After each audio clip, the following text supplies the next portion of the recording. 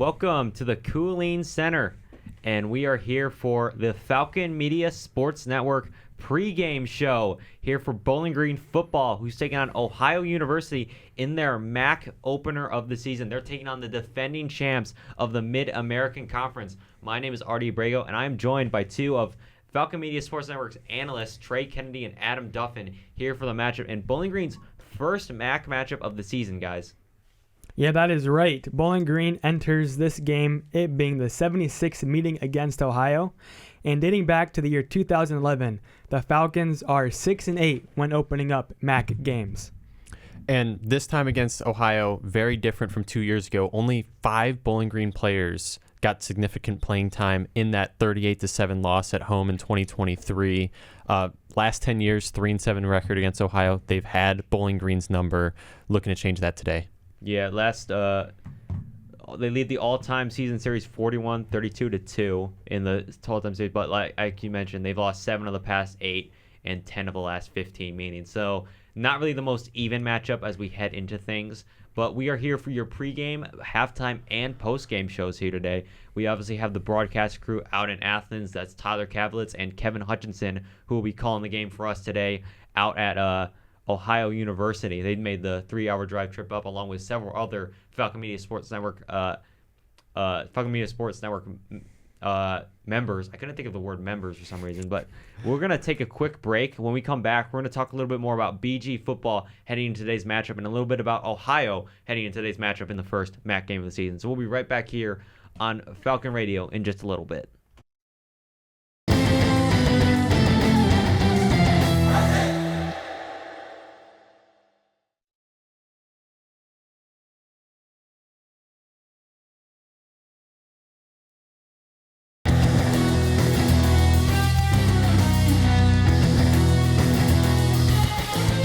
Interested in joining Falcon Media Sports Network? If you're looking to get involved, send an email to sports@bgfalconmedia.com.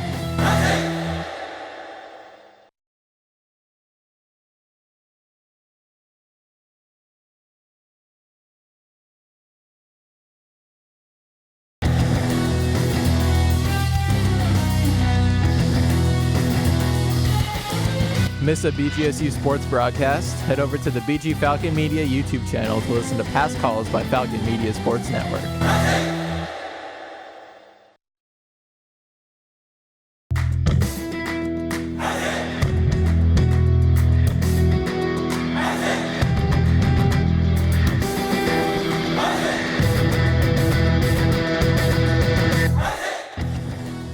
Falcon Media Sports Network and BG Falcon Media takes pictures for nearly all BGSU and Bowling Green related events throughout the year. Head over to bgfalconmedia.com to check out thousands of photos and all the content.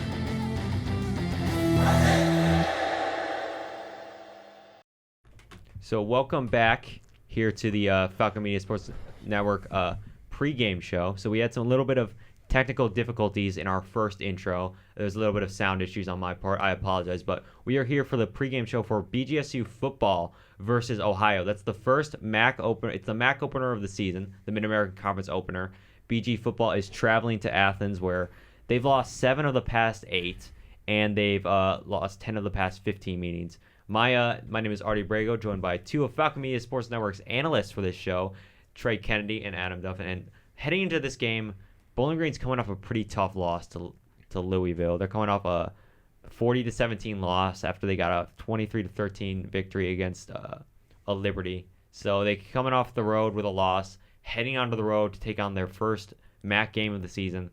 What's the state of the program looking like heading into this one? It's obviously a lot of pressure on Eddie George, who's coaching his first conference game since he's taken over the reins as the head coach. Well, I think we're going to learn a lot about today's game. Facing Louisville, last week, seeing how they performed, it was awful. But if they can play well against MAC opponents, maybe those tough opponents that we faced earlier in the year can help prevail us throughout the rest of the season.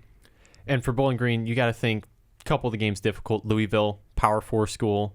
Same thing with Cincinnati. Very difficult opponents. Kind of were expected to lose those. Liberty was a good upset win. We were underdogs in that one. So Bowling Green really just needs to figure out their identity soon within the MAC, because these are the games that matter.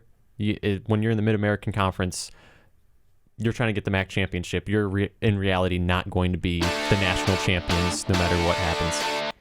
Yeah, sorry about that. That was a little bit of a misclick on my part, trying to move things around here. But speaking of misclicks, it felt like it was a little bit of a step back. I mean, obviously Louisville, that's a tough opponent for any school, especially a Mid-American Conference school. But what do you make of the play of last week? Obviously, there was the quarterback, Drew Pine.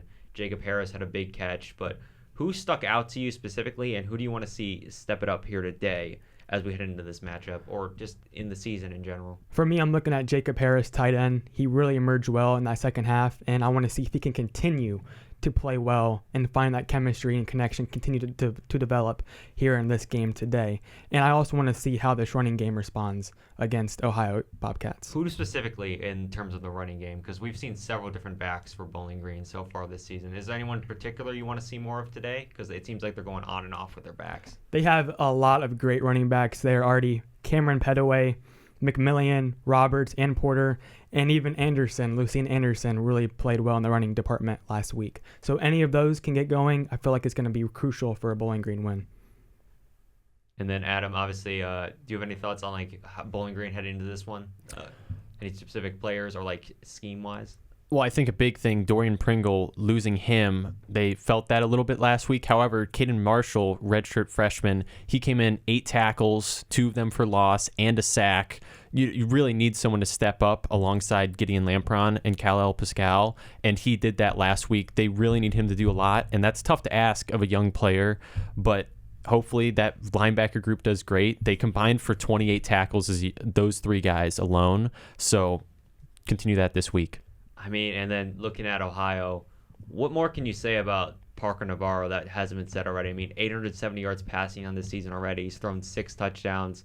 The longest was for 67 yards, and he's rushed for 255 yards on the ground. I mean, who sticks out to you for Ohio? I mean, this is a really tough matchup. You're going in against the defending champs for your season opener in conference.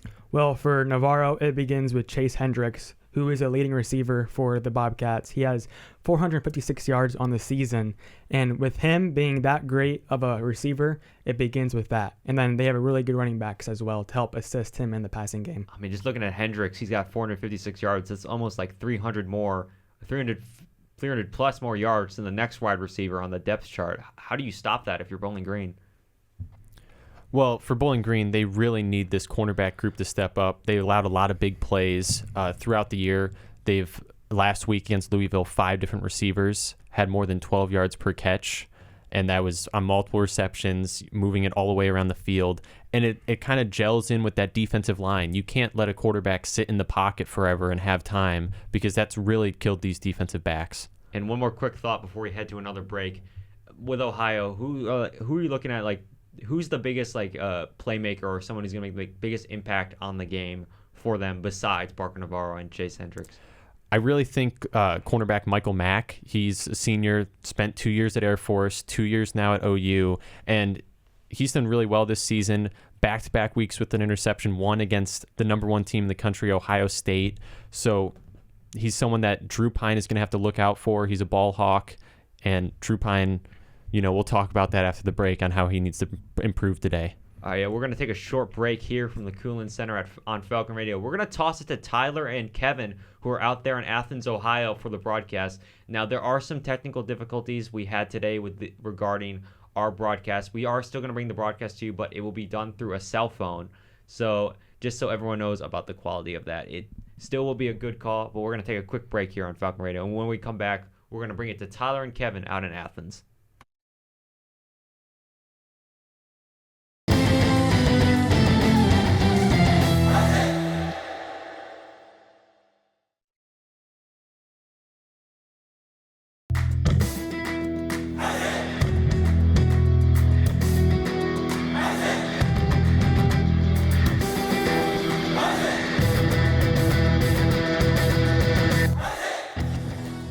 Are you a fan of BG Falcon Media and the Falcon Media Sports Network? You can show your support for BGSU student media by donating at the bottom of the page of stories on bgfalconmedia.com.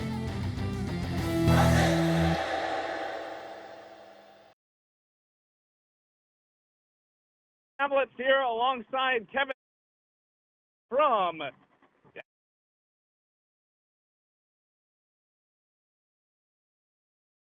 broadcast.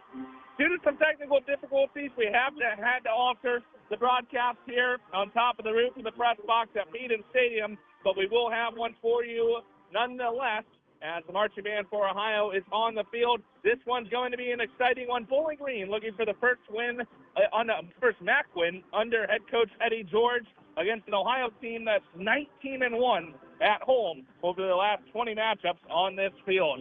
Kevin Hutchinson alongside me making his football broadcasting debut with Falcon Media Sports Network. Kevin, should be a good one on the set for us. Yeah, it's a beautiful day for football here in Athens. Super excited to be here calling this game with you. As you said, Ohio's been very good at home the past couple seasons. They beat West Virginia in this very arena 2 weeks ago. It's going to be a tough one for the Falcons today. So we'll pass it back to you guys back in the studio before we have the call of this game in just about 10 minutes here from Eden Stadium in Athens, Ohio.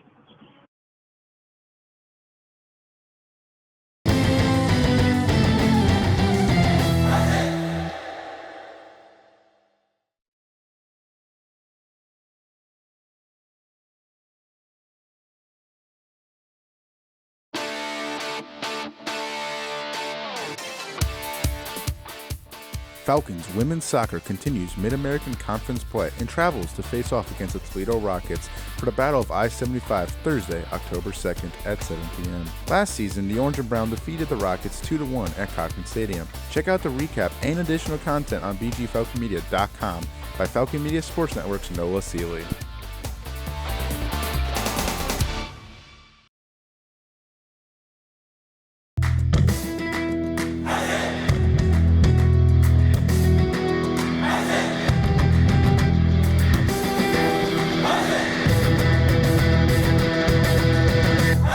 For the second straight year, Falcon Media Sports Network is partnering with WBGU PBS to broadcast Falcon men's and women's soccer matches. Tune into WBGU PBS YouTube's live streams to hear Lucas Kleinmeyer, Henry Costco, and other Falcon Media Sports Network talent on the call. Welcome back here to Falcon Radio. My name is Artie Abrego, back for your Falcon Media Sports Network pregame show. It's BGSU football taking on Ohio University in the MAC opener of the season.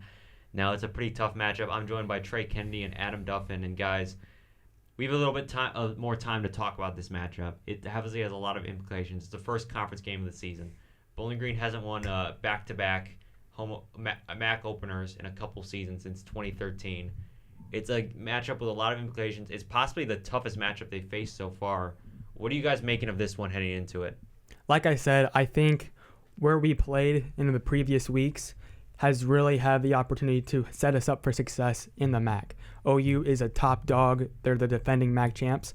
I want to see how Coach Eddie George gets this team ready to go. I mean, how do you expect that from him? I mean, you just mentioned like the tough competition against Cincy and Louisville. What do you think the team has learned in those matchups that's going to make them successful here today?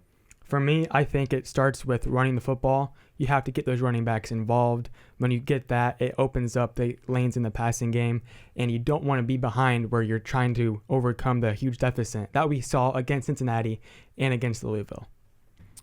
I'd say what has really helped Bowling Green, based off your point of the previous games helping them lead into this one, is facing mobile quarterbacks. When they faced Cincinnati, Brennan Sorsby was very mobile in the multiple design quarterback runs. One of them was a touchdown against Bowling Green in that game on a 4th down. And then facing Ethan Vasco of Liberty also runs the football a lot of option plays.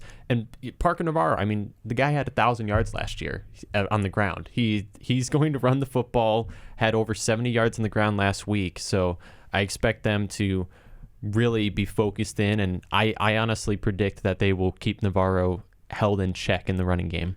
I mean, this is one of the best offenses in the MAC, just outside of Navarro. I mean, they're averaging about 27.5 points per game, 414.5 total yards, 192.3 rushing yards, and 222.5 passing yards per game for the Bobcats. How do you stop this if you're Bowling Green defense? Like, this is a pretty young defensive group as well. How do you stop it? How do you contain this sort of offense? Well, I think it begins with Gideon Lampron, who's taken over Dorian Pringle's position due to his injury. He's wearing the mic. I want to see how he gets this defense ready every play. and communicate well. It starts with that defensive front, but if the secondary can also play well and stay with these receivers like a Chase Hendricks, it's going to be absolute critical for Bowling Green going forward. And Bowling Green, they have a little more freedom with Hendricks sort of being the only guy to get the football because their second leading receiver only has 86 yards in the year. It's going to be a lot of potential quarterback spies from a linebacker, whether that's Lampron, Caden Marshall, or Kal-El Pascal.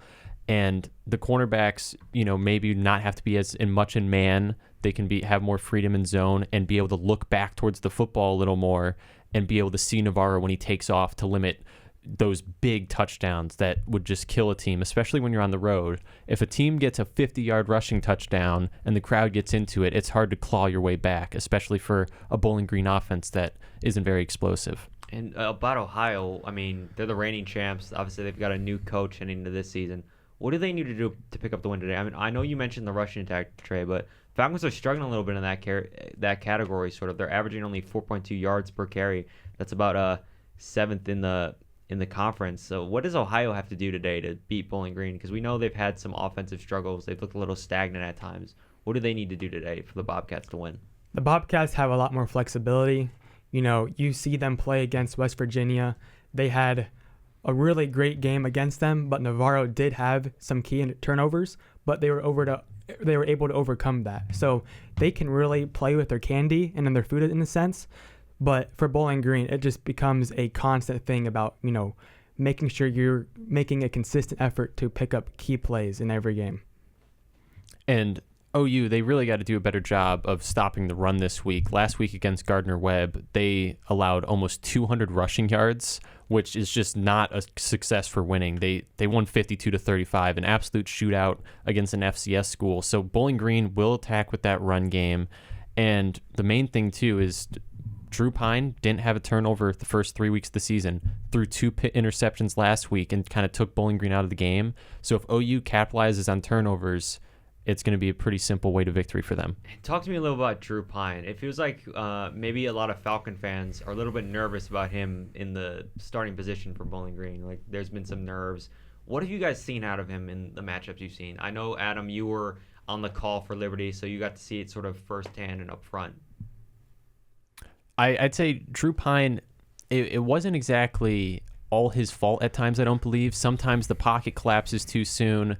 And then also just timing on routes. That's what happens in this modern era of college football where there's a lot of transfers and him coming into Bowling Green, he hasn't had as many reps with these guys. So a lot of outside of the hashes routes just are a tick off from where they need to be. And it leads to last week, 2 turnovers. And the previous week against Liberty on the call was just a lot of just that second delay that just didn't work out for him. And, we got some more MAC football coming out today. Obviously coming up later in the day and obviously later in the week. So, Trey, do you want to bring us through the rest of the Mid-American Conference matchups that are going on here today? Yeah, at 1 o'clock, Eastern Michigan heads to Central Michigan, and that game will be on ESPN+. And then we have multiple 3:30 games to keep your eye out for later in the day. San Diego State heads to Northern Illinois. Miami of Ohio hosts Lindenwood today. UConn heads to Buffalo. And then a game that I'm circling right now, Akron heads west to face off against Toledo. And all those games are going to be on ESPN+. And then 2 primetime games, Western Michigan hosts Rhode Island. And UMass travels to take on number 20 ranked Missouri on ESPNU. And Adam, you just want to quickly bring us through some of your other college football matchups that you're circling that every CFB fan should be excited about? Well, the big one today, also at noon, along with this Bowling Green versus Ohio game, is number 21 USC traveling to take on number 23 Illinois. That's going to be a big revenge game for Illinois from last week where Indiana beat them 63-10. They need to bounce back in a big way, especially within Big Ten play, because the Big Ten, ruthless conference to be in. Okay, and this before we take a break here, and we'll bring it to the announcers in just a little bit. Do you guys want to bring us through your Falcon 4 keys to the game for today before we head off for the pregame show? Yeah, for me, I've been stating it all pregame show. They got to establish a strong running game. Whatever back can find a way to get into the lane, find those open blocks, and make a difference in the running game. But also in the passing game, RJ Garcia, Jacob Harris, and Jyron Johnson. They got to find a way to make a difference for quarterback Drew Pine in this one. And then defensively, can our defense apply pressure and make a defensive stand against OU in this game and make quarterback Navarro have pressure? And then one more thing, turnovers. Take care of the football. If they Bowling Green offense can do that, it's going to be a key factor in hoping us get to a win. And for me, RJ Garcia, as you mentioned him, he only had 3 receptions last week, and he was the only receiver on Bowling Green to get a reception. It was all tight ends and the running back Kadarius Roberts. So they got to get the receivers involved more, whether it's Garcia or Hogan. They got to be more aggressive in play calling. Coach George and Travis Partridge have got to open up this offense to win against an explosive team like Ohio. And the offensive line, they really have to play well in order to establish the line of scrimmage, get the football downhill on the run game, because the reason is Drew Pine is not going to throw 50 times for a win. You got to mix up this offense. And, yeah, Bowling Green definitely needs to work hard to win this game. So we're going to take a break here, and this is going to be the end of the pregame show. We're going to toss it to Tyler and Kevin in just a little bit. But first, we got more FMS Falcon Media Sports Network content coming today. We got a written article. We got some video coming later in the week probably, and then we've got obviously the call here today. So there's a lot of content coming today, also photos. So make sure to check all that out. But we're going to take a break, and then we'll be back here in the Coolin Center for the halftime and postgame show. So stick around for that. But we're going to take a break here on the radio, and we'll bring you guys the matchup with Tyler and Kevin on the call at Athens.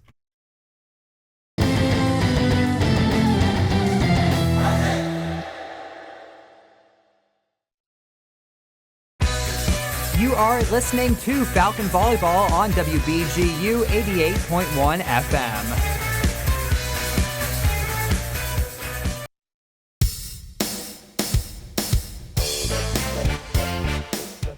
On Monday, September 29th and Tuesday, September 30th, BGSU Women's Golf travels to Iowa City to take on the Iowa Hawkeyes as they continue their record-breaking season after placing fourth at the Redbird Invitational earlier in the month. Check out bgfalconmedia.com for the recap by Falcon Media Sports Network's Aiden Bruick and additional content.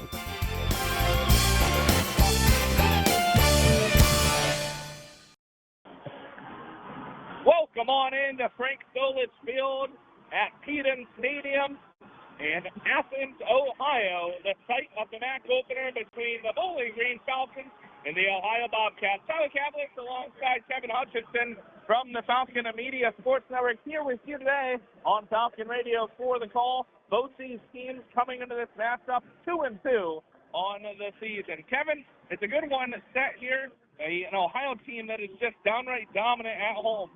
We'll get into it more, but 19-1 at home in this stadium since 2022 versus a Bowling Green team that is looking to rebound after a tough loss last week to end non-conference play and get their first win under head coach Eddie George in MAC play.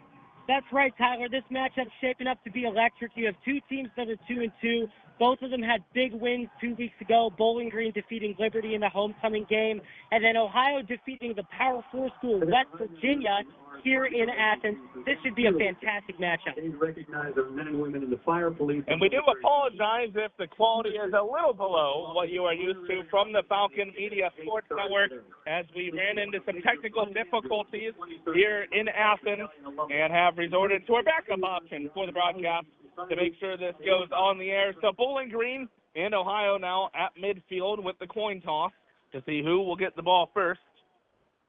Bowling Green leading this all-time series, 41-32 and 2 all-time. But, Kevin, Ohio's dominated it as of late. They've won 8 of the past 10 of the past 15 matchups against this Bowling Green team. Bowling Green has not won at Peden Stadium since 2014. Wow, that's an amazing stat. I mean, I was in elementary school at the time. But a lot of, you're talking about the Bobcats' dominance, a lot of it lately has been Parker Navarro, their quarterback. He's been fantastic, very much a dual threat, both through the air and on the ground. Falcons are going to have to find a way to slow him down today. So Bowling Green wins the coin toss. They will receive and get the ball to begin this game. Ohio will get the ball to begin the second half. Bowling Green, if you remember, week 1 against Lafayette, Cameron Petaway, 98 yards to the house to open the season with a touchdown on the kick return, very first play of the season, back-to-back years. The Falcons would love a repeat of that here against Ohio to kick off MAC play. Going to be tough against an Ohio team that has been very good so far this year. They are the defending MAC champions. Like I mentioned, 2-2, but that's a little deceiving for this Ohio team. Ohio started the season by losing by just 3 to Rutgers, a Big Ten opponent. They then, like you mentioned, beat West Virginia here in Athens 17-10 in front of a sold-out crowd. I believe they set their program attendance record. Then they lost 37-9 against Ohio State. Score a little deceiving there. They held the Buckeyes, the number one team in the country, close until the fourth quarter. And they're coming off a 52-35 win over Gardner-Webb to end non-conference play. Here's the double box set to kick off for the Bobcats. The Bobcats getting ready to kick it off. Cameron Pettaway will be back deep for Bowling Green.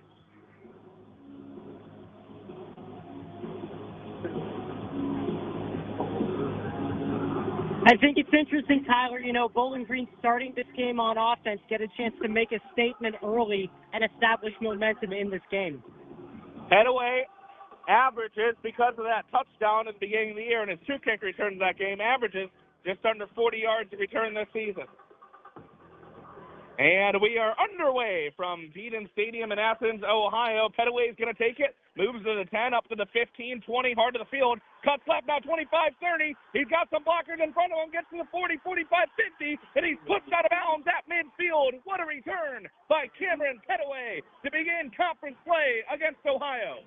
That was just an incredible play. I mean, he found a seam working from the near side of the field to the far side. Just incredible speed, great acceleration by Pettaway. Just an awesome play to get good field position. So now the the Bowling Green offense will come out on the field. Drew Pine looking to get this passing offense going. You heard them. You heard Artie, Trey, and Adam talk about it in the pregame show. The passing offense has not been syncing up to how Bowling Green would like it. It's been a very run-heavy offense. Pine in the backfield, has it back to his left. Pine going to hand it off here. It's going to be carried by Cameron Pettaway. He's going to get a couple yards and move it just past the 50-yard line. And that's definitely what you want, is for one of your star backs to get involved early, build that momentum with the running game. That's what Bowling Green's going to look to in this contest. 9 ball carriers this season for Bowling Green, 3 of them with at least 30 carries. It's been running back by committee for the Falcons and Eddie George. Pine going to drop back now. Pine moves to his right. He's going to dump it out to the flat to his running back. That's going to be Kadarius Roberts, and he's going to be knocked out of bounds a few yards short of the first down. So it'll be a 3rd and manageable for Bowling Green coming up. Yeah, Kadarius Roberts just brings a ton of experience to this team. He's a senior from Bellwood, Florida. Just a great player despite his compact frame, great acceleration, and just a tough runner. Little package change for Bowling Green here now, as you have Leo Kemp, the fullback, coming in, along with Finn Hogan. Bowling Green going big. In the backfield, it's Markel Porter. It's going to be a handoff to Porter. No, it's going to be Lucian Anderson in the game, actually. He's going to keep it, and it was a quarterback read option. He's going to bump it out to the left, get a first down and some more, past the 35-yard line of Ohio. Yeah, and that's a play where Lucian Anderson just gets to show off that speed. I mean, that's a mismatch on the outside, just bumps it out to the left, and really shows off his wheels on that play. I mentioned the package change for Bowling Green. I did not see Drew Pine go out of the game for Lucian Anderson the third. Faked the handoff to Markel Porter, read the defense, bumped it out left. Easy first down. Ball passed, or just behind the 30-yard line and about the 32-yard line for Bowling Green. Drew Pine back into the game, drops back. His pass going to be deflected, and it's picked off by Ohio. It is picked off by the Bobcats, and they are going to take it all the way. There are 2 flags down at the 40-yard line of Ohio, so we will see if this stands. But as now, it's 6-0 Ohio after a pick 6 by the Bobcat defense. And that's a huge splash play by OU. I mean, just deflecting that pass at the line of scrimmage, Those are the tip drills you work on all week in practice, but a terrible change of momentum for the Falcons.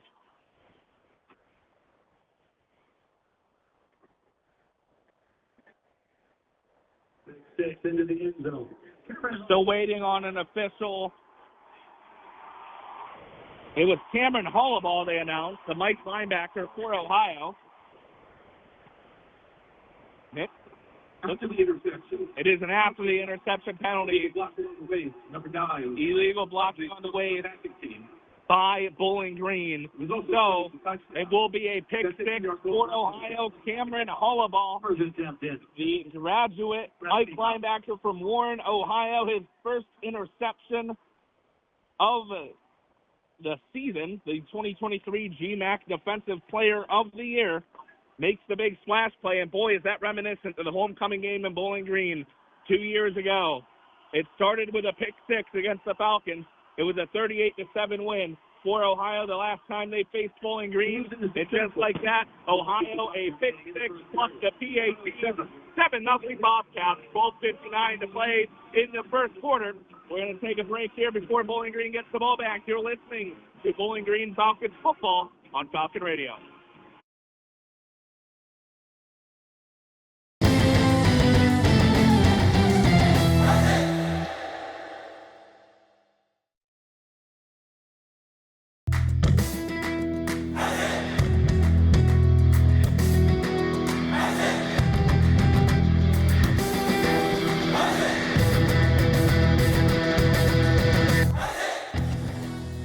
Are you a fan of BG Falcon Media and the Falcon Media Sports Network? You can show your support for BGSU student media by donating at the bottom of the page of stories on bgfalconmedia.com.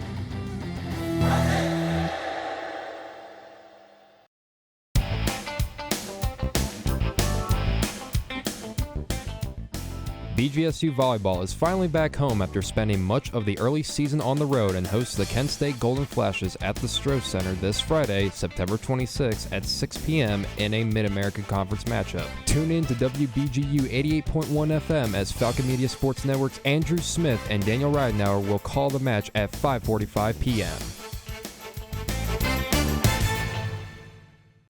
Directory of Athletics. 7-0 Ohio early here at Peden Stadium in Athens, Ohio. Bowling Green's MAC opener. Bobcats up by a score after a pick six on a tipped ball at the line by Mike linebacker Cameron Hollaball, the graduate student making a splash play. And it is so reminiscent. Kevin, you may not remember. You were not at Bowling Green at this time, but I was on the call with Sean Connolly 2 years ago at Doyle Ferry Stadium, homecoming for Bowling Green. Ohio got a pick six to begin the game. They had a fumble six shortly thereafter, and they won that game 38-7. Well, then that certainly does not bode well for today, but there's plenty of football left in this game. I was going to say that's no surprise that such a big play came from Hollaball. He registered 11 tackles in last week's game. He's just been an absolute unit for that Bobcat defense. And this is kind of a combination of the two things that Bowling Green has struggled the most with this year, the passing offense and starting early. It's an X in the box for both of those. Bowling Green failed in both of those. Once again, so far, the passing offense, we'll have to wait and see. But it is not a fast start for Bowling Green, something you hear head coach Eddie George and all of the players constantly harping on. They just have not been able to figure out how to get off to a fast start, even with the kick return by Cameron Bedaway. Right, and it's unfortunate to see that big kick return sort of wiped away by such an offensive miscue. I mean, you really got to just look at Drew Pine, and I think he has to work on that decision-making, work on progressing through his reads, and just not putting the ball in harm's way like he just did. First pass of the game for Pine as well. So Bedaway will go back deep once again as Ohio will kick it off. They're going to have a kickoff from the 50, so you would expect this one would probably go out the back of the end zone.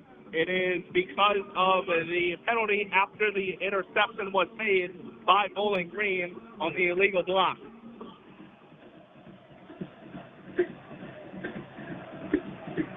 And Ohio is lined up to kick right now. Petaway will be looking for another big return here. And it is a squib kick, so Petaway will let it roll out the back of the end zone. And Bowling Green will start at their 25, down 7-0 with 12:59 to play in the first quarter here in Athens. And that was a good special teams adjustment by Ohio, obviously not wanting to allow another big return by Petaway, just squibbing it right into the end zone. That was a smart adjustment there. Leo Kemp, the fullback, Cameron Petaway, the running back, will start in the backfield for Bowling Green. Kemp to Pine's left. Petaway, 3 yards behind Pine. Bowling Green starting the drive at the 25-yard line. Kemp motions to the right. It's going to be a handoff to Petaway to the right side. He'll bump it out to the left. Get just past the 30-yard line. Actually got close to the 35. They're going to spot him right at about the 33-yard line.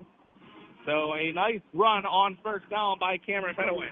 Yeah, we might be all the way up here on the 5th floor up on the roof, but I could hear the pass pop from here on that play.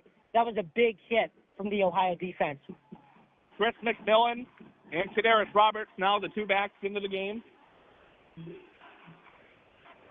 Both of them flanking one side of Pine. He's got 2 wide out to the left, 1 wide out to the right.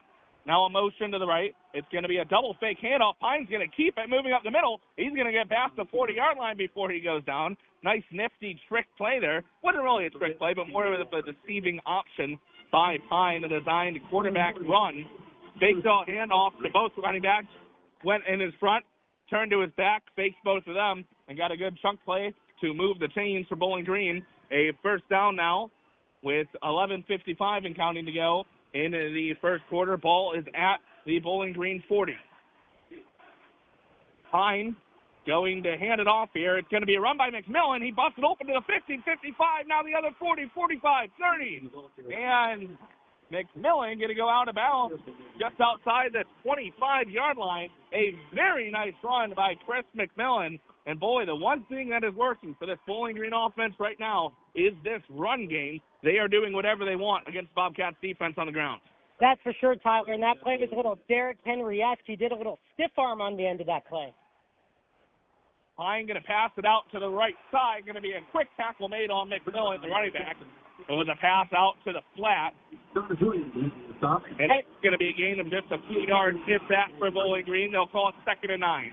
You know, Tyler, those passes out to the flat, those sort of spread formations, very common for the Bowling Green offense this season. I'd love to see them attack between the numbers a little bit more, especially in this game. Bowling Green averaging over 150.8 rushing yards per game. Ohio lets up 158.8 per game.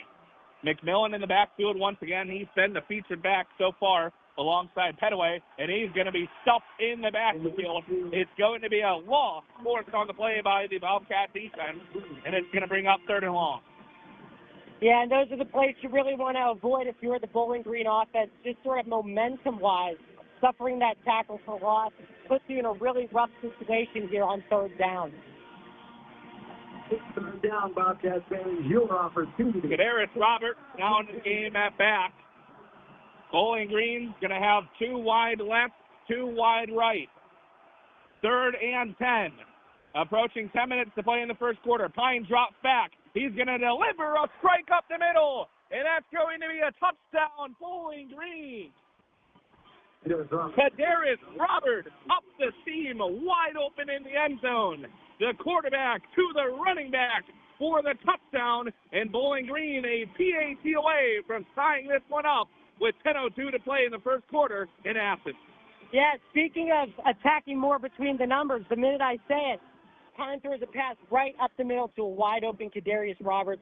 That was just a great play by Roberts, splitting the defenders and finding open turf. George Carlson snaps it back. Jackson Cleaser boots it up.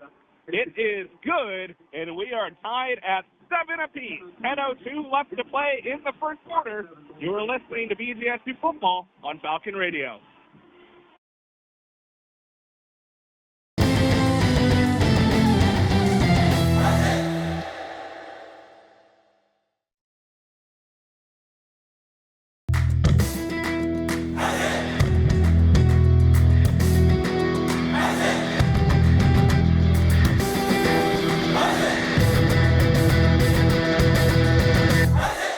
Falcon Media Sports Network produces more feature stories about BGSU athletics than any other media outlet. Make sure to head over to bgfalconmedia.com and follow Falcon Media Sports Network at BG_FMSN on Twitter/X and BG Falcon Media on Instagram and Facebook to stay up to date with all of our content.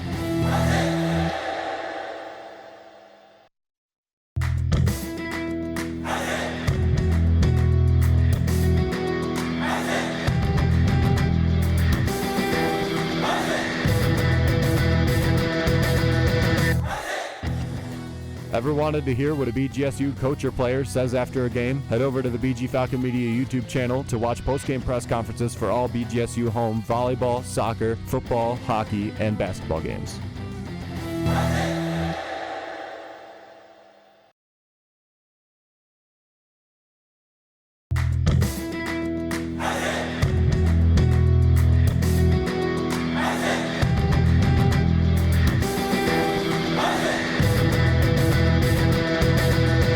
Hey everybody, this is Kevin Hutchinson, host of The Swoop. And this is Brooke Blake, executive producer for The Swoop. The Swoop is BG24's sports talk show about all things BGSU athletics. New episodes come out every Thursday at 6 p.m. at bgfalconmedia.com.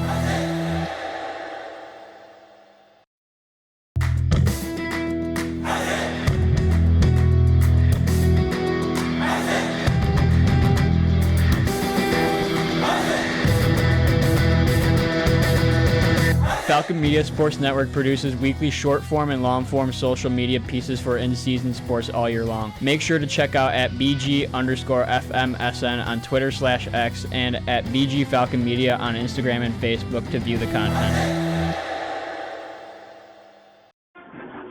Step in, all tied up here between Ohio and Bowling Green. 10:02 to play in the first quarter. Tyler Cavalis alongside my broadcast partner Kevin Hutchinson from the Falcon Media Sports Network. And Kevin, interesting little tidbit here for the Bowling Green offense. That is the first touchdown catch by a non-tight end for Bowling Green this season, but it was to a running back. So still no wide receiver touchdown catches for the Falcons, but it's good to see the offense in the passing game get a little success, especially a touchdown on a 3rd and long. Definitely, and I was just happy to see the aggression on that play call. I mean, this is sort of becoming a must-win game. Not must-win because it's early in the season. It is. I would set the tone. You can categorize this as a must-win if you want to compete for the conference championship. In my opinion, you are down to Ohio, Miami, Buffalo, and Bowling Green as the 4 teams that have seemed to separate themselves at the top of this conference. And these wins against teams like this are absolutely crucial, as it is fair caught in the end zone by Ohio. So the Bobcats will start with it at the 25. Their first offensive plays of the day. First time we get to see Parker Navarro, as it was a pick 6 by them on defense to get them on the board. Yeah, it's a fascinating start. Both teams have scored, and we have yet to see the Ohio offense, but here they are taking the field now. C.A. Bangura, the running back in the backfield, is going to be a handoff to him. He's going to be stuffed at the line, maybe gain 2 or 3. Now, Tyler Bangura has a pretty interesting story. He started at OU, went to play for the Minnesota Golden Gophers last season, didn't really register much action, and now he's back at the school where everything started for him, hoping to make a name for himself again here in Athens. 36th career collegiate game for him, nearly 2,300 rushing yards. Parker Navarro takes the snap, going to hand it off to Bangura once again. He'll spin out of a tackle and get close to the first down marker, just short of the 35-yard line. And the great thing about Bangura here, he's very much a bruising back, not afraid of contact, not afraid to be the workhorse for this offense, take some pressure off of Navarro. I think they're really going to work on, setting up situations with the run game throughout this contest here. Bowling Green, white helmets, white tops, brown pants. Ohio, all black with green lettering. It's going to be handoff to Bangura once again. He'll fight through a few tackles, and he will get the first down up to about the 37-yard line. Actually, they're going to mark it closer to the 38. And Bangura is pretty big for a running back, 6 foot, 216 pounds. I mean, that's a hard guy to bring down. The front 7 for the Falcons is going to be working hard all day here. He had the best game of his collegiate career last week against Gardner-Webb. 18 carries for 123 yards and 3 touchdowns. Ohio's rushing offense had 6 touchdowns on the day. It's going to be a quick outlet pass to his tight end by Parker Navarro. Mason Williams, the redshirt sophomore tight end, hauling it down. It's going to be a good gain of 6 yards on first down. 2nd and 4 for Ohio, upcoming 8-18 and counting to play in the first quarter. Bowling Green, Ohio, all tied up at 7 apiece. Parker Navarro now empty and shotgun. 2 to his left, 3 wide out to his right. Play clock down to 10. Now he has Bangura motion to the right side of him in the backfield. Takes the snap. Rolls out to his right. The Bowling Green defense on him. He's going to loft this one out. It's not going to be close, but it is going to be a pass interference call on Keon Washington for Bowling Green. The redshirt freshman corner got a little too aggressive. Kept the Ohio Bobcat receiver to be able to come back to the ball on the seam route. And that's going to be a big chunk gain for Ohio on a mistake by Keon Washington and Bowling Green. And, that's a frustrating penalty. I mean, I understand what Washington was trying to do there. It seems like the receiver was losing him a bit. He wanted to keep up. But those are just the mistakes you can't make, because now that's a big gain for Ohio and allows them to maintain momentum here on this drive. We're going to have a holding call as well. Jalen McClendon will be called for holding. That's going to be declined, and it's going to be the 15-yard penalty on Washington that is accepted. So Ohio will now have the ball at Bowling Green's 40-yard line into enemy territory.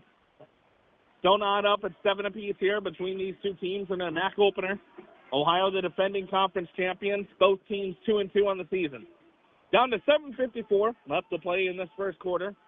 C.A. Bangura in the backfield behind Parker Navarro in shotgun. He's going to hand it off to Bangura. He bumps it out to the 30, now the 25, 20, still in bounds. He's going to be taken down at the 16-yard line. What a run by C.A. Bangura. That was just an angry run there. I mean, he not only broke through the line, but then tore out toward the left sideline.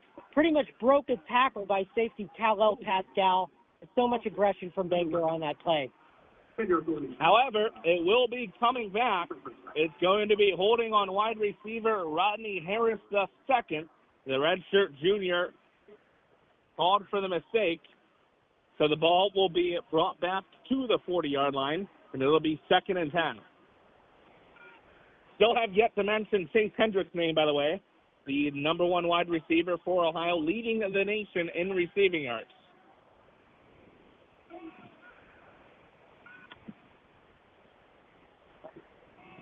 It's going to be a keeper here by Navarro. He's not going to get much on it, though, as he's knocked out of bounds at the 39-yard line. So a 1-yard gain on the keeper play by Parker Navarro. Seems we have an injury, though, here. We do. The Falcon, it looks like. It appears that we do, right by the Ohio sideline. So we're going to take a quick break here on Falcon Radio. Bowling Green, Ohio, knotted up at 7 apiece. 7:28 to play in the first quarter.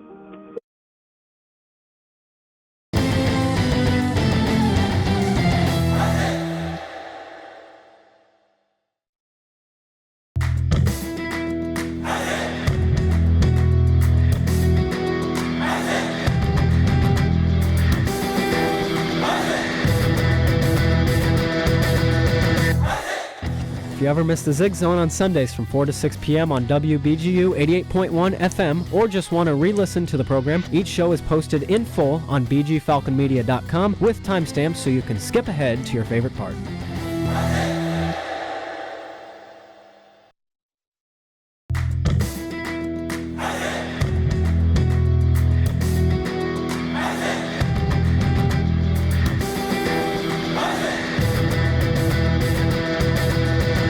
The Swoop is BG24's sports talk show about all things BGSU athletics, and it's back. The show returns Thursday, September 25th. Head over to bgfalconmedia.com to check out the first edition of the show and all of the following episodes. Keon Washington, the redshirt freshman corner, being helped off the field with trainers as he went down in the end of that play in front of the Ohio bench. This Bowling Green defense starting to get beat up by injuries. They are already without their star linebacker Dorian Pringle, That has forced Gideon Lampron to move from outside linebacker to that middle Mike linebacker position. And another big injury on a key defensive player for the Falcons, Keelan Washington. You hope that it's nothing serious, but it is notable that he is being helped off the field and not able to fully walk on his own pressure. Right, and it looks like he got banged up on that tackle of Parker Navarro, but not really sure exactly what happened. Like you said, he wasn't putting full weight on both legs there. Hopefully he's okay, and hopefully we get a prognosis soon. A big crowd on hand here at Eden Stadium in Athens.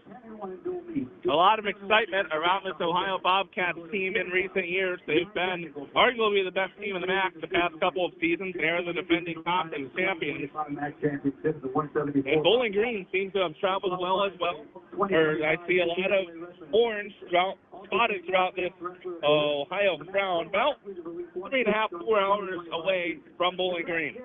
Right, and you just love to see that dedication from the Falcon fans coming down here and supporting their team despite the distance being so far. And it's a warm day, sunny day. Almost feels like August even though we're in September. So C.A. Bangura, the feature running back for Ohio, is back in the backfield. As now I can see on the sideline, Keon Washington going to be taking a cart back to the locker room, so that is not a good sign for Bowling Green. Not at all. We will see if we have any update from head coach Eddie George post-game on the status of Washington. Navarro going to drop back. This one tipped, and it's nearly picked off by Bowling Green. That was tipped by Caden Marshall, the weak side linebacker. He tipped it and dove for it right at the sideline, just a few feet out of his reach. Would have been a fantastic play. Yeah, and you just love to see that aggression from the defensive line, getting to Navarro, basically just split the tackles, made him uncomfortable. That's going to be a big key for the Falcons defense if they're going to hang in this game. Navarro, not the craziest passer you're ever going to see, 66% on the season for 870 yards and 6 touchdowns. Does have 3 interceptions, but it's his legs that makes a big difference. 255 rushing yards coming into this game. Going to be a handoff to Bangura. He'll bump it out to the left, and he'll get to about the 32-yard line of Bowling Green, so he will be 2 yards short of a first down on that 3rd and 9 run. It will be 4th and 2 for the Bobcats. The offense still on the field, and it looks like Ohio's going to try and go for it here. Taking a page from the Detroit Lions playbook, it looks like, going for it on a 4th down in opposing territory. Very gutsy move. We'll have to see what happens here. Bangura in the backfield, 2 wide receivers out left, a tight end just in front to the right of Navarro, and a wide receiver out to the right. It's going to be a flat pass, and that's going to be a first down for Ohio. Mason Williams with the grab on that play. The tight end, his second catch of the game. And Ohio's going to have the ball at the 19-yard line, officially into the red zone, as it is another first down for Ohio. 7-7. Both teams tied with 6 minutes left to play in the first quarter. And you know, Mason Williams, maybe not talked about much, but definitely a dangerous receiving threat at tight end. Navarro in the backfield all low. Now here comes Bangura. Wide receiver out left, 2 wide receivers out right. Play clock down to 5. Navarro gets the snap off. It's going to be a play action. He's going to have an open tight end, and that's going to be Mason Williams once again. He will spin his way into the end zone. That's going to be a touchdown for Ohio. Mason Williams, 3 catches and a touchdown on the day here in the first quarter, and it is now 13-7 Ohio, pending the PAT. Well, Thomas, I must be prophetic. As the cannon interrupted me, right. I must be prophetic because I just mentioned how dangerous Mason Williams is as a receiving threat, and he goes to score a touchdown. That's his second TD of the season. His first was against Rutgers in the season opener, but that one was pretty impressive. And we are now under review for this touchdown. Interested to see what they're looking at. Mason Williams talked about the angry run by Bangura earlier. That was an angry run by Mason Williams after he caught the ball. Stiff-armed a guy, bowled through a guy, and then spun around a few as he forced his way to the goal line. So they will review this. We're going to take a quick break, see what they come up with. We'll have the result when we come back. 13-7 Ohio as it stands currently. 5:35 to play in the first quarter on Falcon Radio.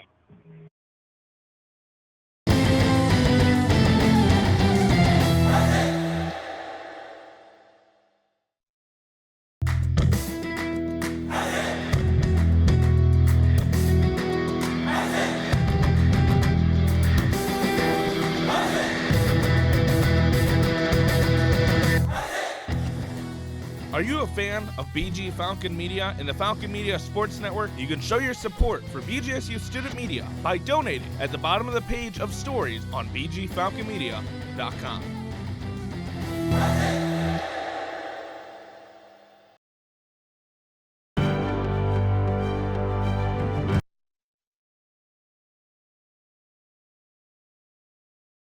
And the rolling on the field stands as called. It will be a touchdown for Ohio.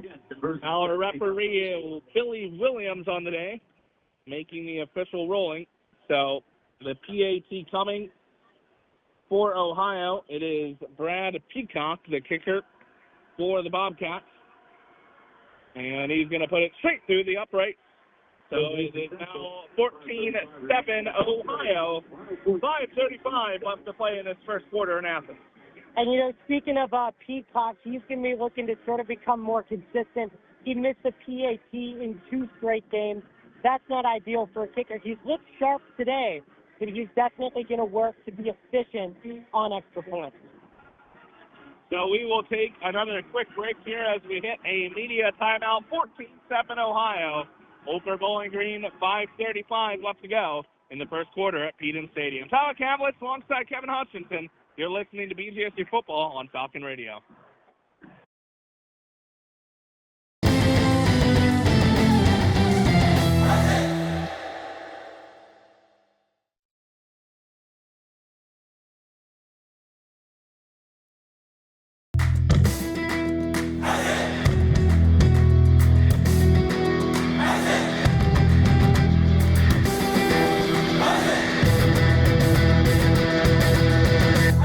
Falcon Media Sports Network writes and publishes over 1,000 stories per year, including game previews, recaps, sidebars, opinion pieces, feature stories, and more. Head over to bgfalconmedia.com to view all of our content for every sport throughout the year.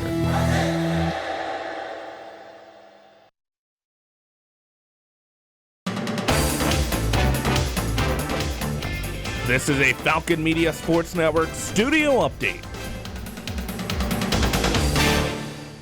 My name is Artie Brager. We brought it back to the Cooling Center for a quick studio update on a big game going on right now in college football. Adam, you want to bring us through what happened just now in the USC-Illinois game? Well, right now, Illinois up with a 7-0 lead early in the first half as quarterback Luke Altmaier ran it in from 12 yards out to get a quick lead over USC. USC just got the ball back, and there's still 5 minutes left in the first quarter. A lot to go in that ball game. So that'll do it for the studio update here at the Cooling Center. We're going to bring it back out to Athens in just a little bit.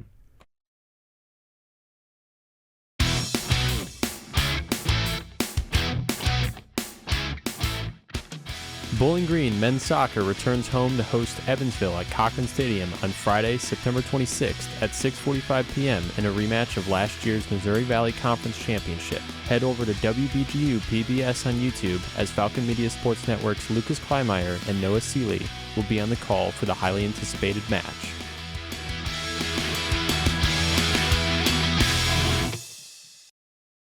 Ohio set to kick it off. Back to Bowling Green. 5:35 to go in the first quarter. The Bobcats lead the Falcons 14-7.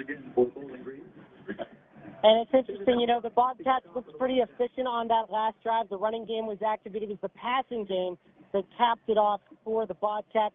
Parker Navarro hasn't had to reach too deep into his bag of tricks just yet, but he's done just enough to keep the Bobcats out in front. Kickoff here. Cameron Petaway back deep. He is going to receive it to the 5-10. Now up to the 15-20. Up the middle, 25. He'll be hit. Taken down at the 29-yard line. Another very solid return by Cameron Petaway.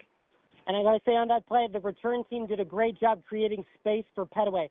Sure, that wasn't like a huge chunk return that's going to jump off the stat sheet, but from what I saw, there was a wide lane for him right down the middle up until that 25-yard line. Solid returns for the Falcons. It was a tremendous job by that special teams, as Eddie George calls them, the Special Forces Unit for Bowling Green. That's so cool. I bet that hypes them up so much.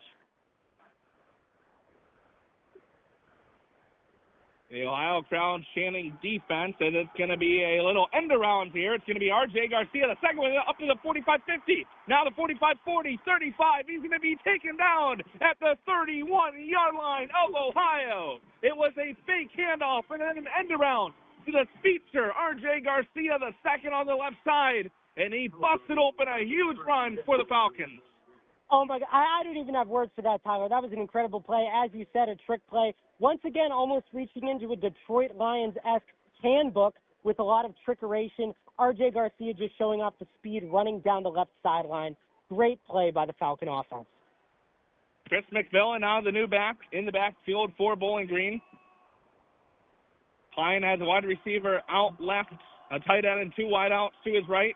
He's going to throw it. It's going to be caught here by Allen Middleton, and he's going to take it for a few yards past the 25 of Ohio. And Middleton kind of has an interesting story. You know, he was actually born in Okinawa, a military kid, but he came to the States, spent the past 2 seasons at Southern Illinois. He was raised in Illinois, and he's been a good addition for the Falcons so far this year. Definitely been a solid piece on the offense. And still McMillan in the backfield to the left of Pine. Pine in shotgun takes the snap, going to hand it off. McMillan trying to find a hole up the middle. He's going to get to the 20-yard line. He'll be stopped there, but that'll be enough to move the chains. Another first down for Bowling Green, and they are in the red zone of Ohio, trailing 14-7, past the 4-minute mark left to play in this first quarter in Athens. And that was just great blocking by those guys up front, creating a hole right down the middle there. Pine going to fake a handoff, now toss it out to his left. That's going to be Finn Hogan trying to spin out of a tackle. He'll haul it down at the 10-yard line, so a 10-yard reception for Finn Hogan. Yeah, and you just love to see Finn Hogan getting involved here. He's such a talented receiver. Most of his catches seem to be contested catches or 50-50 balls. He just has a crazy amount of height. Yeah, he is a big figure out there in the field, 6'5", 220. Now up to 9 receptions for 124 yards on the season. Lucian Anderson in it, looks like. And he has Markel Porter to the left of him. We saw this earlier. Lucian going to run it to the left, almost tackled in the backfield, trying to bust it out. And it's going to be a loss on the play by Lucian Anderson the second. He's going to be bounced out of bounds at the 11-yard line. So it'll be a 1-yard loss on the quarterback keeper by Lucian Anderson. And it'll be 2nd and 11, under 3 minutes to go in the first quarter. Yeah, it looks like the Bobcats were not going to be fooled by that one a second time. It's the same exact play that the Falcons ran earlier with Lucian Anderson, this time resulting in a loss. Pine back into the game. Chris McMillan in the backfield. He has been the feature back so far this game for a running back room that is by committee this season. Pine has Jyron Johnson to his left, Finn Hogan to his right. He's going to have to curl out to the right side, and he has Jyron Johnson open in the back of the end zone, and Pine on the run, scrambling to his right, away from the Ohio defenders, overthrew his tight end in the end zone. Jyron Johnson was not able to get up high enough to haul that down, and he is a tall man at 6'4". Pine maddened himself after that throw visibly. It'll be 3rd and 11 for Bowling Green after the missed opportunity, trailing by 7, 2:26 to play in the first quarter. Yeah, it's just a painful play for the Falcons. I mean, Johnson was wide open on the crossing route. The timing was perfect. Ball just a little bit too high, and he couldn't haul it in. Pine, 4 wideouts on the field. Pine's going to keep it up the middle. Didn't see anything he liked. And he's going to be taken down at the 9-yard line. They're going to give him the 8, actually. They'll give him 1 extra, but it will be 4th down regardless. I'm not sure if that was, I'd be very surprised if that was a quarterback keeper by design. It looked more like Pine just decided he didn't see anything right away, tried to run up the gut for something, was not able to get much. So on the 4th and 8, under 2 minutes to play, Jackson Gleaser going to come out to the field here and attempt a field goal. This will be a 25-yard attempt for Gleaser. And he's been automatic so far this season. Just one missed field goal. Gleaser's kick is up. Gleaser's kick is good. Bowling Green now trails by just 4, 14-10. 1:41 to play in the first quarter in Athens. And, you know, Drew Pine, talking about that previous play where he ran up the middle, Drew Pine's a braver man than me running into the middle of that Ohio defense. They have a lot of beef up front with that defensive line. And as you saw, it didn't get far, but the field goal makes things a bit closer as we prepare to end this first quarter of action. So we will take a break as we hit the media timeout. 14-10 Ohio at Peden Stadium. You're listening to BGSU football on Falcon Radio.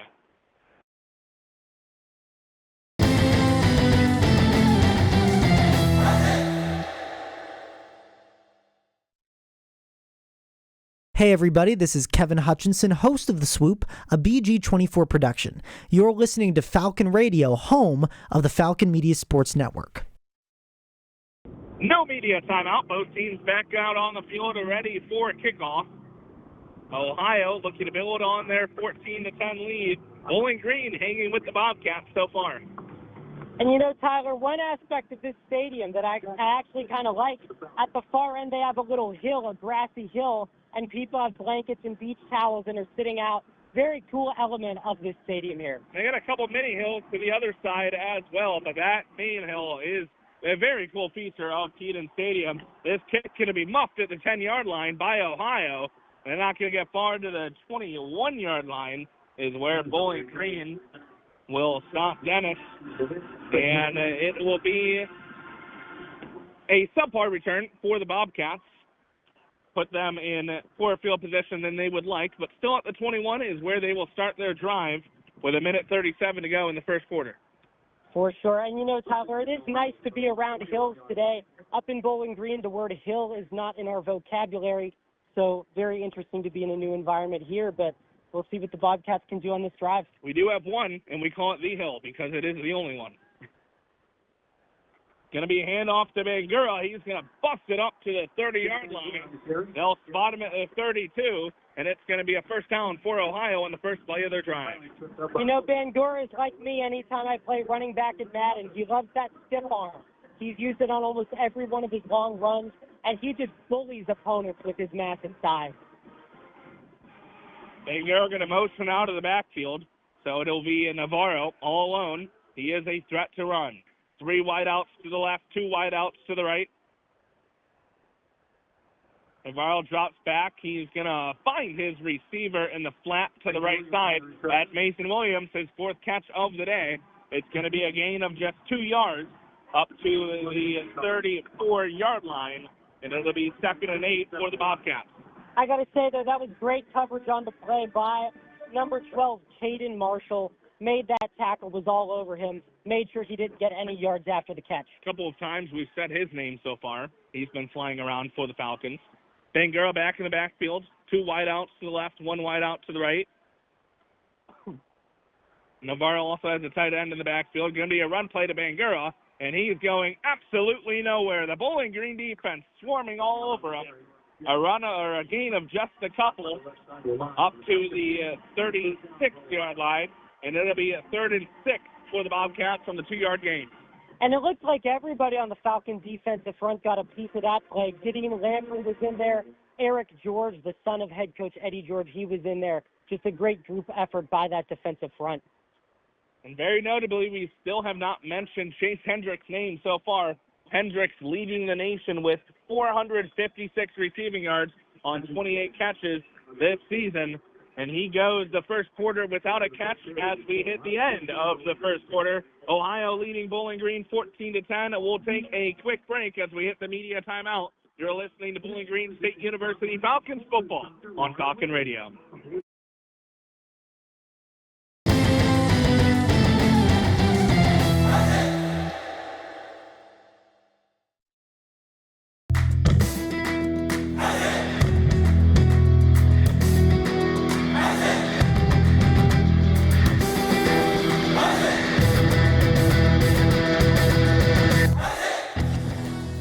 Falcon Media Sports Network has video highlights of BGSU athletic events. To see all the moments from your favorite BGSU teams and athletes, head over to the BG Falcon Media YouTube channel or view them on bgfalconmedia.com.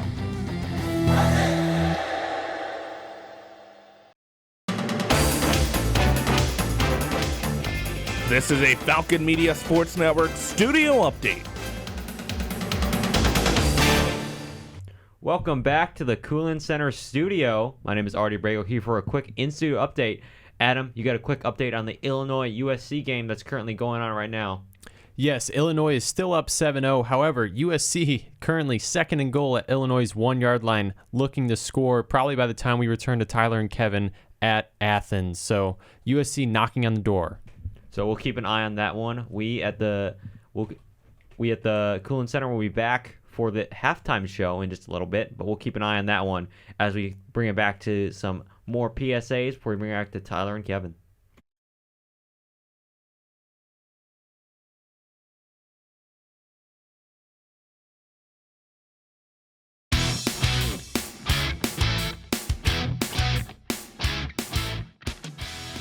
BGSU men's soccer will be taking on the Northern Kentucky Norse at Cochran Stadium on Tuesday, September 30th. Last year's game saw the two teams tie at a 1 goal apiece. Tune in to the live broadcast with Falcon Media Sports Network's Lucas Kleinmeyer and Tyler Kavalich starting at 7 p.m. on the WBGU PBS YouTube channel.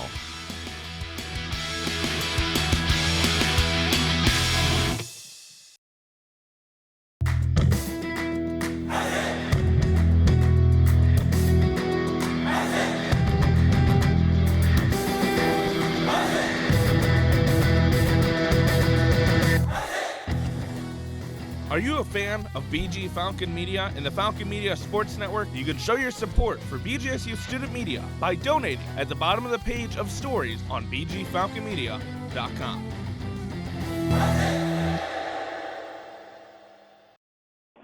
At the end of the first quarter, Ohio leads Bowling Green 14-10. First MAC game for both of these teams. Ohio, the defending conference champion. Bowling Green looking for the first MAC win under new head coach Eddie George. Both teams also 2-2 coming into this matchup. Pivotal game early on in the conference slate. Ohio had the better first quarter, but boy, Kevin, Bowling Green hung with them, especially after the tough pick six on the first row of the day by Pine. Right, and I love to see that recovery from Pine. It didn't seem to affect his confidence. He still had that touchdown pass to Kadarius Roberts. You just love to see that recovery and that football character from the QB1. I also will mention, kind of interesting, that we have not seen much of Duncan Brune, who had 3 touchdowns on 16 carries last week. It's been pretty much all C.A. Bangura in the backfield for Ohio. Navarro going to throw this one. That is great defensive coverage by Kal-El Pascal. Kal-El Pascal has the same first name as Superman, and he played like Superman on that play. Great defensive coverage right at the end of the receiver. First target of the day is Chase Hendricks, the nation's leading wide receiver in terms of receiving yards, and it forces a 4th down, a 4th and 6 on Ohio's 36-yard line. As Ohio will punt it away here to Bowling Green. Brennan Ridley, the sophomore punt returner, going to be deep. Ridley's going to fair catch it at, they're going to mark it the 26-yard line. And that is where Bowling Green will start their next drive. That was a smart fair catch. I mean, defenders were coming right there. That was sort of a must fair catch situation. Good decision there. As we get to see some more of this Bowling Green offense running back by committee, especially today, although we've seen more of Chris McMillan than the others. And Drew Pine out there again. 1 passing touchdown, 1 interception on the day for Pine. Well, those are the highs and lows of being a quarterback, and he's seen it all. This is his 4th career stop here at Bowling Green, his 5th year of college football. He's certainly had a lot of these experiences in his career. He has indeed. Kadarius Roberts in the backfield. It's going to be a pass to him, and he's going absolutely nowhere. That's going to be a huge loss. They're going to mark him at the 22-yard line. That is going to be a massive loss of 4 yards on the play. Yeah, that was a great tackle by the Bobcat defense there. Definitely not what you want into the Bowling Green offense. Not at all. They tried the screenplay from the backfield to Kadarius Roberts, and the Ohio defense read it from the start. Roberts in the backfield once again, motion from the right to the left side of Pine. Pine, two wide outs to the left, one wide out to the right, and a tight end. It's going to be a handoff to Roberts, tries to go to the right, now goes to the left, stutter steps. He's going to be taken down at the 25. A little bit of misdirection there. You really see, the Bowling Green offense sort of dipping into their bag when it comes to different types of runs. Sometimes we've seen just those gutsy runs up the middle. Right there, though, was a nice bit of preparation, starting right and then moving left. You love to see that kind of diversity from the Falcon run game. There's an 11 for Bowling Green, 13-35 to play in the second quarter. They trail Ohio 14-10. First time we've seen Pine in an empty set today, or at least one of the only few times. Standing at the 20 in shotgun. 5 wideouts, 3 to his right, 2 to his left. Pine will throw up the middle, complete, but it's not going to be enough for the first down. That was Kadarius Roberts, the running back, top touchdown earlier up the middle for Bowling Green. And he's going to be about 3 yards short of the marker. Bowling Green will punt it away at the 33-yard line. Still, though, that was a heroic throw by Pine, just standing in the pocket, took a big hit as he made the throw, but it was still precise and on target. You love to see just that confidence from your quarterback, still standing up and trying to make a play, even under duress. John Henderson in the punt. George Carlson will snap it back to him. Interesting thing about Henderson, he was a 2024 Ray Guy Award finalist. It's going to be returned at the 30, and Ohio's going to get it past the 40-yard line. That was a very good return by Chase Hendricks, the star wide receiver. They're going to mark him at the, they're going to say a few yards back from where I thought. Now they're going to move it up a little bit. They are going to say the 43-yard line for Chase Hendricks on the return. That's where Ohio's offense will start, but not before a media timeout. 14-10 Ohio over Bowling Green. 12:31 to play in the second quarter from Eden Stadium on Falcon Radio.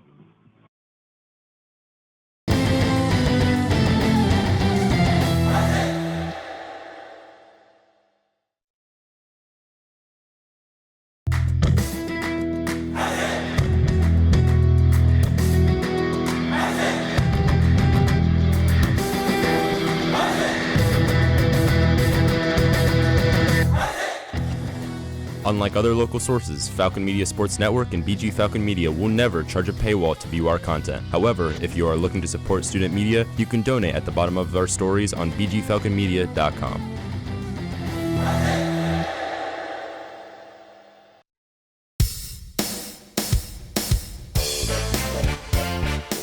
Bowling Green Men's Golf travels to Virtues Golf Club in Nashport, Ohio for the Virtues Intercollegiate on Monday, September 29th and Tuesday, September 30th. The Falcons look to build off their slow start after finishing last at the Oakland Golden Grizzlies Intercollegiate. Check out the recap of the match and additional content about the team by Falcon Media Sports Network's Aiden Bruick on bgfalconmedia.com.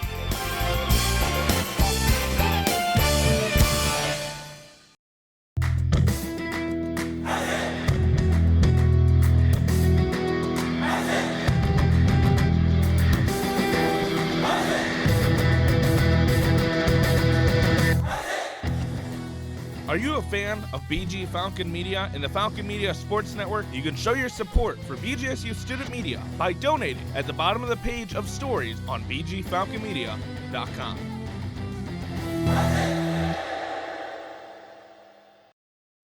Ohio still up over Bowling Green, 14-10, 12:31 to play in the second quarter here at Frank Stolitz Field at Eden Stadium. And beautiful Athens, Ohio. Pretty nice day. We're up in the 80s temperature-wise. A few clouds in the sky, but a lot of pastel blue over us. A beautiful day for football in September. Yes, it's definitely a hot day. You wouldn't know that it's the last week of September from this weather. You'd think it was mid-August just from the warmth and the heat we're experiencing. But it is kind of nice, especially since winter will be here before we know it. Tyler Kaplitz alongside Kevin Hutchinson from the Falcon Media Sports Network on the call. As Ohio will start their drive at their 43-yard line after a nice punt return by Chase Hendricks. It's going to be a play action for Ohio. Navarro got completely blown up in the backfield by Caden Marshall. Boy, have we mentioned his name a few times today. Caden Marshall having a real nice game. Forces an incomplete pass by Navarro. Overshot his receiver way downfield as he got slammed on the play. Yeah, you got to love that contribution from Marshall. And Navarro's throw, I mean, it was an ugly overthrow. It was way over the receiver. Very much thanks to Caden Marshall. Navarro going to keep it, drops back. Going to evade pressure, move up. He's at the 50, now at the 45, and he's going to be taken down at the 44-yard line of Bowling Green. A big run for Falcon Navarro as he gets the first down in the change move for Ohio. Yeah, the pocket was kind of collapsing there. He had to step up in the pocket, definitely facing pressure off the edge from Bowling Green. Saw Eric George trying to get around the edge before Navarro stepped up and evaded the pressure. And it was Miles Bradley providing the pressure on that play. Navarro drops back, going to pass it up the middle, and that's going to be a completion for a few yards to Job Dormer, the redshirt secondary. So 2nd and 4 now for Ohio. They're up to the 37-yard line of Bowling Green. I'll say Dorward has some wheels on him. In high school, he had a 10.6 100-meter dash in track. Duncan Brune in the backfield for Ohio. He's been in the backfield past 2 plays. Has not been handed the ball yet. We've seen a lot of C.A. Bangura. One would assume that he's getting a little bit of a breather on the sideline on this possession. It's going to be a fake to Brune, and the ball comes out of Navarro's hand, but he picks it up and magically gets the ball to the 25-yard line. Navarro pulled it out of Duncan Brune's hands so late, it bobbled on the ground right in front of Navarro. He picked it up and got all the way to the 25-yard line. That was just a wild play, and you got to love Navarro making something out of nothing there. That could have been a costly turnover. He turns it into a positive gain. That's something that the Falcon defense was not appreciating for sure. So another first down for Ohio. Brune still in the backfield. We have not seen Navarro anything but in shotgun so far today.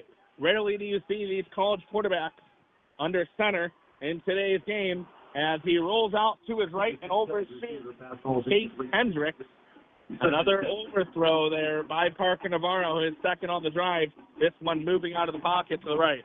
Yeah, and it's tough to assign responsibility there because the ball was a bit high, but I think Hendricks could have climbed the ladder a bit more and drawn that in. I mean, as we said, he's just been a great player for this Bobcat team, and you want him to get involved. Very similar throw to Pines trying to find Jaron Johnson in the back of the end zone when he overthrew him not too long ago. Play action here. Navarro going to look to his right, and wide open is Chase Hendricks in the back right side of the end zone. Ohio on the board once again. 20-10 lead over Bowling Green, pending the PAT. You know, Tyler, I got to ask, where was the defense on that play? Hendricks was wide open. It was like he was playing flag football there. Nobody near him, no contact, walks into the end zone standing upright. Just a total breakdown by the Falcon defense. Seems to be an occurrence with the Bowling Green defense right now, that they have at least one of those broken coverage plays that lead to huge offensive plays for the other team early on in this season. The PAT is up. The PAT is good. It's a 21-10 Ohio lead over Bowling Green with 10:08 to play in the second quarter. We'll take a quick break as we hit the media timeout. You are listening to BGSU football from Athens, Ohio on Falcon Radio.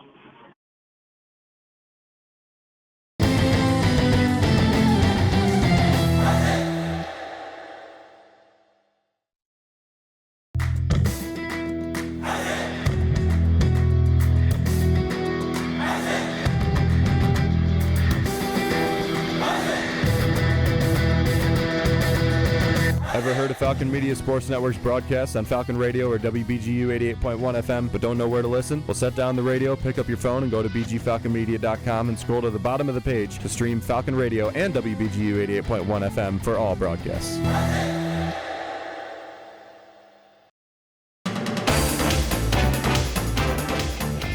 This is a Falcon Media Sports Network studio update. Welcome back here in the studio, and Adam Duffin has another update on the USC-Illinois game. That's a top 25 matchup going on right now, Adam. So Illinois opened up the scoring with a rushing touchdown from Luke Altmaier. USC quickly responded as Wayman Jordan, the running back, had a 1-yard touchdown up the middle. And currently, Illinois responding as they are at 2nd and goal at the USC 6-yard line. So that game, 7-7, early stages of the second quarter. All right, we're going to bring it back to Athens for Tyler and Kevin in just a little bit then.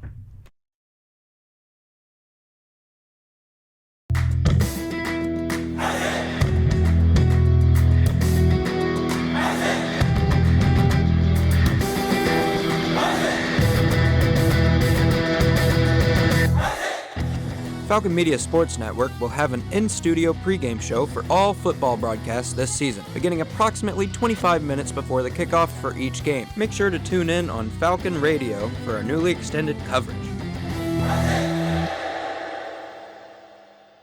21-10, Ohio up over Bowling Green, 10:08 to play in the second quarter. Here at Frank Stolage Field at Keaton Stadium in Athens, Ohio. Tyler Kevlin alongside Kevin Hutchinson from the Falcon Media Sports Network. Kevin, Parker Navarro 6 for 10 so far for 72 yards, 2 touchdowns. Drew Pine 6 for 8, 59 yards, a touchdown, and an interception. And this Ohio offense keeps cruising. 21 points very quickly for the Bobcats as the Bowling Green defense, outside of one drive, really have not had much of an answer. Yeah, it is discouraging to see the defense has not really done the Falcons any favors. You know, you want your defense to either be like a warm blanket or a good insurance policy. It has to provide coverage, and we have not seen that kind of coverage from the PG defense. Obviously, that broken play on the last touchdown drive, they really got to do some soul searching here to get back into the game. Bowling Green. Cameron Petaway will be back deep again for Bowling Green. His first return, he took up to the 50. His second return got it at the 29-yard line. He'll be looking for a third straight very good return, and that average on the season now up over 40 yards per return for Cameron Petaway on the kickoff. That is a solid average for sure. Petaway going to catch it at the 12-yard line. He'll take it up to the 15, now to the 20. He's going to get up to the 27-yard line before he is taken down. Another very solid return by Cameron Petaway, the redshirt freshman. Yeah, you got to love Petaway, especially only being a redshirt freshman, not having a ton of college football experience, but he still shows that he can show up and contribute. And interesting thing about Petaway, he wasn't just a football player in high school, also played baseball, so you love to see that discipline when it comes to being a multi-sport athlete. So Drew Pine will take the field once again, leading this Bowling Green offense. He'll have Chris McMillan to his left, Kadarius Roberts to his right in the backfield. One wide receiver on either side of the field for the Falcons. And we are going to have a flag probably a thrown at midfield. Delay of game on offense by Bowling Green. Thrown at midfield. Watching the clock and the snap by the Falcons. They got it off just a tad too late. Kadarius Roberts, Allen Middleton will leave the field as we'll have a little bit of a change in terms of the offense for Bowling Green and their offensive package as they're now behind the stick on 1st and 15. Yeah, those penalties are avoidable. Those penalties, I'm sure, are frustrating, and especially to open a drive, definitely not an ideal start. They got R.J. Garcia in the X right now on the outside. Hopefully they can make a difference there. We're going to have the whole offense of Bowling Green shift from left to right. Pine's going to hand it off here. It's going to be McMillan with it to the 30-35. He'll be bounced out of bounds at the 37-yard line. A nice carry by Chris McMillan to move the chains, and a first down for Bowling Green out of the 1st and 15. And you know, Tyler, that play does not happen without Jiron Johnson. He had a great block to open up that seam for him to run through. Just a great block by Johnson there. Pine now going to run a little play action, take a deep shot, and it's going to be caught past the 45-yard line of Ohio. And that is R.J. Garcia, the second. Slotted down in the X spot on the right side. It's going to be a second straight first down for the Falcons as they're up to the 37-yard line of the Bobcats on the big gain to R.J. Garcia. Yeah, I had a feeling when I saw Garcia lined up at the X spot that they had something drawn up for him. That was just a great adjustment, turning his back shoulder toward the ball and securing it. I mean, those are just those everyday catches that you want your receivers to be able to make. Bowling Green going to call a timeout. So we will take a quick break. First and 10 for them at the, they're going to now spot it as the 42-yard line. They respotted it of Ohio's. 8:58 to play in the second quarter. Ohio leads Bowling Green 21-10 here on Falcon Radio.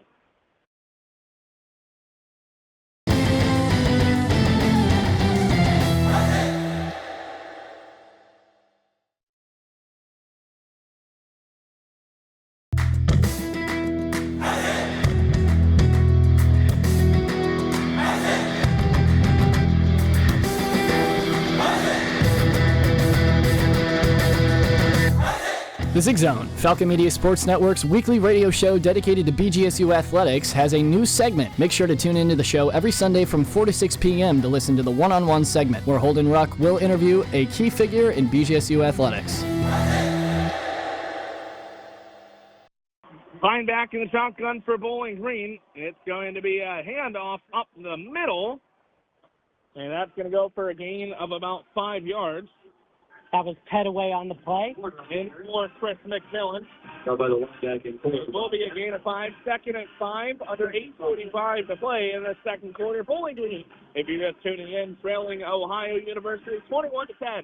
The back opener for both these teams. And you know, it's fascinating. We've talked about Bowling Green running this running back by committee. Each of these running backs just brings a different skill set and really helps to diversify the offense and open up some options in that ground game. Petaway is still in the backfield to the left of Pine. Pine gets the snap. Going to be a play action. He'll pass it out to the left side, and that's going to be a quick catch by Wynn Sharp. Sharp. For Sharp, that is going to be his first collegiate catch. Sharp played in 4 games last year. His 5th game played this season. And the first collegiate catch for Wynn Sharp, the sophomore wideout. Wow. You just love to see a guy get his first collegiate catch. And that's a great name, Wynn Sharp. I mean, it just sounds like a football player. 2 running backs in the backfield. It's going to be handoff to Chris McMillan up the middle. He's going to break some tackles to the 30. Still pushing. No whistle. He's going to get to the 25-yard line. No, they're going to mark him a yard short. So nonetheless, the 26-yard line, still an impressive run by Chris McMillan, pushing that pile. Yeah, that was definitely some physicality from McMillan. He's 5'10", 190 pounds. Hails from Fort Valley, Georgia. And previously to being with the Falcons, he played junior college at Northeast Mississippi Community College. Good to see an uptick in carries for him. Had 14 the first week. Did not play in the second week. 12 carries in week 3. Just 9 last week. And he's been the feature back here today for Bowling Green. It's going to be a play action. Pine trying to evade the pressure. It does. Now moving to his right. Going to take a shot to the end zone into double coverage. And it's going to be picked off in the end zone. And this is a chance to be returned once again. They're going to trip him up just before the 40 of Ohio. And it's going to be a second interception on the day for the second straight week thrown by Drew Pine. Ohio makes the impact play and gets the ball back up by 11 with 6:41 to play in the second quarter. Yeah, that was, ooh, man. I mean, Pine was definitely escaping pressure, rolling to his right. But to throw into double coverage, it takes a high level of precision. The throw has to arc just right, and it just didn't have the correct angle, being intercepted. And just another attempt by the Falcons to establish momentum, shut down here in the second quarter.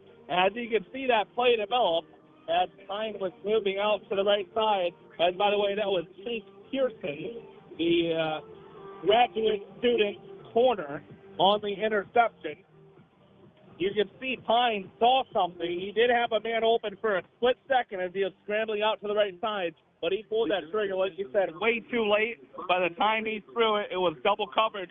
The short field corner in Pearson had got in there to back up his safety, and he threw it behind his receiver as well. It was an easy catch made for the interception by Pearson, and what a mistake by Pine, as there's still a ton of time left on this clock in the first half, 6:41 left for Ohio to go down and try to increase this 11-point lead they hold. And those are the kind of plays that if you're a defensive back, I mean, that's what you practice, that's what you train for. Great awareness by Pearson, getting shallow on the route, almost jumping the route and showing great anticipation. This is Pearson's third season at Ohio.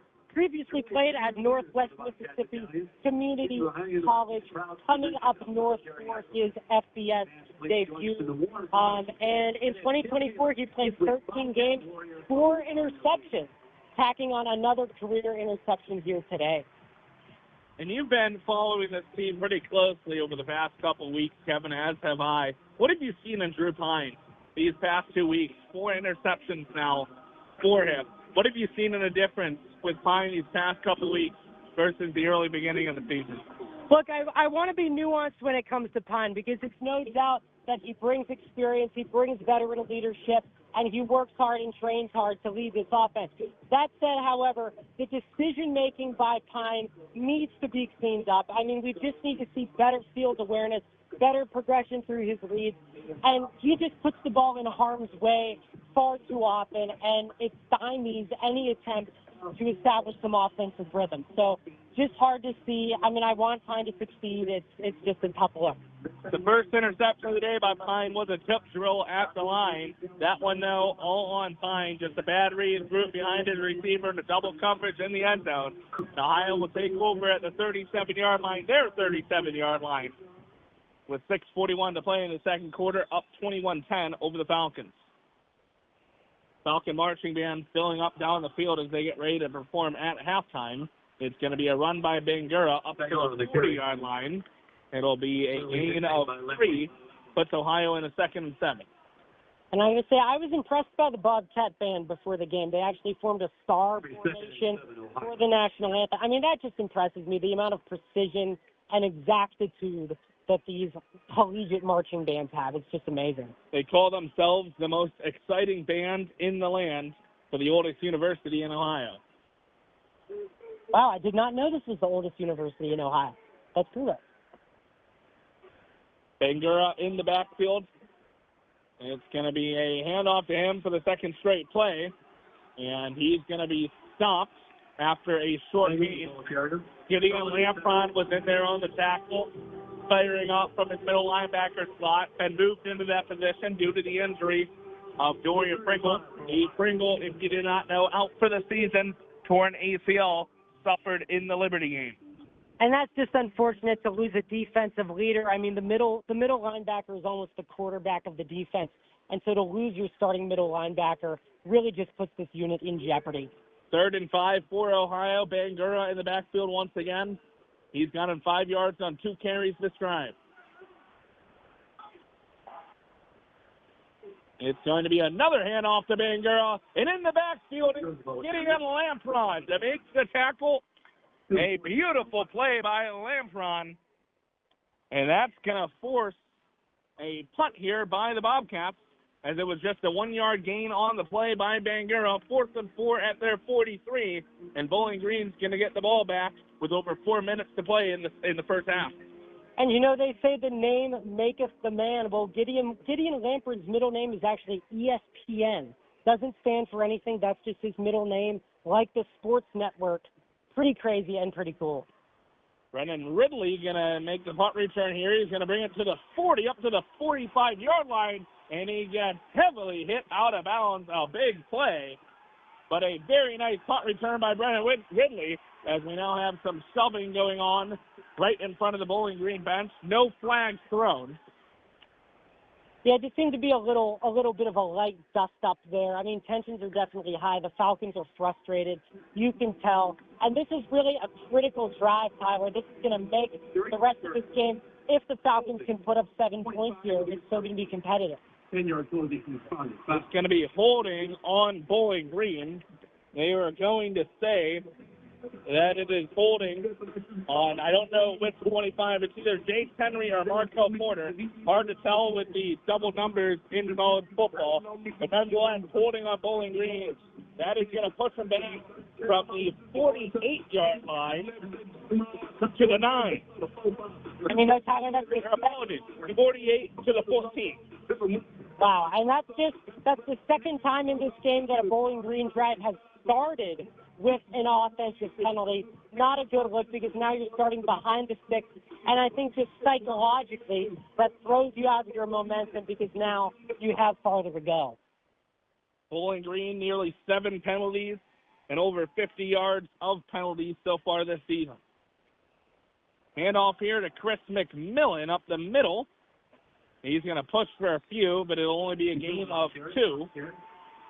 A gain of 3 Stop by the to the 15-yard line. Second and 7.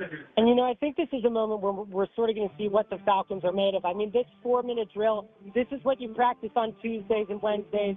This is what you work on. And this is where we get to see sort of the toughness, the intelligence, the discipline, or the lack thereof of a football team. Under 4 minutes to play now in the first half. Here's a handoff to McMillan up the middle. He's going to get to, they're going to mark him at the 28-yard line. And McMillan's not afraid to take hard hits. Once again, here at the pass pop as 2 defenders take him down on that play. It's going to bring a huge 3rd and 1 for Bowling Green. They'll bring in some bigger bodies.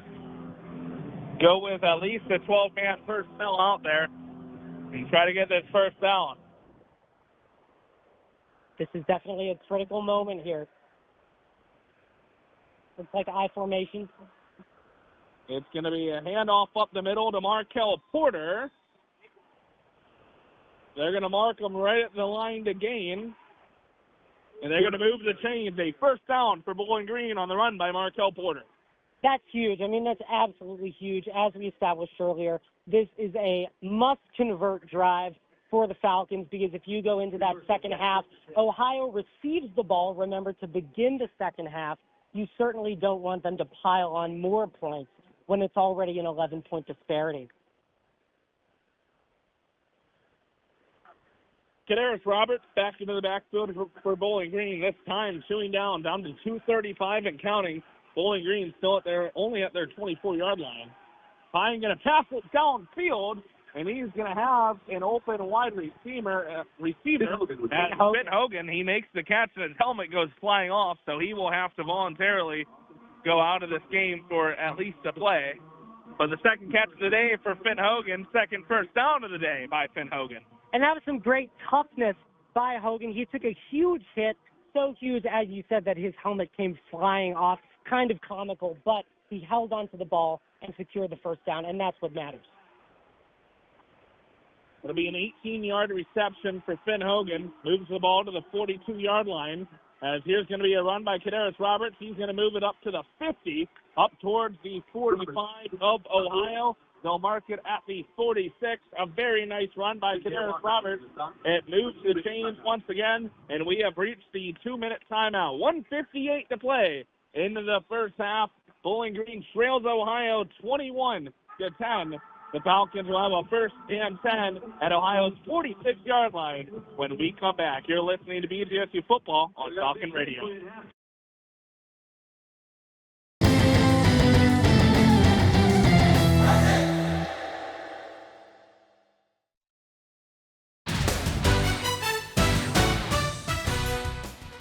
Bowling Green football travels southeast to battle Ohio University at Peden Stadium on Saturday, September 27th at noon. To kick off MAC play, listen to Falcon Radio at 11:35 a.m. as Falcon Media Sports Network's Artie Abrego, Trey Kennedy, and Adam Duffin will have the pregame show before sending the call to Tyler Kablitz and Kevin Hutchinson in Athens.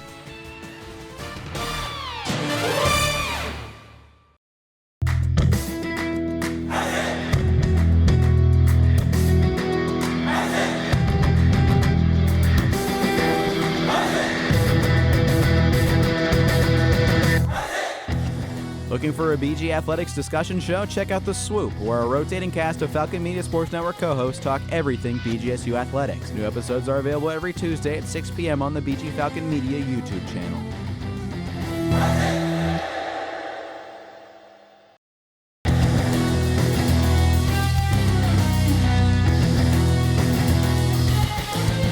Interested in joining Falcon Media Sports Network? If you're looking to get involved, send an email to sports@bgfalconmedia.com. Hey, this is Brooke Blake, host of The Swoop, a BG24 production. You're listening to Falcon Radio, home of the Falcon Media Sports Network. 21-10 Ohio. 2 minutes left to play in the first half. They added 2 seconds onto the game clock while we were away during the media timeout. Tyler Kamlitz alongside Kevin Hutchinson for the Falcon Media Sports Network. Both these teams led by first-year head coaches.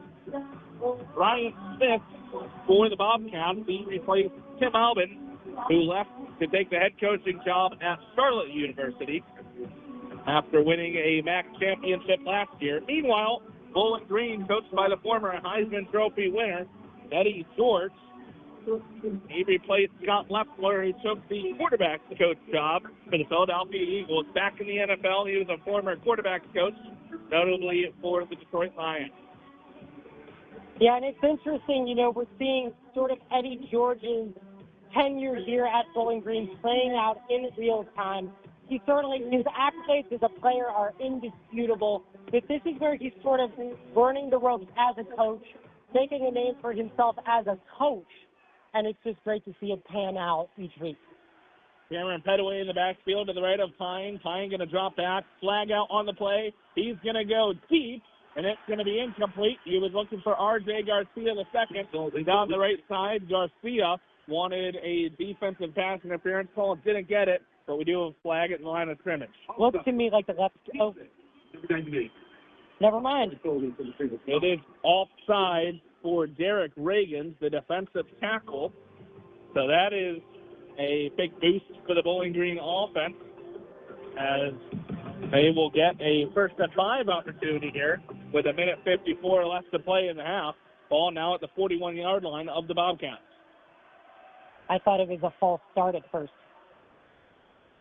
Hand off to Petaway up the middle. He's going to spin out of the tackle, then be collapsed on by this Ohio defense.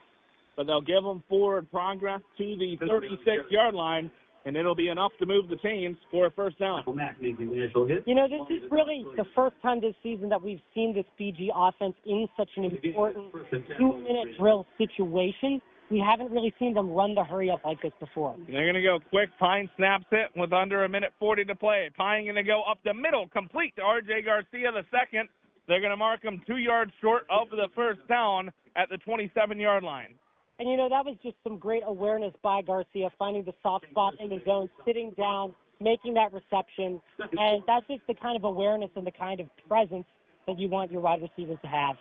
Petaway is still in the backfield, 1:12 and counting left to play in the first half. Pine gets the snap off.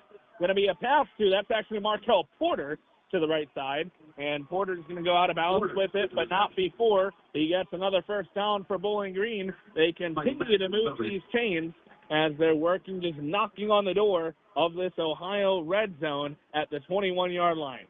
And, this is an interesting situation here because you're at the edge of the red zone. So the question is, do you keep playing the sidelines and sort of dinking and dunking, or do you make an aggressive play, perhaps between the numbers or between the hashes toward the end zone? We'll see what Eddie George elects to do on this play. It's going to be a fake shovel pass by Pine, and he was looking to hit his wide receiver, Finn Hogan, down the right side of the end zone, threw it over Pine's head, and that's going to be an incomplete pass. 1 minute exactly left on the clock for this first half. 21-10 Ohio. Ball still at the 21-yard line of Ohio's 2nd and 10 for the Bowling Green offense. That was a bit of a strange-looking play. It's hard to tell if Hogan was feeling pressure from the DB and sort of slowed down in his route, or if Pine just threw the ball too early. But either way, quarterback and receiver were not on the same page. R.J. Garcia, Jaron Johnson to the right. Middleton and Stockton to the left. Pine under pressure, going to have to step up, running with it. And he's pushed out of bounds at the 15-yard line. subbed out of bounds. Fine on the keeper. But no flag there as it was an inbounds play. Got a reaction out of this crowd. And the clock stopped for them to move the chains at 52 seconds. 3rd and 4 for Bowling Green. Huge play upcoming with 52 seconds in the half.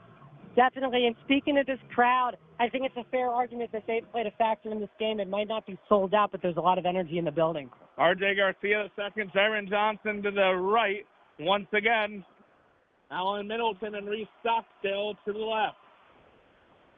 Pine drops fast. Pine to his right. Pine looking. Incomplete up the middle to Garcia. And Bowling Green faces the 4th and 4. What will they do? They're going to bring out the special teams unit. And they're going to attempt a field goal to bring this lead down. And, that might be the safe option, but it may also come back to bite them later. If you make this field goal, which Cleather probably will, you cut the lead down to 8. But remember, Ohio receives the ball to begin the second half, meaning they can pile on more points on top of that. Playing it safe might not work here. Cleather 11 for 12 on the field goals this season. Made a 25-yarder earlier this game. The set is down. Cleather's kick is up. Cleather's kick is good. Mr. Automatic makes another one, 12 for 13 on the season. Jackson Cleather brings it to an 8-point deficit, 21-13. Bowling Green trails. Just 45 seconds remaining in the first half. Yep, it's pretty much death, Paxton, and Jackson Cleather. He's very much been automatic throughout this season, a reliable kicker, arguably one of the better players at any position on this Falcon team.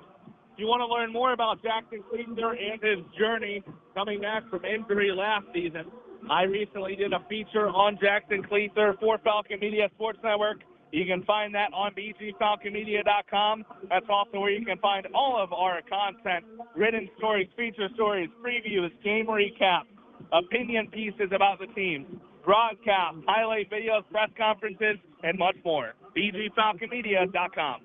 Definitely, and I think people should know that when they support BG Falcon Media, they're supporting student journalism, they're supporting the work and the education of the students who put that content together. So definitely check that out on the website. Zach Long will kick it off here for Bowling Green. 45 seconds to play in the first half. They trail by 8. The defending conference champion, Ohio Bobcats, 21-13. His kick is up. It's going to be kneeled down in the end zone. Ohio will start out at the 25. They will have 45 seconds to go 75 yards to punch it in for a touchdown or get in range for a field goal.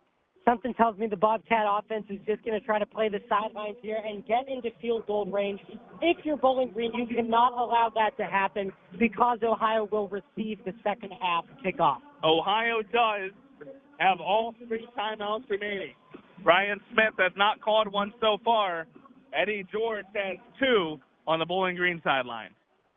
C.A. Bangor up in the backfield. It's going to be a snap to Navarro. He'll step up in the pocket, and I'm not exactly sure what that play was supposed to be. That was kind of like a walkthrough on that play by the Ohio offense. Everyone seemed to be going slow, and it's going to be a sack for Bowling Green, and that'll force Ohio to call a timeout. That was a very weird sequence of plays. Yes, especially because Navarro kind of dodged one tackler and then another, and then was finally tackled on the 3rd attempt.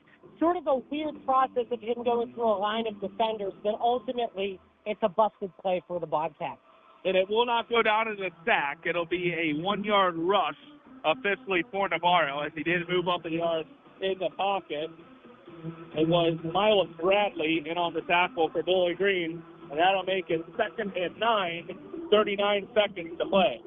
And Miles Bradley, this is his 4th season here at Bowling Green, and he's been a contributor throughout his time here. Great to see guys who were developed by the program making plays.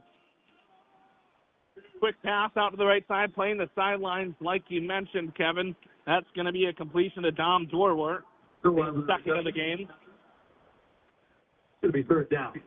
It'll be interesting to see if they can get Dorwart involved here because he is pretty fast and pretty lean, 6'2", 208 pounds, hailing from Leonardtown, Maryland.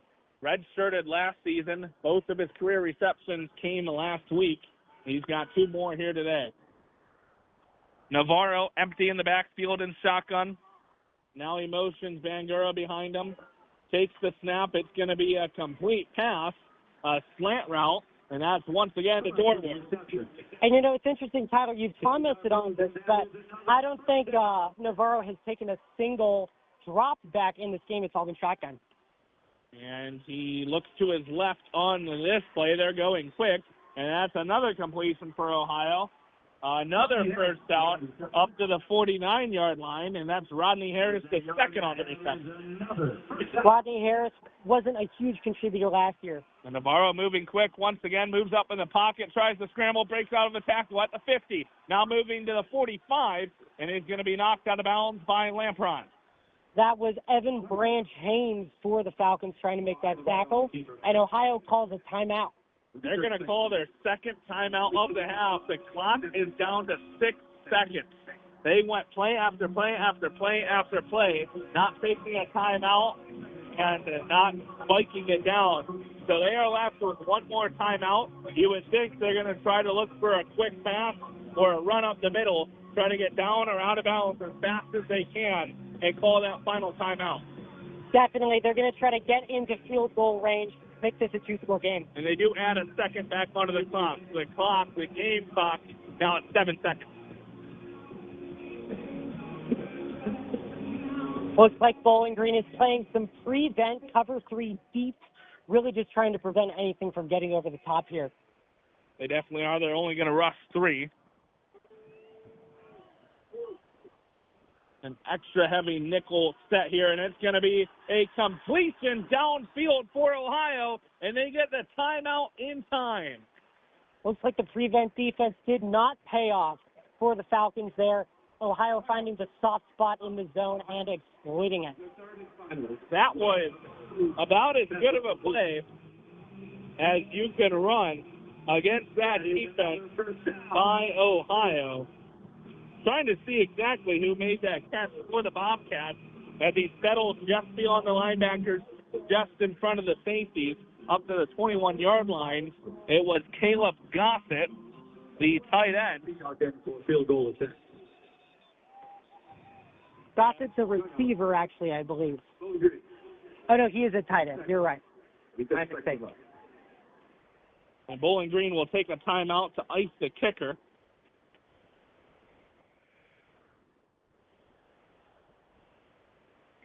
As it will be Brad Peacock kicking for Ohio. Peacock this season is 3 for 4 on field goal attempts. His long is 44 yards. By my math, he's looking at a 38-yard attempt here for the Bobcats. He went 15 for 18 at Incarnate World over the past 2 seasons. Incarnate Word, interesting. That's actually where Tennessee Titans quarterback Cam Ward got his collegiate start a few years ago. 2 seconds left on the clock. Ohio looking to get up to 24 points in the first half. The set is down. The kick is up. The kick is off the upright. It is off the left upright and no good. It's a doink by Brad Peacock. And Bowling Green goes into halftime trailing by just 8 points, 21-13. That is a game-changing play. Once again, if he makes that field goal, it's a 2-score deficit. But as Tyler said, doinked right off the left upright. Heartbreaking for Ohio, but gives BG a sense of hope heading into the locker room at half. So we will kick it back to Arnie Abrego, Adam Duffin, and Trey Kennedy back in the Falcon Radio studios to recap this first half in the halftime show back in the Cooley Center. Bowling Green trailed Ohio 21-13 at halftime. City being rated as distinguished.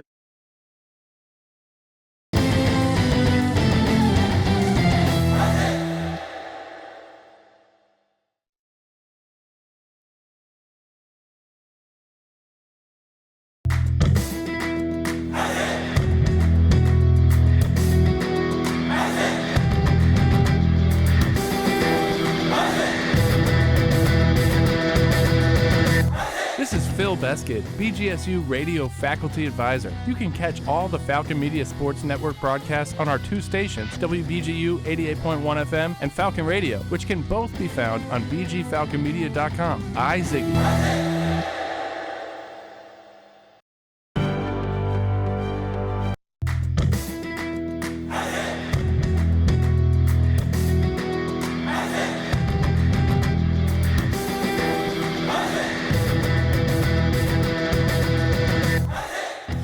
BGSU graduate Jason Jackson from the Miami Heat here. Make sure to tune into the Zig Zone every Sunday at 4 p.m. on WBGU 88.1 FM, home of the Falcon Media Sports Network.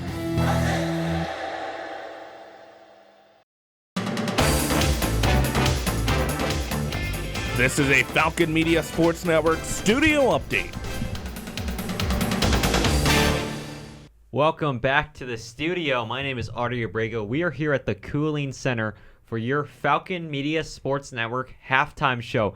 Currently, it's Bowling Green football taking on Ohio, and we got a close one here today. Maybe not something people would have expected going to this one, but 21-13, Ohio up by 8 against BG. It's the battle between Brian Smith and Eddie George, two coaches in their first year in the Mid-American Conference, in their first ever conference opener here in the MAC. So we got a close one here going on right now. My name is Artie Abrego, joined by Trey Kennedy and Adam Duffin.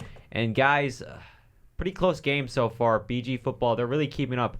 What did you guys see out of the first half? And can you guys give me a recap of what we saw in the first half of action? Well, first of all, what a momentum shifter right there. The kick, was doinked in the upright. Wow. And then it's a series of momentum shifts throughout the game. Drew Pine has thrown 2 interceptions, one of them being a pick six that got the scoring started for Ohio. So, yeah, a lot of momentum shifts throughout the game. And Bowling Green, I think they are shocked to only be down 8. And what did you guys see out of that first half out of Bowling Green and Ohio? I mean, it's been a close one so far. They've been some scoring changes. Obviously, it ended pretty close in the first half. First quarter, I should say, 14-10. But what have you seen so far? Well, I think Bowling Green is very fortunate to be in this game, having Pine throwing those 2 interceptions, one being a pick six. So Bowling Green, if they can continue to clean that up heading into halftime and maybe make some more adjustments, they're hanging in there. I mean, the game is still at hand. And what I think, too, is that Drew Pine, one interception was off a tip pass, to be fair. The second one was a bad one in double coverage. But it does seem like Pine has sort of a shift in the mentality. He's been throwing the ball downfield. The one passing touchdown was a 27-yarder to Kadarius Roberts up the seam. So he seems a lot more aggressive than other weeks, and that's why I think Bowling Green down 8 shouldn't be as scared as they have or usually would be. And I mean, talk about running game. I mean, Trey, you mentioned it. Chris McMillian, he's been killing it so far. 7 rushes, 65 yards, and he's averaging about 9.3 yards per carry. What a game for him so far. And RJ Garcia, too, in that end around, 38 yards, too, on the run that he had. So the running game is going well, and the offensive line are blocking really well in that first half. And, I mean, just going back to Parker Navarro, I mean, it's tough any day to stop him. I mean, he's got 2 passing touchdowns so far. One of them was just absolutely wide open, though, to the number 1 wide receiver in the country, I should say, Chase Hendricks, who's got the most yards of anyone in the NCAA. Yeah, right there on the Chase Hendricks touchdown, it was just blown coverage. I couldn't honestly tell it was that bad if it was man and the guy just let him go. I believe he thought he had safety help. And the defense before halftime as well, another miscommunication where there was a 20-something yard reception down the field to a tight end in order to lead for the field goal that, fortunately for Bowling Green, doinked off the upright. So the defense has got to communicate better in the second half. All right, we're going to take a short little break here in the Cooling Center on Falcon Radio, but we'll be right back with some more discussion on the first half and what's to come in the second half of this matchup.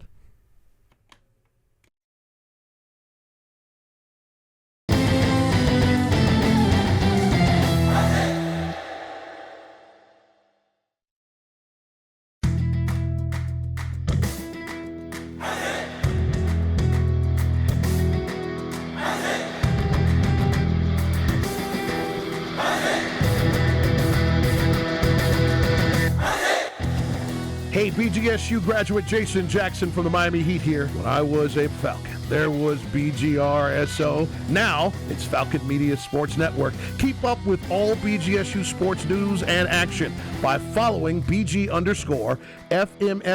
on Twitter/X and check out BGFalconMedia.com. Hi, Ziggy.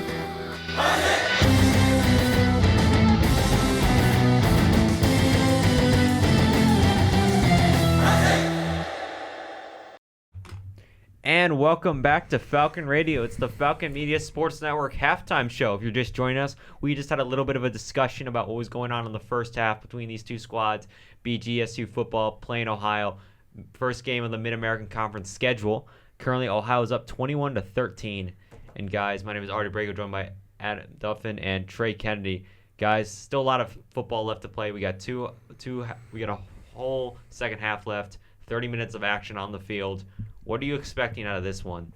Well, at first, I think Bowling Green's defense needs to stop OU coming out at halftime. Bowling Green is going to be on defense, and they have got to force a 3-and-out and get themselves in a position to get back in this game. We cannot be having field goals after field goals and need to score a touchdown. I mean, that first half, it felt like Bowling Green was playing behind a lot. Like they were trying to play catch up a lot, and they were really struggling at times to get this offense off the field. What do you guys think about that? Well, I think Bowling Green, they also need to get rid of the penalties. 4 penalties for 45 yards. One of them was a silly holding that ended up making a return to the about midfield all the way back to the BG's own 14-yard line. They got to clean that up. And if the defense does stop Navarro, Drew Pine's got to open it up downfield. He's been trying it today, and he's actually gotten different receivers involved. We saw Wynn Sharp made his first collegiate catch. Alan Middleton got a catch. Finn Hogan, and all three of those guys last week didn't have anything in the game. So the offense and defense got to play complementary football. I mean, how do you think Pine has been performing so far? I mean, we've seen those 2 interceptions, but it feels like everyone in the offense is a little more involved this week than we saw against Louisville, or maybe even Liberty a couple of weeks ago. How do you guys make of the offensive performance? Because I know that's been the big discussion around Bowling Green. Despite him throwing those 2 interceptions, you see a resiliency in his approach while playing football, not giving up and continuing to play better. What do you think, Adam? Besides the 2 interceptions, it's been good. It's just that 2 interceptions will stand out to you. And he also had 1 missed throw in the back of the end zone to Jiron Johnson. He had no one within 5 yards of him, and it ended up happening on 2nd and goal, led to a field goal that drive. So that was a missed opportunity there. That's a loss of 4 points. So they need to definitely take advantage of when they have a guy wide open. So what do you think Pine needs to change in this second half going into it? I mean, he seems he's struggling a little bit against this defense at points with those interceptions. Take what's with him. Take what you have out the field. The throw that he had and was intercepted ultimately was in double coverage. He had a ton of yards to run the football, maybe pick up the first down. So he just got to take what the field has for him and not be too pretty. And I mean, Bowling Green, how do you keep containing Parker Navarro if you're the defense? I mean, you can only do so much before it really feels like he can break the seam open and really take over this game. What do they need to keep doing, and what do they need to change if the defense is going to help win this game? Well, Parker Navarro, he had one play. It was just the D-line tried to collapse the pocket, and then they did a little too much to where Navarro had a whole side of the field open, and it makes it difficult for coverage. And then really his second longest run of 11 yards, he had it where he dropped the ball in a read option, and that kind of froze the defense thinking it was a fumble and picked it up. So they've done a good job so far. I'd say it's a win right now for the defense in containing Navarro. And, as we go on in this game, we're going to go into the post game after we're done with Tyler and Kevin's call. But who are you guys looking out for a player of the game? I know it's early, but there were a couple strong first half performances from both teams. Do you guys have a player from each team that you're kind of looking out for to really seal their pretty solid first half performance? For me, for Bowling Green, I'm looking at Chris McMillian, 7 carries, 65 yards, averaging 9.3 yards a rush, and he has been a crucial aspect in having Bowling Green where they are today. And then for OU's side, it's Chase Hendricks. He's their best player, and obviously the number 1 in the nation with receiving yards. So you got to keep your eyes on those 2 athletes going in the rest of the game. And then I'd say for Bowling Green, I think Kadarius Roberts getting that touchdown catch up the middle from Pine, also making plays in the running game. And also, I think Jackson Cleather, he's going to be a big part of this end of the game. I think if Bowling Green wins it, it will be a late kick in the fourth quarter from Cleather. And OU's side, Parker Navarro or Sia Bangura, both have been great job in the running game. Navarro, very efficient passing. So I think it's pretty clear on who's the big impact players for the second half. Yeah, Cleather's been absolutely automatic this year for Bowling Green. But on that opposite side, who do you guys want to see step it up a little more in the second half, like for on Bowling Green or on Ohio? Who do you want to see maybe become more involved in the second half of play? I mean, Cameron Petaway obviously had that great kickoff return to start the game. He only has 22 yards off of 4 carries. If he can be another great factor in the running game, I think that can be a crucial part. But it's just this receiving team and offense as a whole can we obviously step up and play complementary football. I think for Bowling Green, the defense, they got to wake up with these misses in coverage. Keon Washington had a couple of them, and then he got hurt. And then MJ Cannon also had a couple miscues. So the defense, doesn't matter. If you score 40 points and Pine has 300 yards, it does not matter if you allow 41 points. So defense got to wake up. And, we've still got some more football going on today. We've got some football games playing right now in the Mid-American Conference. So, Trey, you want to bring us down the breakdown of what's going on right now in the Mid-American Conference? Yeah, we only got one game going on right now, Artie. Central Michigan is leading Eastern Michigan 14-3. And the big stats to know, or plays to know for that matter, is how Joe Labas found receiver Brock Townsend for a short distance 1-yard touchdown to start the drive in the first quarter, and running back Nathari Biggins also running for 49 yards to score a touchdown for Central Michigan as well. The game is in the second quarter with 12:48 left to go. And then in the Big Ten, USC and Illinois, USC is currently driving as they're down 7-14 with just under 30 seconds in the half. Illinois, to gain the lead back, they had a trick play as wide receiver Hank Beatty threw a 3-yard touchdown to quarterback Luke Altmaier to get them on top. That is a big matchup, and USC trying to knot it up right now. All right, we're going to take a quick break here on Falcon Radio, but when we come back, we're going to have a little more discussion about the second half and what to expect out of the Falcons before we bring it back to Tyler and Kevin.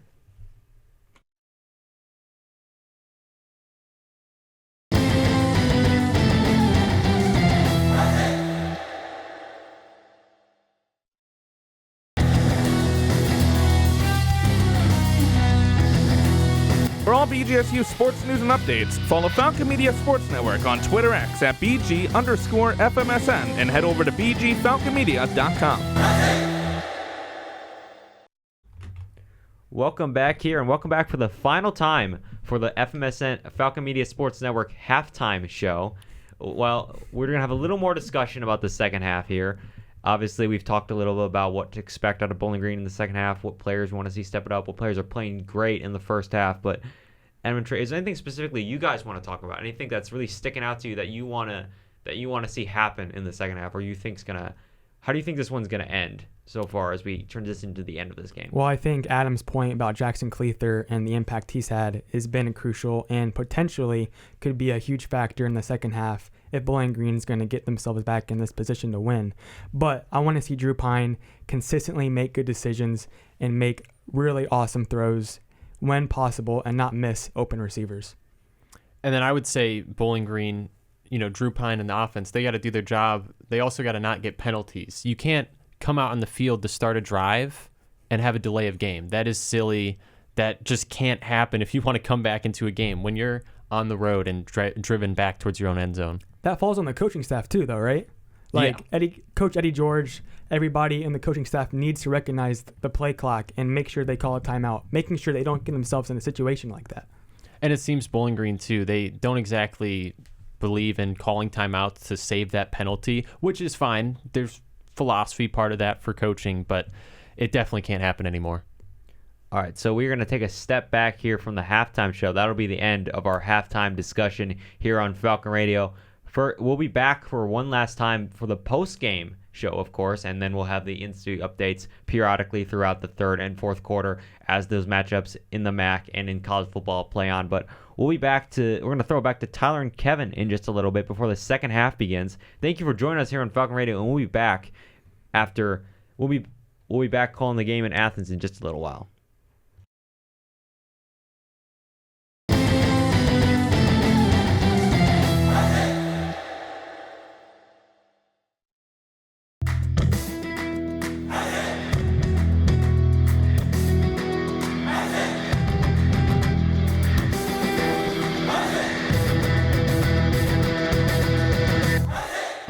Looking for a BGSU Athletics talk radio show? Tune into the Zig Zone every Sunday at 4 p.m., where a panel of Falcon Media Sports Network members discuss the hottest BG sports topics. Only on WBGU 88.1 FM.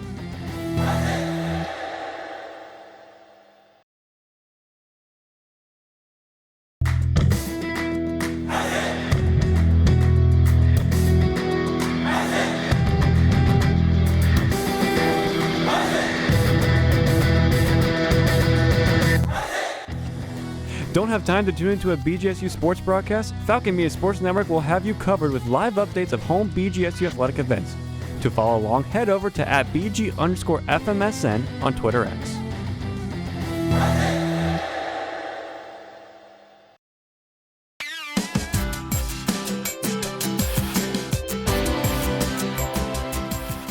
On Friday, September 26th and Saturday, September 27th, the BGSU women's tennis team will play hidden duels in their first home matches of the season beginning at 9 a.m. The Falcons shined in their recent invitational at Eastern Michigan leading up to the matches. Check out bgfalconmedia.com after the match for the recap by Falcon Media Sports Network's Dawson Pelter and additional content.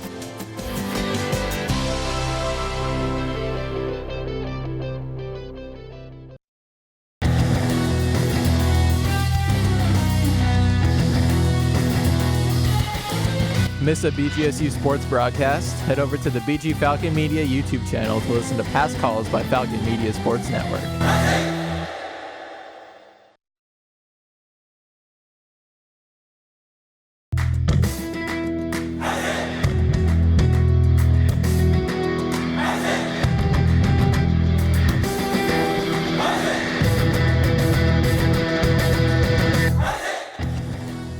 Falcon Media Sports Network and BG Falcon Media takes pictures for nearly all BGSU and Bowling Green related events throughout the year. Head over to bgfalconmedia.com to check out thousands of photos and all the content.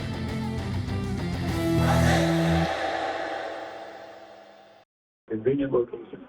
21-10, Ohio, 21-13, Ohio leads Bowling Green at halftime. Jackson Cleese are knocking on an extra 3 points late in the half for the Falcons, as they have been competitive with Ohio so far through the first half of football action here in Athens, Ohio. Tyler Cavlis alongside Kevin Hutchinson from the Falcon Media Sports Network here with you. Kevin, what are you heard some of the takeaways that Artie, Adam, and Trey had in that halftime show. Tremendous job by them, by the way, throughout the pregame and halftime shows.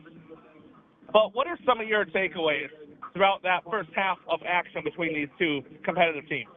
Well, my takeaways are pretty straightforward. I mean, I think Bowling Green's just struggles in the passing game, especially with a couple costly decisions by Drew Pine, has really been the difference in this game. I mean, Bowling Green has struggled to cash in the red zone throughout the season, and we're seeing that continue.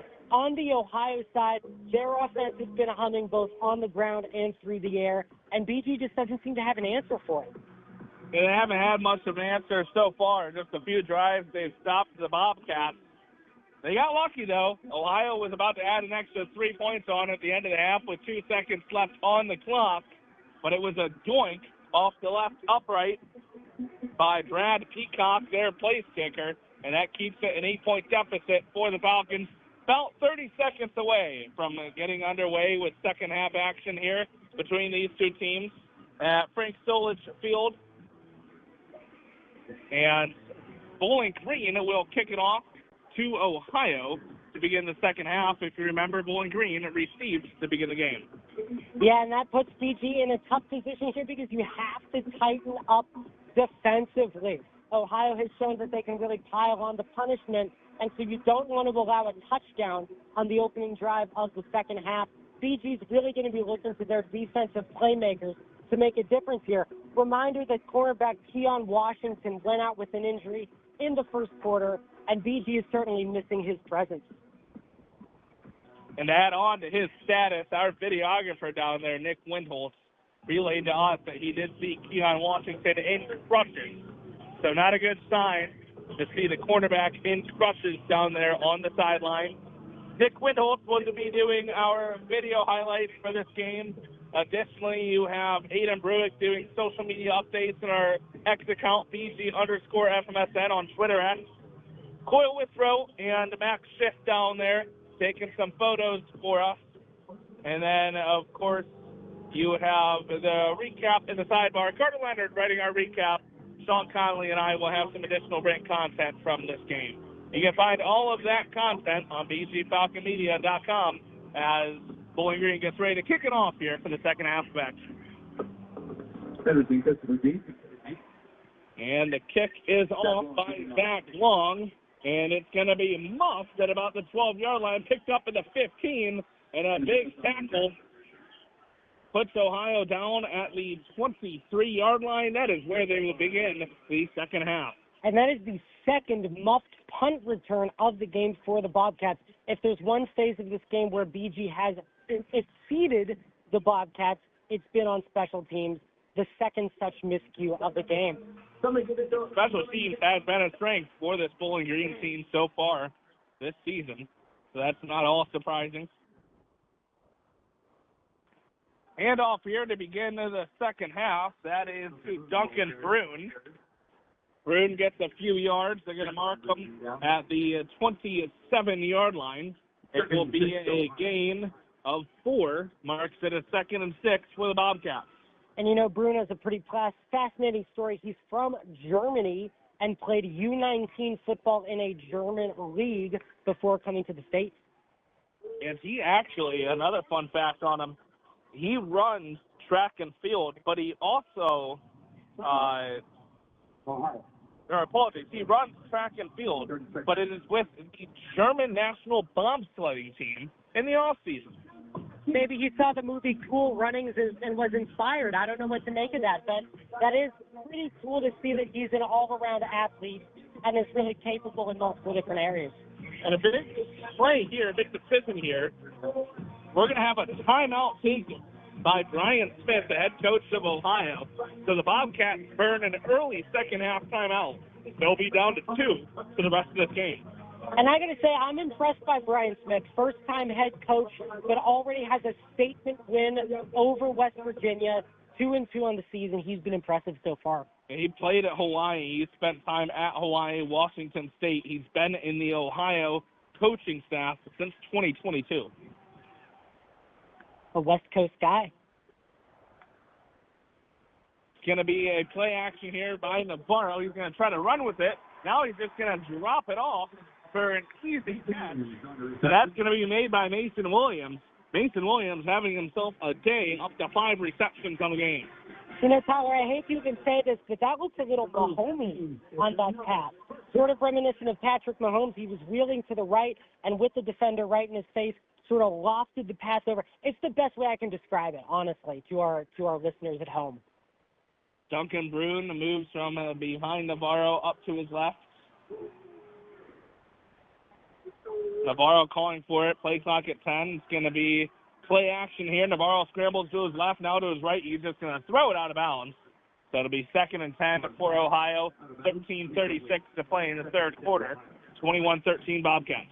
And that was the Falcon defensive end, David Afogo, with the pressure on that play, forcing the errant throw by Navarro. Afogo is from Boston. Pretty cool. A city I've never been to. And probably from one of the farthest away states of anyone on this team. Back in the backfield is C.A. Bangura, but instead it's going to be a handoff to Brune. And he is going to get a first down for Ohio. A big run by Duncan Brune. And the Bobcats move the chain. Bring on the blitzkrieg. The German just powers through the Falcon front set. Another first down. Clock continues to run, approaching 13 minutes to go in the third quarter. This Ohio offense run heavy to begin this third quarter. Bruin still in the backfield to the left of Navarro. Navarro drops back looking to pass. He's going to air it out deep to the left side. That is going to be incomplete. Nice coverage there down the left side by the Falcons. On coverage was M.J. Cannon. And he had some help by Kal-El Pascal, the safety rotating over to knock it away. Kal-El Pascal just flies all over the field, almost plays the safety position like Troy Polamalu did for the Steelers. He just creates havoc anywhere in the defensive backfield. And off to Bruin here up the middle. He's going nowhere. Multiple Falcons swarm him. Saw David Fogo in there once again. And it's going to be a third and 8, I should say. So it's a 2-yard gain off of the second down run. And Ohio faced with a tough spot here, 3rd and 8 at Bowling Green's 44, out of field goal range. They need the first down to keep the drive going. Looks like they've got 2 receivers left and 2 on the right with, it looks like, Bruin in the backfield. Down to 5 on the play clock. Navarro gets the snap off. Going to be pressure up the middle. Navarro slips out of it. Gets out of another tackle. He's going to be pushed out of bounds at the 39-yard line, evading multiple BG defenders there. And it's going to be a 4th and 2 for the Bobcats. Out of their field goal range. We'll see what Brian Smith decides to do. It looks like the offense is going to stay out there and go for it. This will mark the second time in this game that they've gone for it on a 4th and 2. A lot of aggression when it comes to their play calling. And it's actually a 4th and 3, correction. 4th and 3. We'll see what happens here. They did move that back a yard. Parker Navarro in shotgun. Bruin to his right, down to 5, down to 4, down to 3 on the play clock. Gets it off. It's going to be a quick pass out. That's going to be picked off by Bowling Green. It's going to be picked off by Bowling Green. It's JoJo Johnson, the senior corner. That was an incredible play by Johnson. He just dove right toward the ground, scooped it up right before it hit the turf. It would have been a turnover on downs anyway, but to get interception, to get that kind of field position, great play by the cornerback. That was just an errant throw by Navarro. I don't think either of his targets in the area knew that ball was coming their way, didn't turn their heads quick enough, and that is a pick by JoJo Johnson. We'll go to a media timeout. Bowling Green with the ball on their own 33-yard line. That's where they'll start their drive. Down 21-13 against Ohio. 11:29 to play in the third quarter on Falcon Radio.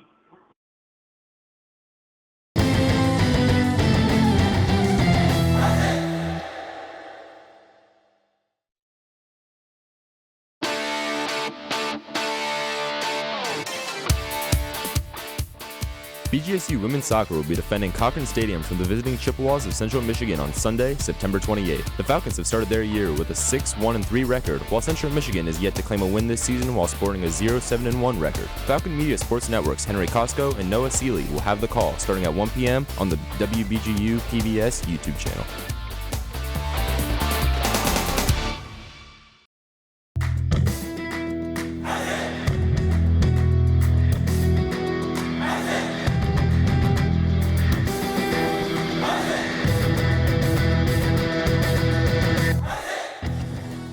Are you a fan of BG Falcon Media and the Falcon Media Sports Network? You can show your support for BGSU student media by donating at the bottom of the page of stories on bgfalconmedia.com.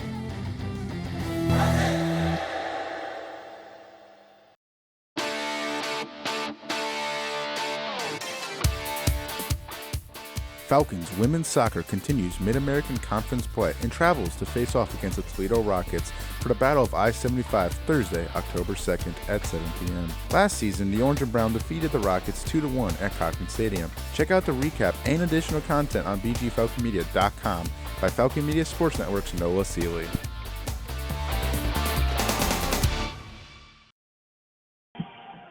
$11:29 left to go in the third quarter at Peden Stadium in Athens, Ohio. Bowling Green with the ball on their 33, trailing 21-13 after the fourth down interception by JoJo Johnson. And for JoJo Johnson, that is his first interception of the season. He played the past 2 years at Indiana. Before that was a year at Iowa Western Community College and Notre Dame. Big play by JoJo Johnson. Drew Pine going to hand the ball off here. It's going to be to Chris McMillan. He'll gain a few yards. Actually get just about up to the line of scrimmage. Maybe a gain of 1. Not an impactful run on first down. You know, you were just talking about JoJo Johnson making that transition from the JUCO up to now the FBS level. Always inspiring to see that upward mobility in college football of guys starting out at a smaller school and then going on to greener pastures. It's a great thing to see. See a lot of that with this roster from head coach Eddie George after spending time at Tennessee State for a lot of guys with him. There's another handoff up the middle going absolutely nowhere. McMillan once again, the ball carrier. McMillan, the ball carrier again, gets maybe 2 yards on the 2nd and 10. They'll give them, they're saying 3rd and 10. Now they switch to the 3rd and 8. There we go. 2-yard gain for McMillan. And just like that, after 2 runs up the middle, Bowling Green a 3rd and long with 10.5 to play in the 3rd. And it's funny you mentioned with Eddie George, a lot of players following him here from Tennessee State. I think that's just a testament to how he ran that locker room as a coach. Drew Pine alone in shotgun, 4 wideouts all to the right. Pine drops back, surveys, now scrambled out to his right, under pressure. Pine's going to be taken down to the backfield.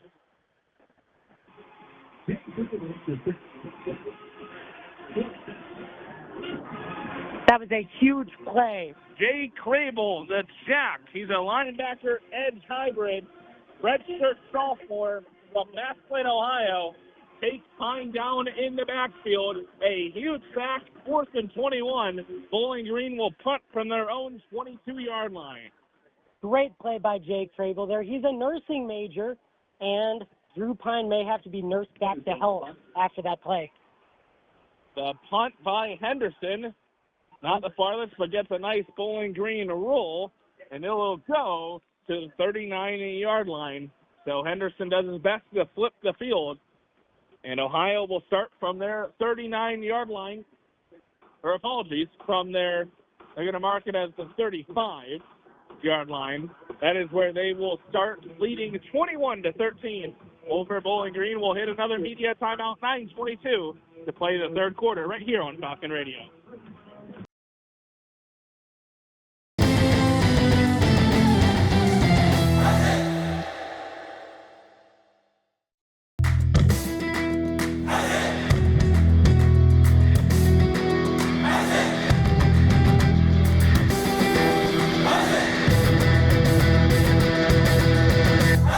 For the second straight year, Falcon Media Sports Network is partnering with WBGU PBS to broadcast Falcon men's and women's soccer matches. Tune in to WBGU PBS YouTube's live streams to hear Lucas Kleinmeyer, Henry Costco, and other Falcon Media Sports Network talent on the call.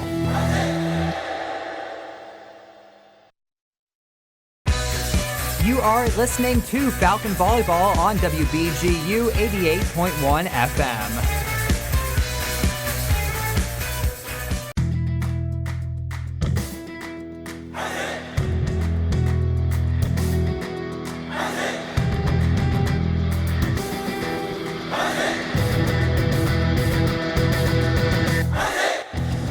Hey, BGSU graduate Jason Jackson from the Miami Heat here. When I was a Falcon, there was BGRSO. Now it's Falcon Media Sports Network. Keep up with all BGSU sports news and action by following BG_FMSN on Twitter/X and check out BGFalconMedia.com.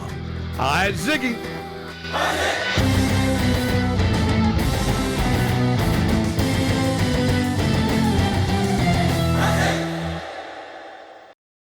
Bowling Green trails Ohio 21-13, 9:22 to play in the 3rd quarter here at Peden Stadium in Athens, Ohio. The Swoop is back, BG24's production. Make sure to check it out. It'll release on BGFalconMedia.com and the BG Falcon Media YouTube channel every Thursday at 6 p.m. Kevin, you're the host for the Swoop this year. How are things going over there? Well, we released our first show the other day. I think it was a smashing success. I was very privileged to have Holden Ruck and Trey Kennedy on the show with me. I think it was a great production, and I think we're only going to go up from there. Of course, the BG24's production about all things BGS athletics, the sports talk show. Make sure to check it out over at BGFalconMedia.com every Thursday at 6 p.m. Ohio taking over their next possession at their own 25-yard line. They're up by 8 over Bowling Green. C.A. Bangura back in the backfield to the right of Parker Navarro. Navarro drops back, looks to his left, delivers a strike complete, and the receiver breaks loose. Don't have a number on who that is. Rodney Harris. Rodney Harris the second. Caught it, spun out of his defender, and got another 15 yards down the left sideline, down to the 31-yard line of Bowling Green. A huge strike by Navarro and a big chunk offensive play on the first play of their drive. Talk about threading the needle. I mean, he stuck that ball right between the defensive backs. Very well-timed throw by Navarro. So Navarro empty in the shotgun now. 3 wide out to his right, 1 wide out to his left. Here comes pressure from the left side. Ball's out. Ball is on the ground. Bowling Green thinks they got it. Bowling Green comes away with the ball. It is Bowling Green ball. They force a fumble on the strip sack of Parker Navarro. And Bowling Green forces a turnover on the second straight Bobcat possession. That was an incredible play by the Falcons defense. I mean, that strip sack, just to take that ball away, the pressure was coming right off the left edge, and Navarro just had nowhere to go with it. He's been so elusive all day, but the Falcon defense finally drives one home and gets a crucial, and I mean crucial, turnover. Missed coverage there by Cedric Rhodes Jr., the left tackle for the Bobcats. Like you said, that defender coming off the left side, it was Miles Bradley with the sack, the strip sack, and Isaiah Thomason getting the fumble recovery. What a huge play by the Falcons defense, and they start out at their own 26. It's Lucian Anderson into the game. He's going to hand it off here for a fairly good game by Cameron Petaway. And we'll see if Lucian's going to stay in this game. Lucian Anderson, the third, is staying in the game. Wow. This is not on my bingo card for today, Tyler. It looks like we have an actual quarterback change. So far, we've seen Lucian Anderson in the game for one play at a time. But now it looks like they're actually letting him have the keys to the offense for an entire drive. This is going to be cinema. Aiden Bruick, who is doing social media for us today down on the field as it's a short run by Anderson, is reporting that Drew Kine is in the medical tent. So once again, Drew Kine in the medical tent. The backup, Lucian Anderson III, is into the team as the quarterback. We will keep an eye on that down on the sideline. See if we get any updates from Aiden Bruick. He is standing right next to that medical tent currently. Wow, so I was mistaken. This was not a coaching decision. This was a medical decision. That sack by Jake Crable on the last drive at Church has really shaken up Drew Pine, and we'll see what Lucian Anderson can do in this situation. Big opportunity for Lucian here, and he's going to be strip sacked. The ball's loose at the 30. It's pounced on by Ohio. Ohio returns the favor. They strip sack Lucian Anderson III, and it's once again Bobcats ball. Wow. Wow. That was just, oh my gosh. Ohio just came up the edge with extreme prejudice, bearing down on Lucian Anderson, popping that ball free. I mean, that was just a huge hit. I don't know how anyone could have hung on to that. And to add on to it, you have Blaine Cleaver limping off the field. He took a second to get up. Blaine Cleaver, the run-blocking tight end, limps off the field. So Cleaver and Pine both banged up, it appears. And it seems like the Ohio Bobcats are playing their version of bully ball, really just overpowering the Falcons at every turn. A huge play for Ohio University. Navarro takes the snap, gives it to Bangura. Bangura with a nice run, moving to his left. He gets all the way to the 10-yard line of the Falcons. And that was Cam Hollaball on the fourth stumble. It was returned by Jay Crable. So two guys that have had impact plays. The Hollaball had that first interception in the game. Crable the sack a couple possessions ago. Both of them combined to make an impact play for Ohio. And they are in the red zone up by 8. 6:35 and counting to go in this third quarter. Navarro running time off this play clock down to 8-7-6. Gets the snap, gives it to Bangura up the middle, tries to cut right. He'll get to the 5-yard line. And that's a 5-yard run by Bangura to set up second and goal for the Bobcats. And, coming back to Jake Crable, the Bobcat defensive end, football is in his blood. His dad was a team captain for the University of Michigan football team and also played for the New England Patriots and the New York Jets. Football's in this guy's blood. Navarro in the shotgun. Bangura behind him once again. Play clock down to 10. Navarro gets the snap. It's going to be a fake handoff to Bangura, and Parker Navarro runs it in himself on the left side. Another touchdown for the Bobcats. They go up 27-13 over Bowling Green, pending the PAT.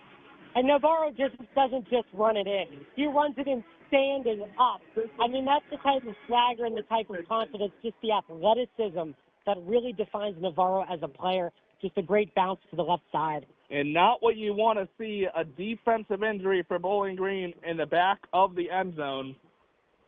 Let's try to get a number on this. Don't have a number yet, but we're going to take a quick break as play is halted here, waiting for the PAT after the injured Falcon in the back of the end zone. We're going to take a break. 5:42 to play in the third. 27-13 Ohio. We'll have the PAT when we come back. You're listening to BGSU Football on Falcon Radio.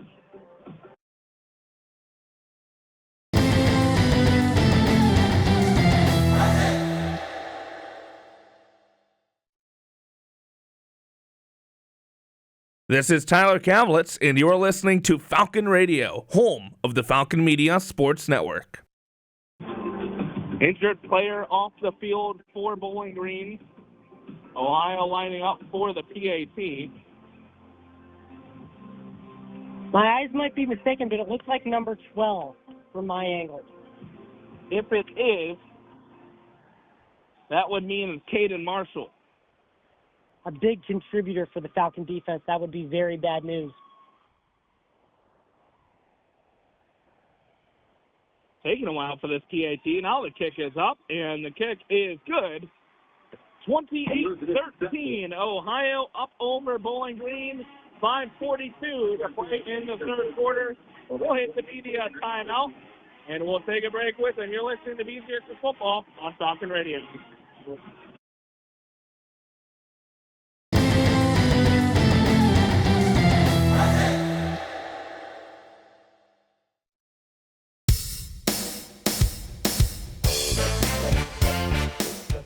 On Monday, September 29th and Tuesday, September 30th, BGSU Women's Golf travels to Iowa City to take on the Iowa Hawkeyes as they continue their record-breaking season after placing fourth at the Redbird Invitational earlier in the month. Check out bgfalconmedia.com for the recap by Falcon Media Sports Network's Aiden Bruick and additional content.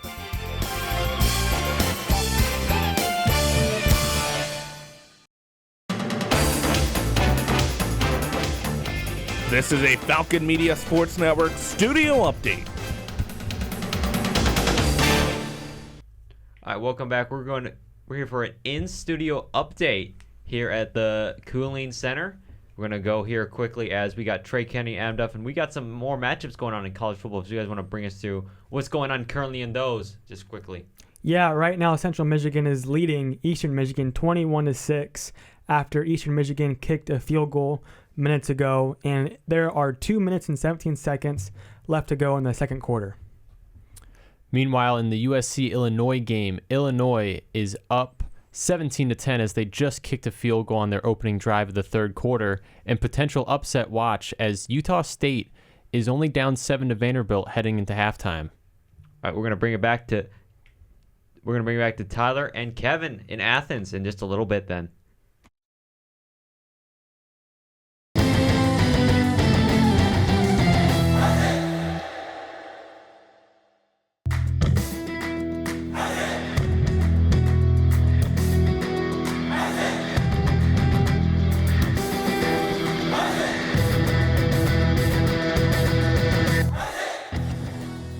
Are you a fan of BG Falcon Media and the Falcon Media Sports Network? You can show your support for BGSU student media by donating at the bottom of the page of stories on bgfalconmedia.com.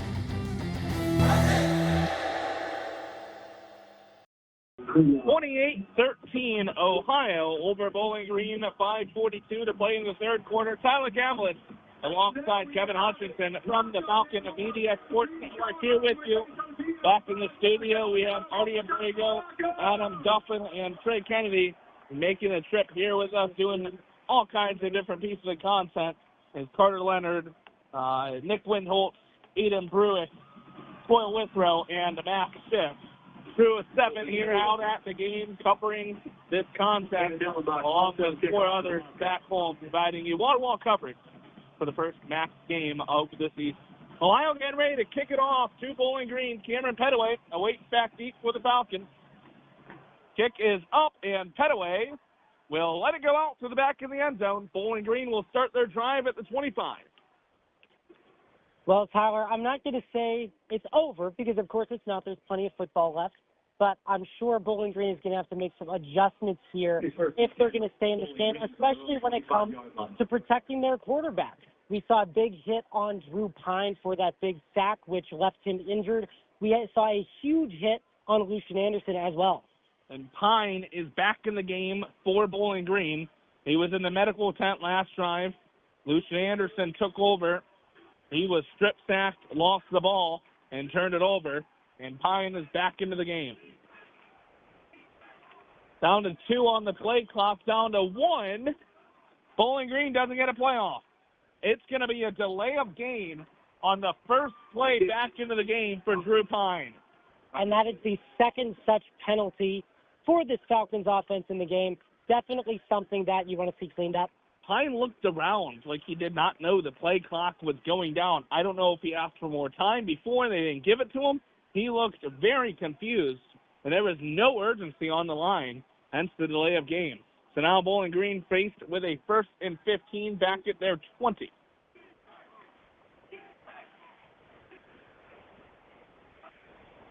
Pine going to hand it off, and it's not going to be that big of a run there. Markel Porter, the ball carrier for the Falcons. He will not get back, or he will get right about back, close to the original line of scrimmage. It's a gain of just 2, 2nd and 13.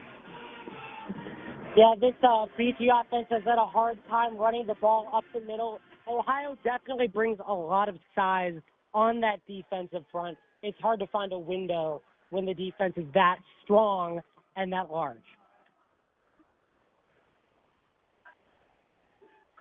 Pine going to fake the handoff, some play action, rolls out to his right, finds R.J. Garcia the second. That's going to be, looks like a loss of 1. Now they're going to give him a gain of 1. So 3rd and 12, Garcia fought for a yard out in the flat. And it'll be 3rd and 12, 4:40 to play in this third quarter. Bowling Green faced with a very long 3rd down. And, you know, I think it's worth noting last year with Harold Fannin Jr., who now plays for the Cleveland Browns, Bowling Green got a lot of yards after the catch thanks to his production. That has not been the case so far this season. Drew Pine, 2 wide out to the right, 2 wide out to the left, gives it to Markel Porter out on the flat, the running back, and it looks like they're just trying to get some pad yards to create more room for John Henderson to punt it away and try to flip the field. And it'll be 4th and 9, so officially a gain of a few yards by Markel Porter on the reception. And in comes the special teams unit. John Henderson will punt it away. And Henderson is a solid punter. He was named to the 2025 preseason Phil Steele All-MAC team, the first team actually, so basically considered the best punter in the MAC. And in 2024, he was a semifinalist for the Ray Guy Award, which goes to the best punter in the nation. Henderson boots it away, not the farthest punt. It's going to be caught just before it looked like the 45-yard line of Ohio's. They will officially mark it at the 42-yard line. That is where the Bobcats will start off their next possession. Now, if you're the Falcon defense on this drive, you're definitely looking not just for a defensive stop, but for a turnover. That is probably what it's going to take for the Falcons to get back into this game, because even if the Bobcats only get a field goal, that'll take this up to a 3-score affair. We've hit another media timeout, so we'll take a break with them. 28-13 Ohio, 3:37 to play in the third quarter. You're listening to BGSU Football on Falcon Radio.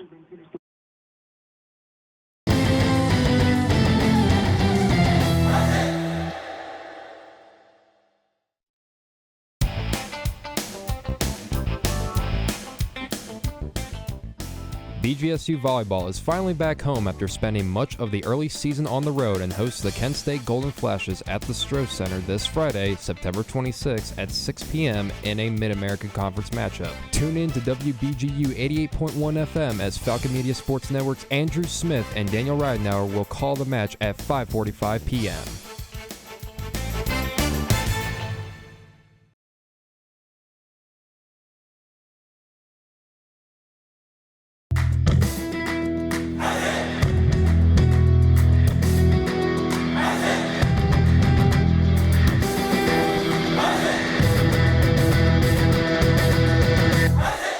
Falcon Media Sports Network produces more feature stories about BGSU athletics than any other media outlet. Make sure to head over to bgfalconmedia.com and follow Falcon Media Sports Network at BG_FMSN on Twitter/X and BG Falcon Media on Instagram and Facebook to stay up to date with all of our content.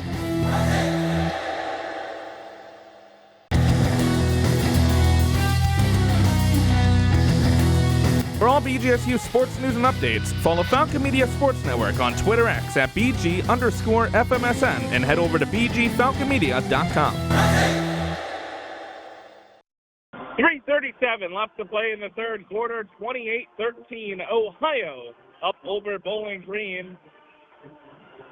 The Falcons looking to mount a comeback to get an early victory at the start of conference play. Ohio looking to continue their dominance at home. The Bobcats 19-1 here at Peden Stadium over the past 20 home games dating back to 2022. During that span, by the way, Kevin, they have outscored opponents 682 to 408 at home. That is quite a wide margin. I haven't taken a math class since high school, but that is a big numerical difference for sure. Pretty discouraging when you look at the Falcons' effort today. It's going to be a play action here. Navarro's going to keep it, try to look for something up the middle, not going to have it. They're going to say that he got back to the line of scrimmage.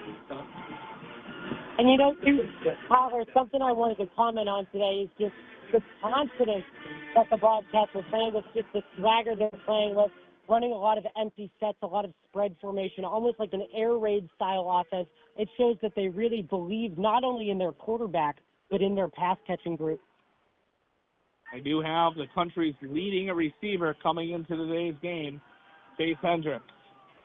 This one out to the right side, incomplete. That was intended for Hendricks, and it was broken up by JoJo Johnson out in the right flat. Johnson has been one of the bright spots for Bowling Green today. He's had a pretty good game, and as we saw in that play there, he's been excellent in coverage. So that sets up a 3rd and long, a 3rd and 10 for Ohio. Under 3 minutes to play in the third quarter. Parker Navarro with C.A. Bangura in the backfield. Down to 7 on the play clock, down to 5 now. Navarro takes the snap, drops back, looks to his left. It's going to be complete at the line of scrimmage. And it's going to be a 4th and 10 for the Bobcats. They'll have to punt it away with 2:45 and counting to go in the third quarter. Well, that is an ideal situation for this Bobcat defense, getting a defensive stop, creating a chance to not only get the ball back, but actually bring the score a little bit closer. We saw some flashes of offensive excellence by the Falcons in the first half. It's been hard to replicate that here in the second. We'll see what they can do. Punt is away. Back to receive is Brendan Ridley, and he calls for the fair catch at the 20-yard line. The Bowling Green will start off at their own 20 with 2:15 to play in the third quarter. When we get back, Bowling Green trails Ohio 20-13 right here on Falcon Radio.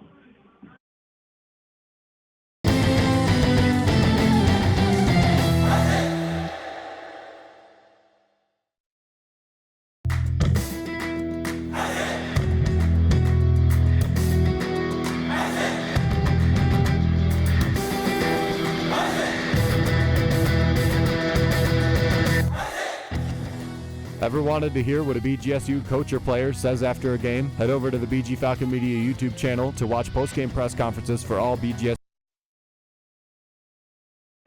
Turn the backfield.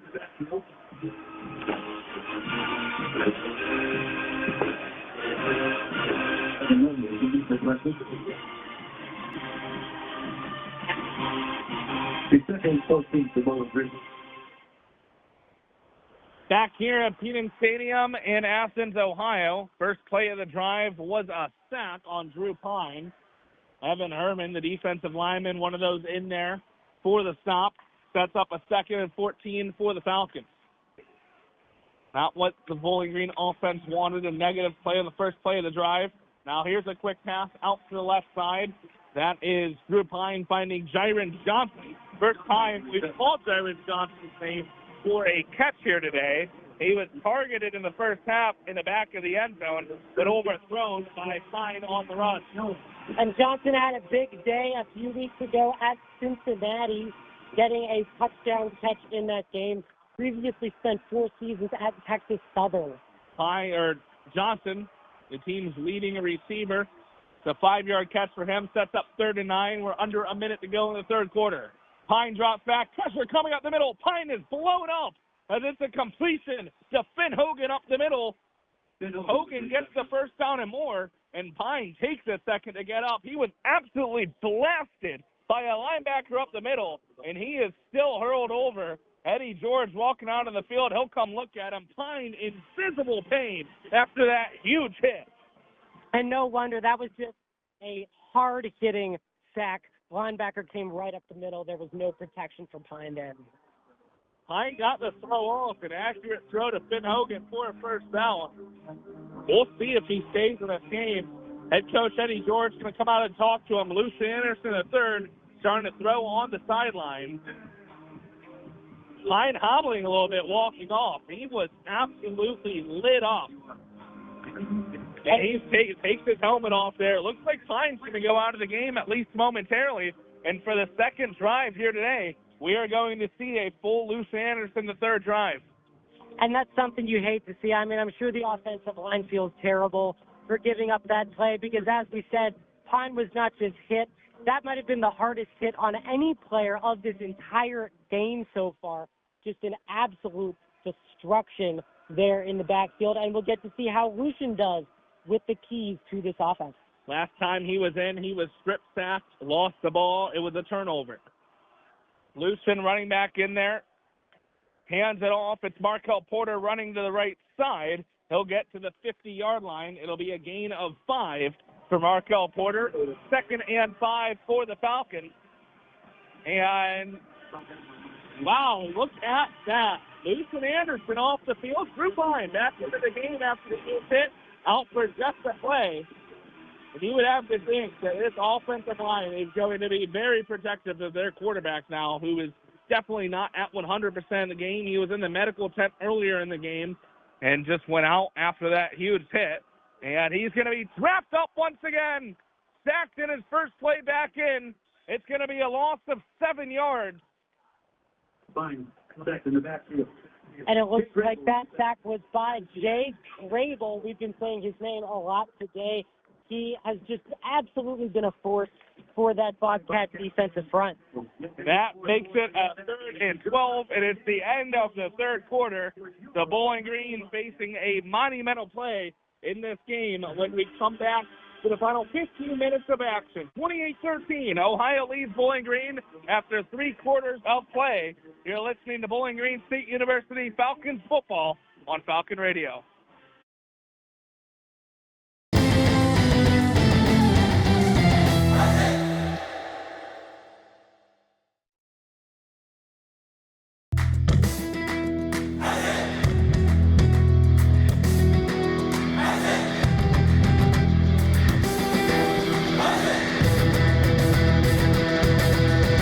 Hey everybody, this is Kevin Hutchinson, host of The Swoop. And this is Brooke Blake, executive producer for The Swoop. The Swoop is BG24's sports talk show about all things BGSU athletics. New episodes come out every Thursday at 6 p.m. at bgfalconmedia.com.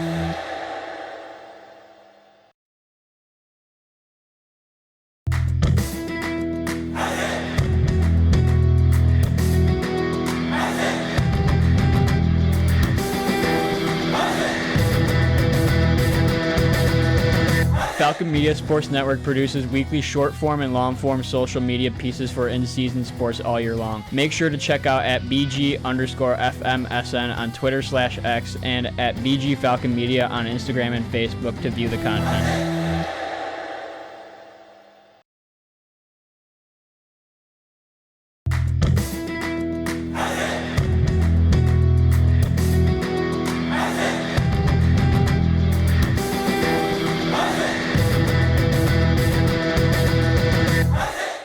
If you ever miss the Zig Zone on Sundays from 4 to 6 p.m. on WBGU 88.1 FM or just want to re-listen to the program, each show is posted in full on bgfalconmedia.com with timestamps so you can skip ahead to your favorite part.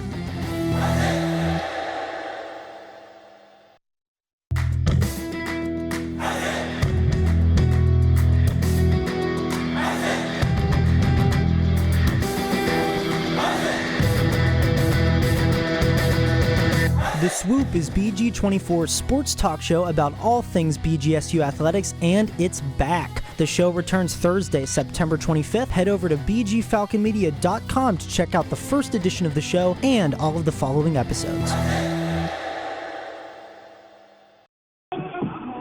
Getting ready for the start of the fourth quarter here at Peterson Stadium in Athens, Ohio. The Bobcats hold a 15-point lead over Bowling Green, 28-13 after 3 quarters of play. Story developing is Drew Pine. Pine 2 interceptions on the day, also has a touchdown, but he's been beat up throughout this game. Was in the medical tent earlier. He missed a play due to being blown up by a linebacker on a completion, on a first down completion to Finn Hogan. Left that play in physical pain back in a play later. You have to imagine he is nowhere near 100% right now, but still out there for the Falcons. And this could be an interesting story past this week, depending on what the lingering injuries could be to Pine. It doesn't seem like it's enough to knock him out of this game. You would think it wouldn't be enough for future games. And now Pine, empty backfield. He's got 5 receivers out wide. 3rd and 12. They're in this fourth quarter. Pine steps up at the 40. He's going to go to the 45. He's going to be hit down at the 49-yard line. And you saw Pine running there. He was hesitant to take another hit. Went down as soon as he could once he came in contact with the defender. Definitely protecting himself to the best degree. And it'll be a 4th and 6 for Bowling Green. And the offense was sticking out for a second. Special teams will come out. John Henderson get a punted away once again. It may be a 4th and 6, but the decision not to go for it might not be the right one. I mean, this Ohio offense has been hard to stop. We've seen throughout the season, Eddie George has not been the most aggressive coach when it comes to 4th downs. He has been fairly passive in these situations. Henderson punched it away, and it's a beauty. They are going to mark it out of bounds at the 10-yard line. So a beauty of a punt by John Henderson puts Ohio in a tough position back at their 10-yard line to begin their drive up by 15. And, you know, going back to that decision by Pine to come in just one play after, sorry, I got attacked by a wasp there. That decision by, yes, we are exposed. We are in outdoor conditions for sure. But that decision by Pine to come back into the game after this one play, those are the kinds of decisions that win a locker room over. I mean, that shows toughness. That shows character. When you could see him going out, I mean, those back home can't see, but up here we saw him trying to wave off the trainers before Eddie George came out and convinced him to go out for at least one play. And fake handoff to Brune is going to be a completion out to the flat. For Mason Williams. By Navarro. Navarro connecting with Mason Williams once again. Williams having himself a career day. Big connection with Parker Navarro, a strong one, and it's a first down for Ohio to move the chains up to the 23-yard line. Williams was a big contributor for the Bobcat offense last year, starting in all 14 games. He hails from Mogadore, Ohio, and he's an integrated science major. So 13:30 to play in the fourth quarter now. You'd have to imagine that Ohio is going to continue to run down this clock as much as they can after each play. A nice run here by Brune. They're going to mark it as a 5-yard gain. Looks like you got a little more, but they're going to say you got 5 yards. 2nd and 5 on the one by Brune. And it'll be under 13 minutes to play in the fourth quarter by the time Ohio gets their next snap off. And Brune also comes from a very athletic family, his mom being a German Olympic swimmer a few years ago.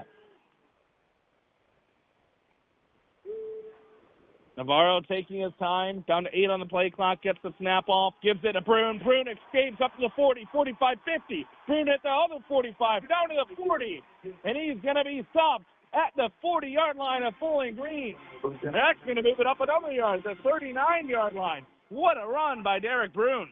That was just an incredible game that not only combines speed, but with ferocity and toughness by Brune. Brune is 5'11", and he's only 218 pounds, but he's strong, he's tough, difficult for defenders to bring down. And he's fresh. He has not been used that much today. A lot of the weight has come on C.A. Bangura, the workhorse of this running back room. It's a fake to Bangura, finds Mason Williams over on the right flat.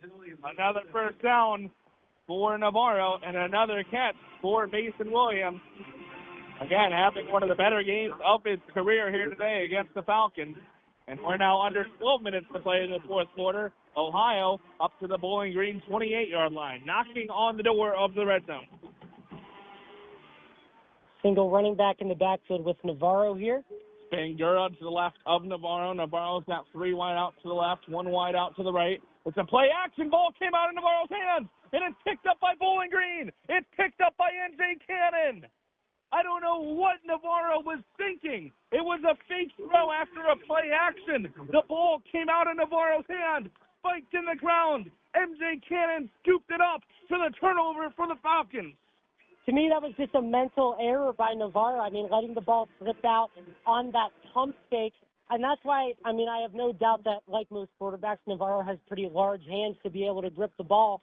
But it just slipped loose on that play. A bit of a bizarre turn of events. And now a new chance for the Falcon offense. The play is under review officially. So they will review it. The Bowling Green offense is out on the field. I have a feeling they're not going to want to leave. So they will stick out there. But we will take a short break as the officials go back to review this. As it stands now, Bowling Green ball down 28-13, 11:29 to play in the third quarter right here on Falcon Radio.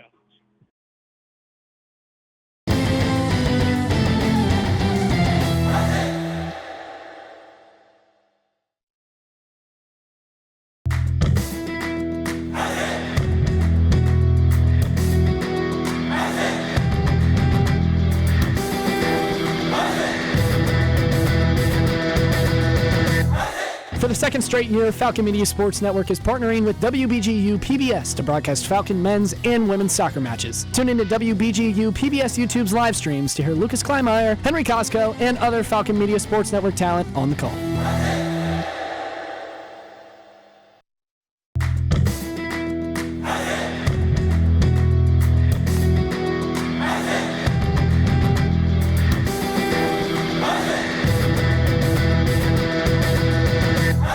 For the second straight year, Falcon Media Sports Network is partnering with WBGU PBS to broadcast Falcon men's and women's soccer matches. Tune into WBGU PBS YouTube's live streams to hear Lucas Kleinmeyer, Henry Costco, and other Falcon Media Sports Network talent on the call.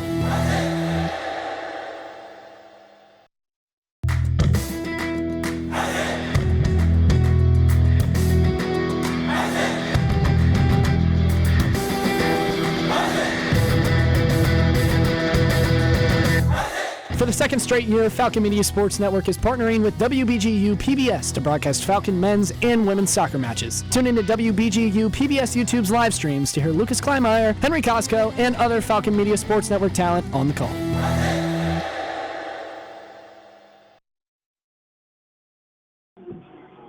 28-13, Bowling Green's lead, and they have the ball after the ruling on the field of a fumble recovered by M.J. Cannon is upheld by the officials here in Athens. So, Ohio leaving the door open for a comeback for Bowling Green, down by just 15 with 11:29 left to play. Plenty of enough time for the Falcons as we have timeout on the field.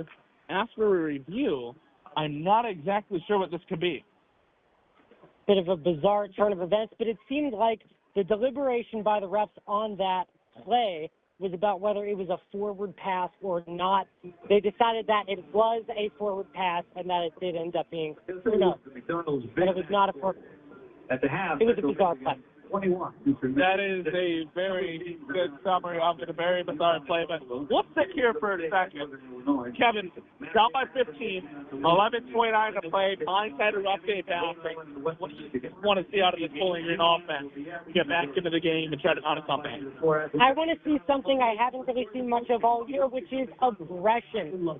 Remember, the lone touchdown pass of this game was on a throw between the numbers to Kadarius Roberts. One thing I don't love about this Falcon offense is how much they play the sidelines, the laterals, the bubble screens. I just want to see them sling it downfield, give Drew Pine a shot to put this team on his back and win the game. That's what I want to see today. It'll be interesting how aggressive they are as Drew Pine will be back into the game for the Falcons. The other thing is Ohio, if you can get into their red zone, Ohio's not a great defense inside of the red zone. The opponents score 80% of the time. And also voting in Bowling Green's favor down the stretch here. And for whatever reason, Brian Smith was asked about this in his press conference this week. He didn't really have an answer as to why. Ohio's an extremely good third down defense. They hold opponents to 22% conversion rate. But opponents have converted all but 2 fourth downs against the Bobcats this year, 10 for 12. Those two numbers, of course, 22% and 83%, don't match up. So that is a good sign for Bowling Green. Like your aggressiveness you're talking about, if they can get in those fourth down scenarios, there's a good chance that they can convert it against this Bobcats defense. Definitely, and having watched all of our games, all of BG's games so far, you get the feeling that each game, the offense kind of leaves something on the table. I would love to see them just go all out, leave everything on the field, and just absolutely air out the playbook, air out the football, and give themselves a chance to come away with a win. Coming out of the media timeout now, Pine takes the field for Bowling Green. He'll have a running back to his left. 1 wide out to the right, 3 wide out to the left. Once again, Ohio 28, Bowling Green 13, 11:29 to play. Bowling Green with the ball on their own 45. Pine hands it off here. It's going to be McMillan, I believe, with it. And he will get a few yards up the middle. Make the final stop. Gain of 6, 2nd and 4 for the Falcons. The Falcons have been good running the ball on first down. They've gotten some pretty good yardage there. They're going to go hurry up. Pine going to drop back, looks to his left, tries to go to McMillan in the flat, and it's knocked down at the line, incomplete. 3rd and 4 coming up for Bowling Green with 11:02 to play. Yet another pass batted down by Pine. It's hard to really discern why. Is his release a bit late? Is he telegraphing the throw? It's hard to say, but either way, he's had a hard time connecting with his receivers today. So now you will have Allen Middleton, and Finn Hogan out wide to the left. R.J. Garcia the second out wide to the right. Chris McMillan in the backfield next to Pine. Pine goes up the middle to Garcia, and he is quickly taken down, but it is enough for a first down. Caught it right at the 45-yard line of the Bobcats. So Bowling Green's able to move the chains against a stifling Ohio defense on third downs this season, and we're under 11 minutes to play. Falcons continue to go fast. Pine drops back once again, passes out to Markel Porter in the right flat, spins off of a tackle. He has a first down and a few extra yards, gets it down to the 34-yard line, and that is actually Cameron Petaway on the reception, not Markel Porter. He knocked out of bounds by Boulder. Good run there by Petaway down the sideline. Way to rack up some yards after the catch.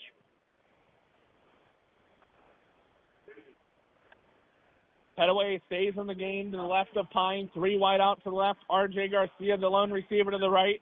And it's going to be a run. He's going to break off to the right to the 20, now close to the 15, knocked out of bounds. A nice run by Cameron Petaway, bouncing off defenders. They get some plus yardage for the Falcons.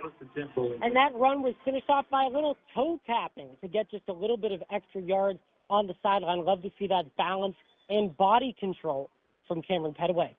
Under 10 minutes now left to play in this contest. Chris McMillan back in the backfield to the left of Pine. 3 wide out to the left. 1 tight end into the game on the right side. It's going to be a handoff to McMillan. Run to the left up to the 10-5. McMillan pushing. He is in for a Bowling Green touchdown. Chris McMillan, what a run to punch it in for the Falcons. And Bowling Green trails now just 28-19, sending the Jackson Cleaser point after. That was just an incredible job by the offensive line, opening a hole for him to run through, and just met at the goal line with some opposition, but he powered through, finished off for the touchdown. And now this really makes this an interesting game with 9.5 minutes remaining. If Ohio fails to score on the next drive, BG could mount a comeback. They very well could. Big step is Jackson Cleaser's point after here. They need it. Cleaser's kick is up.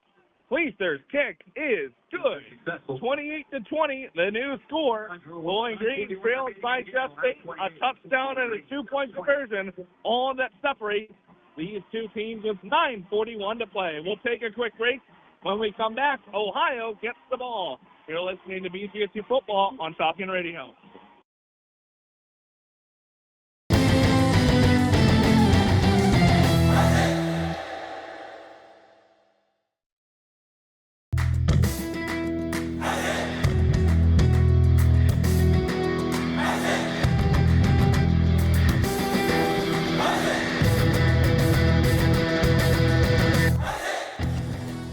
Are you a fan of BG Falcon Media and the Falcon Media Sports Network? You can show your support for BGSU student media by donating at the bottom of the page of stories on bgfalconmedia.com.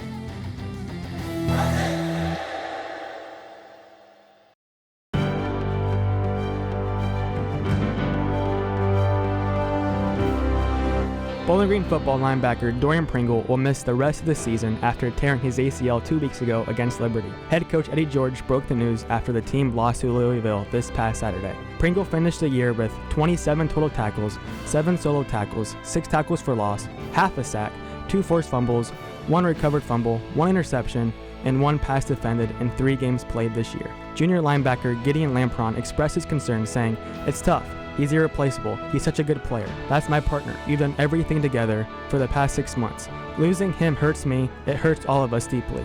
With Pringle out for the rest of the year, Gideon Lampron will now be moving to middle linebacker. This has been 60 Seconds in Falcon Athletics.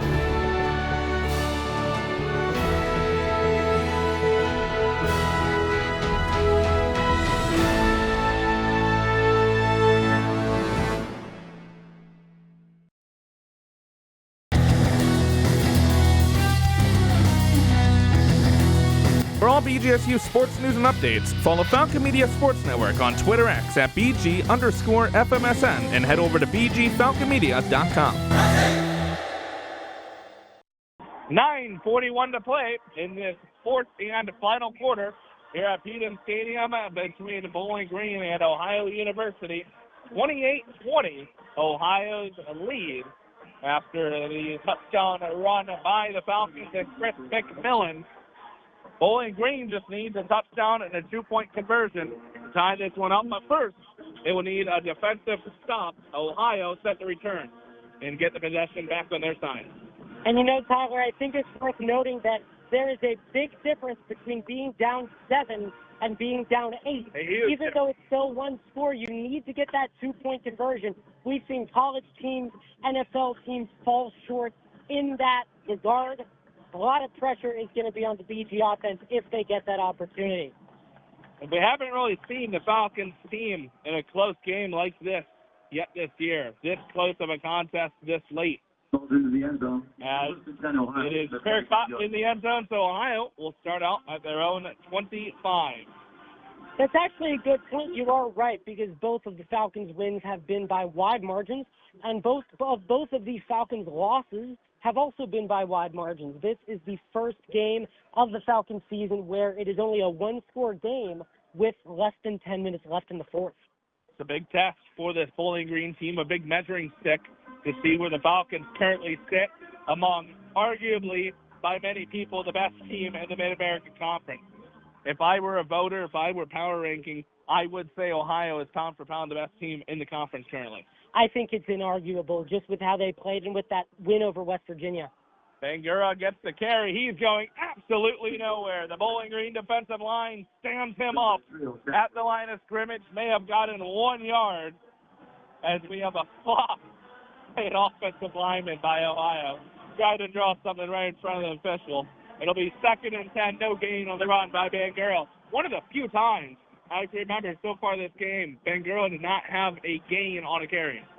Yeah, Bangura has just been very effective throughout this game, very much a ground and pound bruiser type of running back. But on this drive, Ohio's probably just going to look to milk that clock and either kick a field goal or score a touchdown to seal this one away. Navarro gives it off. No, he's going to fake it to Bangura. He's going to find his tight end wide open in the flat, Mason Williams. He'll fight for a few yards, and he'll get up to the 33, 2 yards short of a first down. It'll be 3rd and 2. Now with Mason Williams, he's not just a unit on the football field, but also in the classroom, named to academic all-MAC honors. Good to see a guy who also takes his education seriously as well as his athletic career. It's going to be a keeper, a read play. Fake the handoff to Bangura off the middle, and he finds who else but Mason Williams to the left side. Williams gets past the 45-yard line and gets a first down for the Bobcat. Apologies, past the 40-yard line and gets a first down for the Bobcats. Ball now at the 41-yard line of Ohio's, and they continue to chew this clock away, Kevin, under 8 minutes to play. Yeah, Williams has just been on a heater, and Navarro's just feeding the beast, throwing it to him time and again. We'll see if they go back to Bangura or if Navarro looks towards Mason Williams or another target. He's going to chew down this play clock. We're down to 8, 7, 6, 5. Takes the snap. It's going to be an option play. He's going to flip it back to Bangura. Bangura going to be tripped up. A beautiful tackle. I believe that was M.J. Cannon on the tackle. Got him by the shoestring to bring him down and keep him just a 2-yard gain. And that ball came out at the end there. If it had not gone out of balance, would have been an interesting play. Yeah, that was a great tackle by Cannon. The definition, like you said, of a shoestring tackle, just grabbing the bottom of the foot, but it was enough to trip him up. Approaching 7 minutes to play. Hand off to Bangura, but we have Laundry out on the field. Line judge throwing in a flag. It's going to be a false start on the Ohio offensive line. That's definitely good news for the Falcons. Anything to throw this Bobcat team out of rhythm, anything to stop the clock and potentially give the Falcons time to not only get a stop, but return with a touchdown on the next drive. The official call is not all 11 players were set before the ball was snapped. So the ball will be moved back a bit for the Bobcats, and they'll be faced with a 2nd and long. Park Navarro calling for the snap. Now he's going to drain the clock. 2nd and 14 officially after the 5-yard penalty.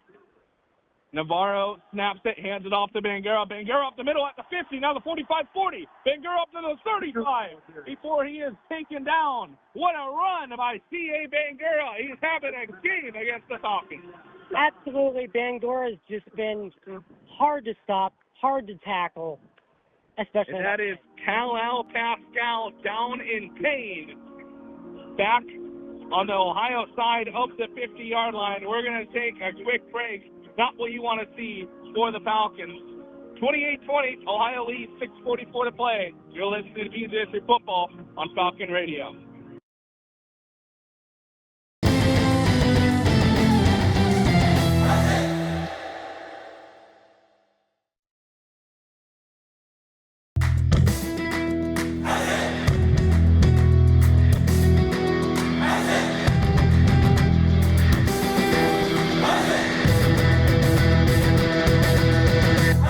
Falcon Media Sports Network writes and publishes over 1,000 stories per year, including game previews, recaps, sidebars, opinion pieces, feature stories, and more. Head over to bgfalconmedia.com to view all of our content for every sport throughout the year.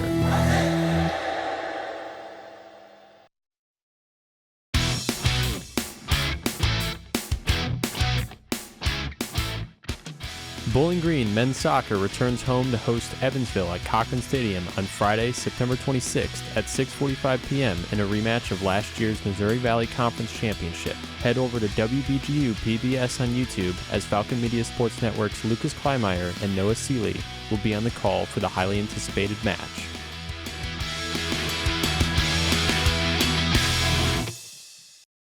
Kal-El Pascal being helped off the field with trainers. Bowling Green's defense continues to be bitten by this injury bug going around. First, it was Dorian Pringle, who had been the best defender on this team throughout the first couple weeks.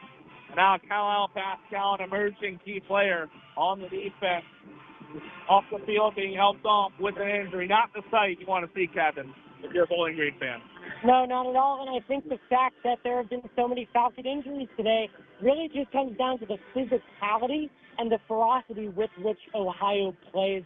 They're an extremely physical team, a punishing team on defense, and yeah, just not what you want to see, especially for the BG fans who traveled all this way to see this game. Situation as it stands right now, 6:44 left to play in the contest. Ohio leads Bowling Green by a touchdown and a 2-point conversion, 28-20.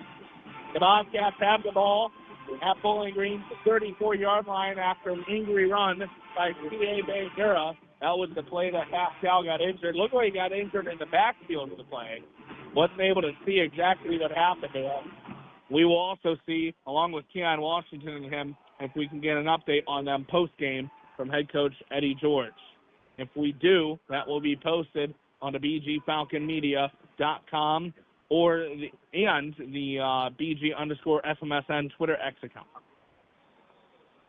BG will be looking to prevent any score, including a field goal here, just because any score by the Bobcats basically ends the game. Parker Navarro with Bangura behind him in the backfield. One wide out to the left, three wide outs to the right.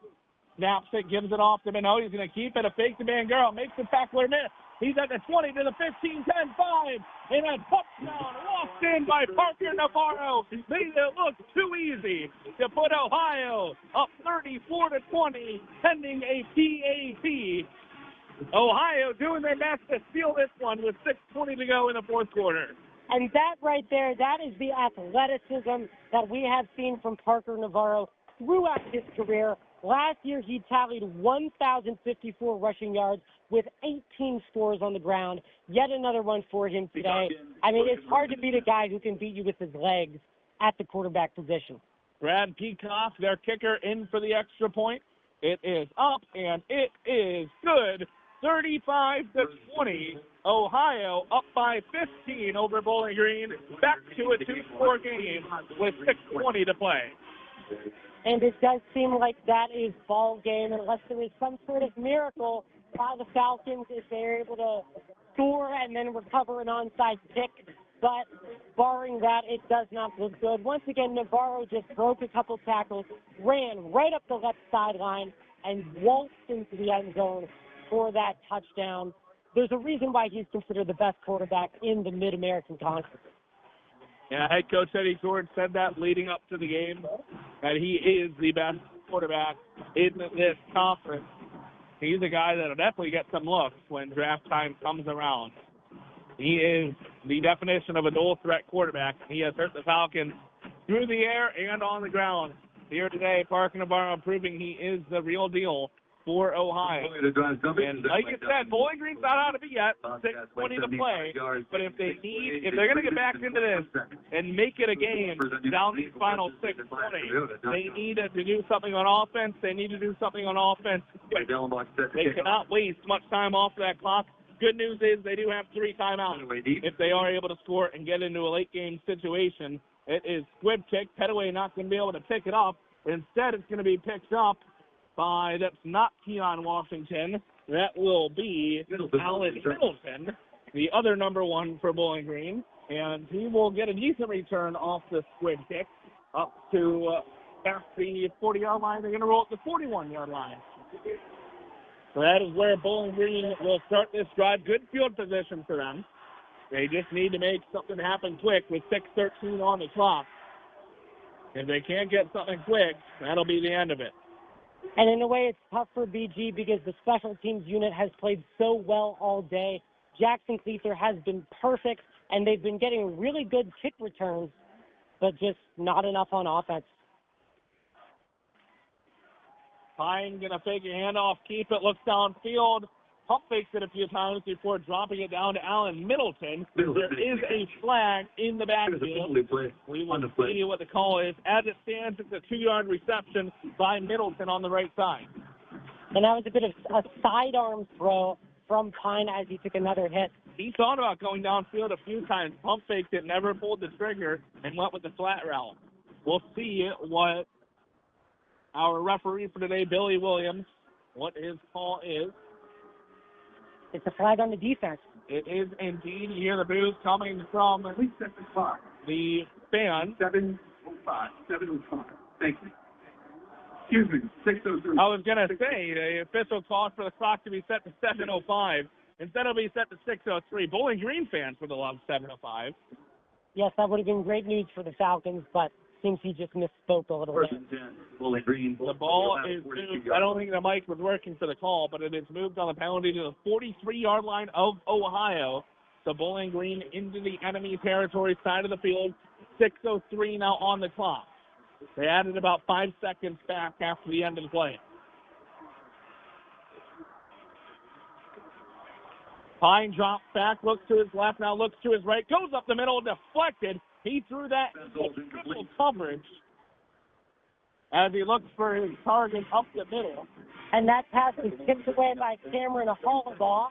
We've said his name a couple times today. He's really been a contributor for this Bobcat defense. It was intended for R.J. Garcia the second. The speedster up the middle. He now exits, so no R.J. Garcia on the field for this play. He's out of the set. They're going to have 4 wideouts, 2 to the right, 2 to the left, running back in the backfield, Markel Porter. Pine going to go back, and he's going to be sacked. Pounced on by the Ohio defense.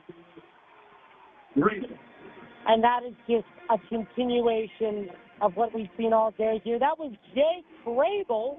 He may be the Bobcats defensive MVP of this game. Seeing the replay, he just had a delayed blitz off the right side, stuck by this Bowling Green offensive line by Nate Taps over there at right tackle. Pounced on Pine for the sack. A 3rd and 19 for Bowling Green. Pine launches to the left side, incomplete. Over is an intended wide receiver. And Bowling Green now backs against the wall. A 4th and 19, 5:15 to go. Down by 15. They will be forced to go for it here. And this is the game on the line. And as a matter of fact, that was Jacob Harris, the tight end, being targeted there. May have been his first target of the game. We haven't called his name at all. Not called his name once before that, as Bowling Green will call a timeout now. And that is an interesting one, Kevin, because you look at Jacob Harris. First 2 games of the year, he had 3 receptions for 11 yards. Past 2 games, 5 receptions for 67 yards, 2 touchdowns. With emerging as a top target for this team, had a 38-yard touchdown reception last week, which was the longest of the season up to that point for the Falcons. And like you said, we just have not mentioned his name so far today before that target. Just an interesting development of Jacob Harris just fading out of the game plan. Could be a credit to Ohio for taking him out of the game plan. Definitely, but even still, I haven't really seen him targeted or included much in the game plan at all, which he's 6'4", has a pretty large frame. Kind of a confusing decision. I would say I've seen more targets to wide receivers than any other game this year. I think that was an emphasis. Definitely. So now 4th and 19 for Bowling Green. This is the game on the line. Pine drops back. Pine looks up the middle. Pine incomplete. Threw it behind his target, Jacob Harris, in the middle of the field. He was a good 8 yards short of the first down regardless. Bowling Green turns it over on down. 5:10 left to go. Ohio leads 35-20. And that's back-to-back targets for Harris.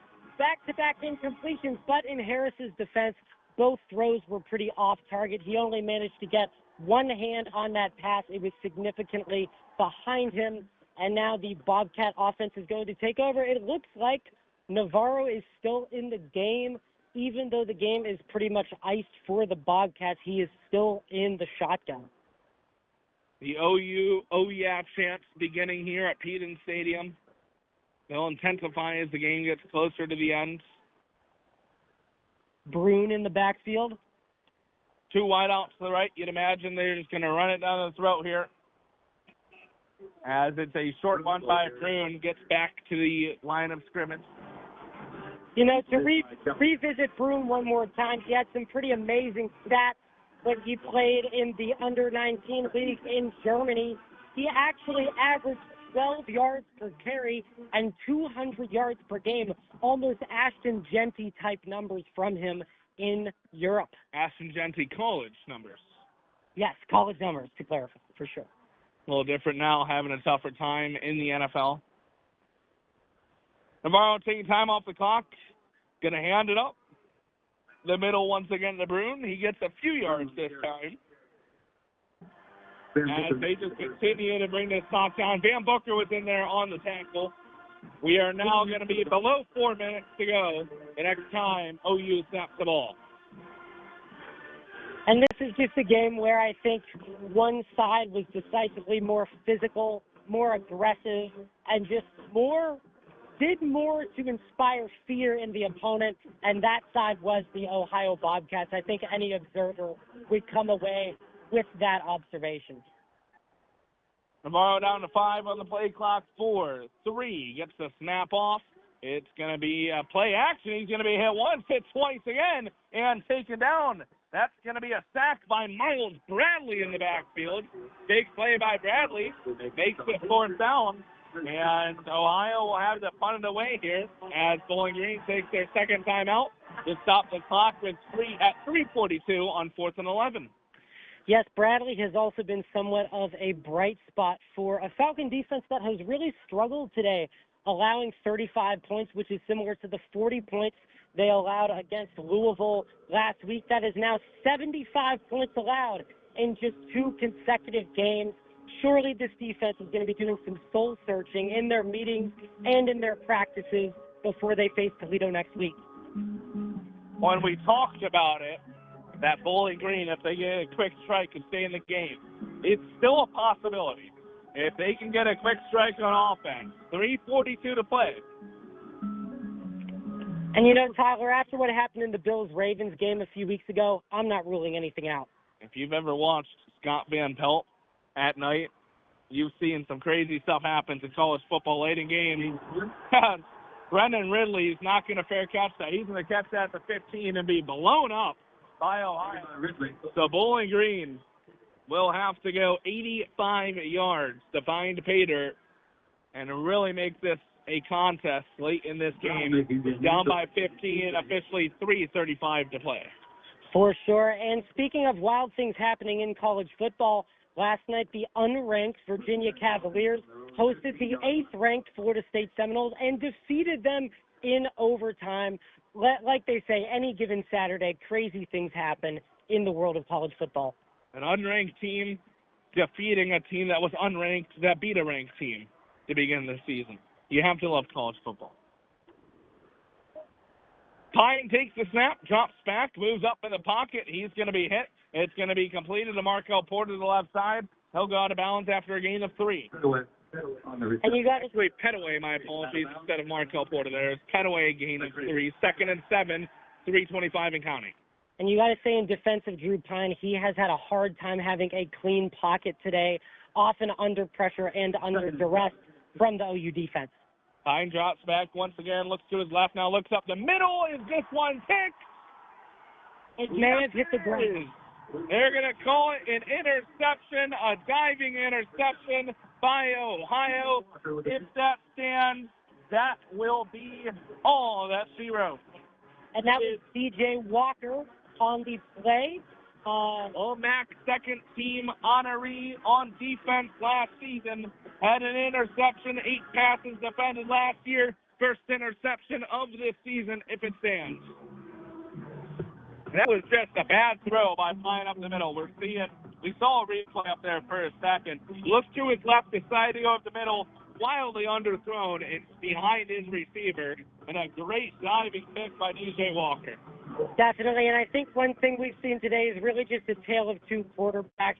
Navarro definitely being more poised and more upright in the pocket than Pine has been. It's just been so tough for this BG offense to find rhythm, and here we see yet another turnover, seemingly in a long list of turnovers today.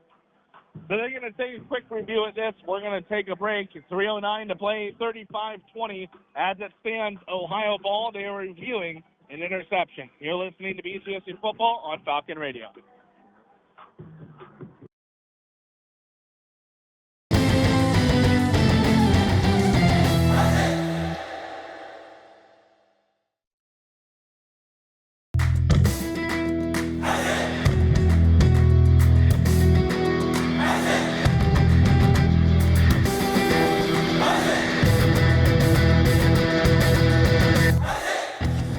Did you know Falcon Media Sports Network has video highlights of BGSU athletic events? To see all the moments from your favorite BGSU teams and athletes, head over to the BG Falcon Media YouTube channel or view them on bgfalconmedia.com.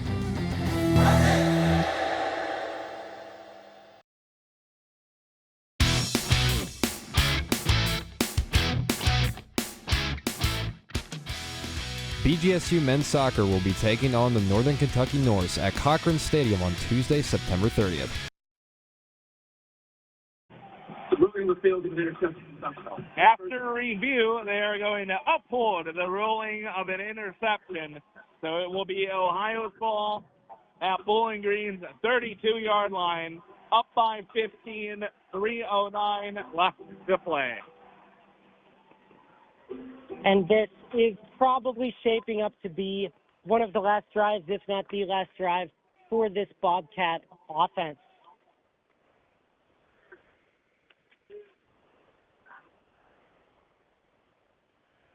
Navarro going to hand it up to Bangura. He will get a gain of about 4 yards up the middle. By a host of I think we're going to see quite a bit of that over these final plays. Bangura just running out the clock. And, you know, it is surprising to me that Navarro is still in the game. Obviously, they're only going to run the ball, but you would hate to risk an injury to your star quarterback in a game that you've already won. Maybe in a few plays we'll see backup Nick Kulos step out, but so far we haven't seen it. Navarro going to take more time off this play clock before he decides to call for the snap. And he finally snaps it, gives it off to Bangura. He's tripped up over many yards. It'll move the clock even more. We're going to hit the 2-minute timeout before we get another snap off. So we will take a quick media break for the 2 minutes left to go. 35 for Ohio. Bowling Green at 20. You're listening to BGSU Football on Falcon Radio. This is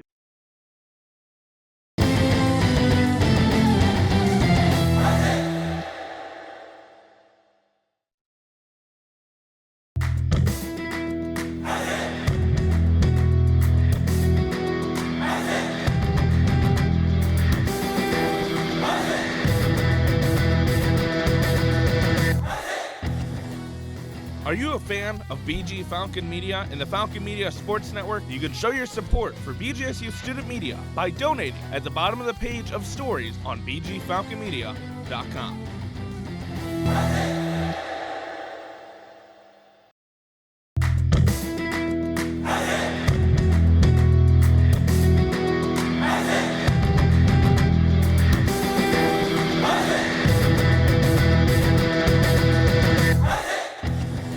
Unlike other local sources, Falcon Media Sports Network and BG Falcon Media will never charge a paywall to view our content. However, if you are looking to support student media, you can donate at the bottom of our stories on bgfalconmedia.com.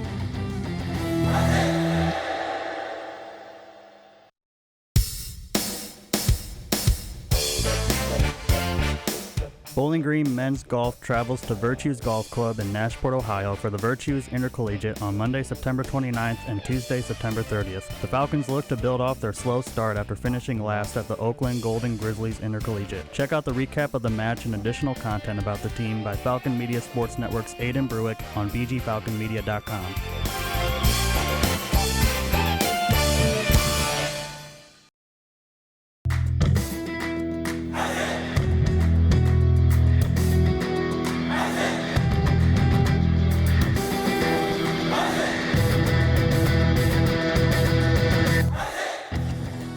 Are you a fan of BG Falcon Media and the Falcon Media Sports Network? You can show your support for BGSU student media by donating at the bottom of the page of stories on bgfalconmedia.com.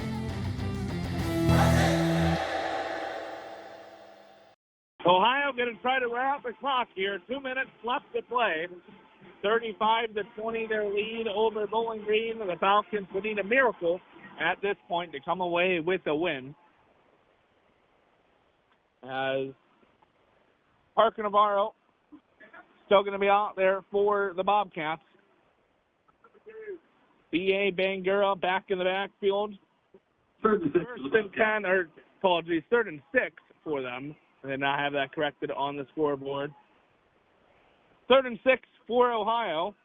If they can't convert it here, they're well within field goal range, sitting at Bowling Green's about 27-yard line, or 28-yard line, I should say.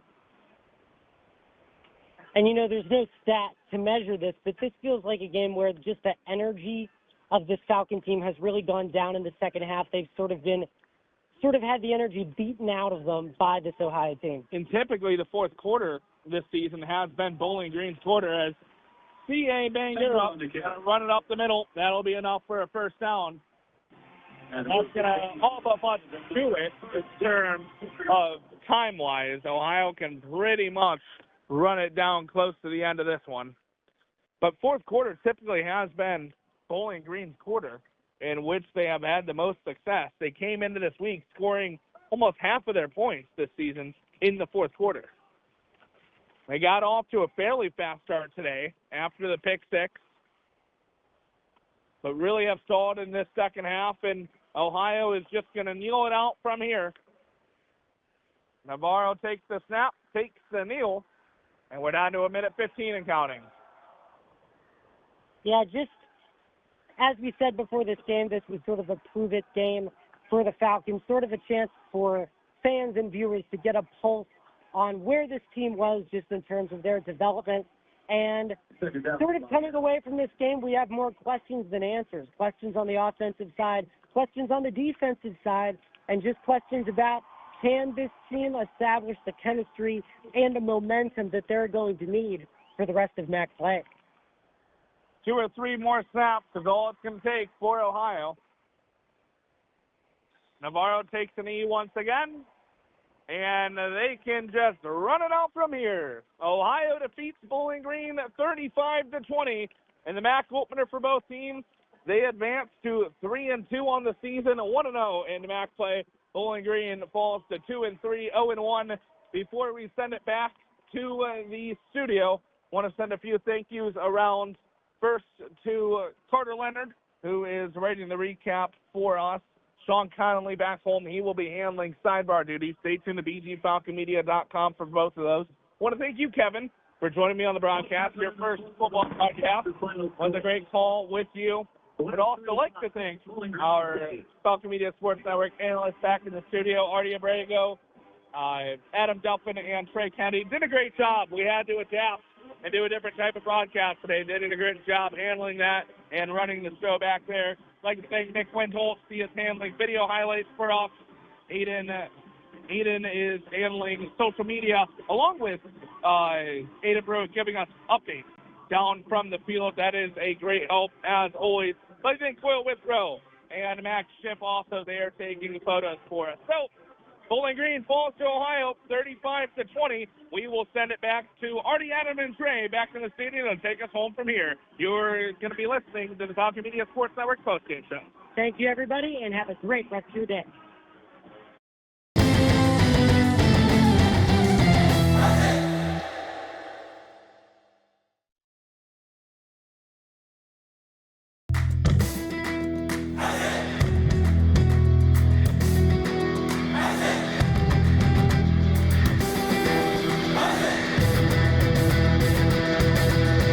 Ever heard of Falcon Media Sports Network's broadcast on Falcon Radio or WBGU 88.1 FM but don't know where to listen? Well, set down the radio, pick up your phone, and go to bgfalconmedia.com and scroll to the bottom of the page to stream Falcon Radio and WBGU 88.1 FM for all broadcasts.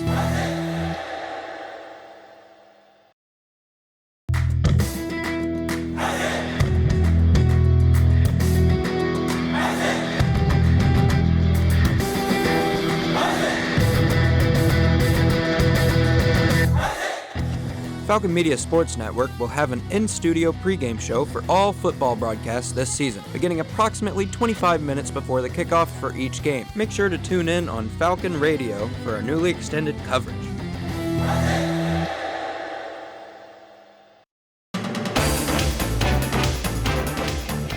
This is a Falcon Media Sports Network studio update. Welcome to the FMS and Falcon Media Sports Network post-game show. We're back here for the final time here today in the Cooling Center here on Falcon Radio, and it's been a pretty tough one today for the Falcons. Your final score here from Athens, well, I mean, we're here in Bowling Green, but from Athens, it's 35-20. Ohio picking up a 15-point win over the Bowling Green Falcons. It was a tough game. My name is Artie Brago, joined by Adam Duffin and Trey Kennedy. And guys, just not the way the Falcons wanted to go today. A lot of mistakes, a lot of turnovers, and they just couldn't get it done here today. I got to say, it started off with Bowling Green. You know, the turnovers by Pine were difficult. The third pick at the end really doesn't matter. There was 4 minutes down 15. That's just a desperation throw. But then when the defense was able to pick it up, JoJo Johnson got an interception off Parker Navarro, and then they also got a fumble after Navarro lost it on a pump fake. And the offense not being able to convert on those was killer to their chances. And then Lucian Anderson as well. He came into the game, got strip sacked on the one possession he was able to play. And OU, I stated earlier in the pregame show, they were able to mess around if they had to. And they really did, allowing Bowling Green to pull in within a touchdown. But they were able to really pull through in the end and put a hammer on Bowling Green. And I mean, guys, what happened here in the second half? It felt like the Falcons, they were playing pretty close, heading into the second half. It felt like, things weren't exactly on the one side of Ohio just yet. But what happened here today? What was the second half swing for Ohio? What caused it? The defense for Bowling Green was able to capitalize on strip sacks, turning the ball over, and bringing it to Bowling Green's offense. Yet, Bowling Green was not able to capitalize on that. The offensive line for Bowling Green, pass blocking wise, has got to be discussed. It was a massive issue. The running blocking was okay, but the pass blocking was awful, and Drew Pine paid for it deeply. And that's going to be a story moving forward. Drew Pine, earlier in the game, got rolled up on his ankle a little bit when getting sacked. That's why Lucian Anderson was in the game. And then, as well, he got hit in the ribs, took a hard hit, came out for a play after that. He was taking hits all day. It was a lot of sacks. I think it was 7 sacks in the day. So that is not optimal at all for you wanting to win. Sacks kill drives. And in the second half, they had another delay of game penalty to start a drive, which is silly. Just can't happen. Speaking of that Pine play, is it time to start hitting the emergency alarm when it comes to the injury bug for the Falcons? I mean, we had Dorian Pringle, he tore his ACL, but a lot of players today were checking in and out of the game with, like, smaller injuries, but there was a lot of guys, just checking in and out on the sidelines because they were hurt, or there was a stoppage of play because they were hurt. Like, how concerning is that for the Falcons with these injuries that are happening far this season? It's a huge concern. Sorry to cut you off there, Artie, but it's a huge concern. I mean, Bowling Green is relying on these veterans, but that means that these young guys have got to step up. And as well, like in the second half, there was a bunch of injuries all to the linebacking core as well, or just everywhere. I mean, Caden Marshall, redshirt freshman, they're trying to have step up. He got hurt, and it's a little difficult with the road game trying to figure out injuries as fast. So I don't know if he came back into the game exactly or not. But as well, Kal-El Pascal also got hurt. You can't have that happen. Right now, he's looked as a leader for this defensive group. Kevin made a really good point. OU plays with a really awesome style of play. They're really tough, and they come at you in really awesome ways. In Bowling Green, I guess we're not ready for that. I mean, speaking of just awesome ways, I mean, just the running attack for Ohio today, 231 yards on the ground and 2 touchdowns, plus Navarro had 4 touchdowns today. He threw 2 and he ran in for 2. Just pure dominance on that part from the Bobcats. Not to mention Bangura, the running back, also had 115 yards rushing on 18 carries, averaging 6.4 yards per rush. So OU's offensive line as a whole was much better than Bowling Green's. And on the bright side for the Falcons, I think after seeing this game, I think it's safe to say OU is rightfully the favorites to repeat the MAC. Today it was absolutely amazing by Parker Navarro. Besides the silly fumble he had, he played a really good all-around game. And someone that stepped up today was Mason Williams, the tight end, because Chase Hendricks was leading the country in yards and was held to 1 25-yard touchdown catch. Besides that, Mason Williams had a career day with 93 yards. Bringing it back to the Falcons here for a second, Drew Pine has now thrown 5 picks in 2 games. He threw 2 against Louisville. He threw 3 today. Do we start sounding the panic alarm on the quarterback play for the Falcons yet after today's performance? I think it has to be addressed, but ultimately we have to figure out these issues that are going on with the offensive line first. I mean, Lucien Anderson III probably is going to have the same issues finding time to throw the ball if, the offensive line continues to perform the way they have. And it's a deeper issue in Pine to speak about Lucien Anderson. Like, he wouldn't exactly be suddenly in a better position just because he's a little more mobile than Pine. The issue of the O-line, it doesn't matter who you have back there. If they get hit every time they're throwing, they won't be 100%. They're not going to play well. And the run game for Bowling Green did do well today. That is something they can build upon. 180 total yards is amazing, especially with their 2 leading backs, both averaging over 6.5 per carry. All right, we're going to take a quick break here, but when we come back, we're going to get into our players of the game and some of our final thoughts on today's matchup, also looking back at the current Mid-American Conference matchups going on in other college football. So we'll be right back here on the Falcon Media Sports Network postgame show in just a little bit.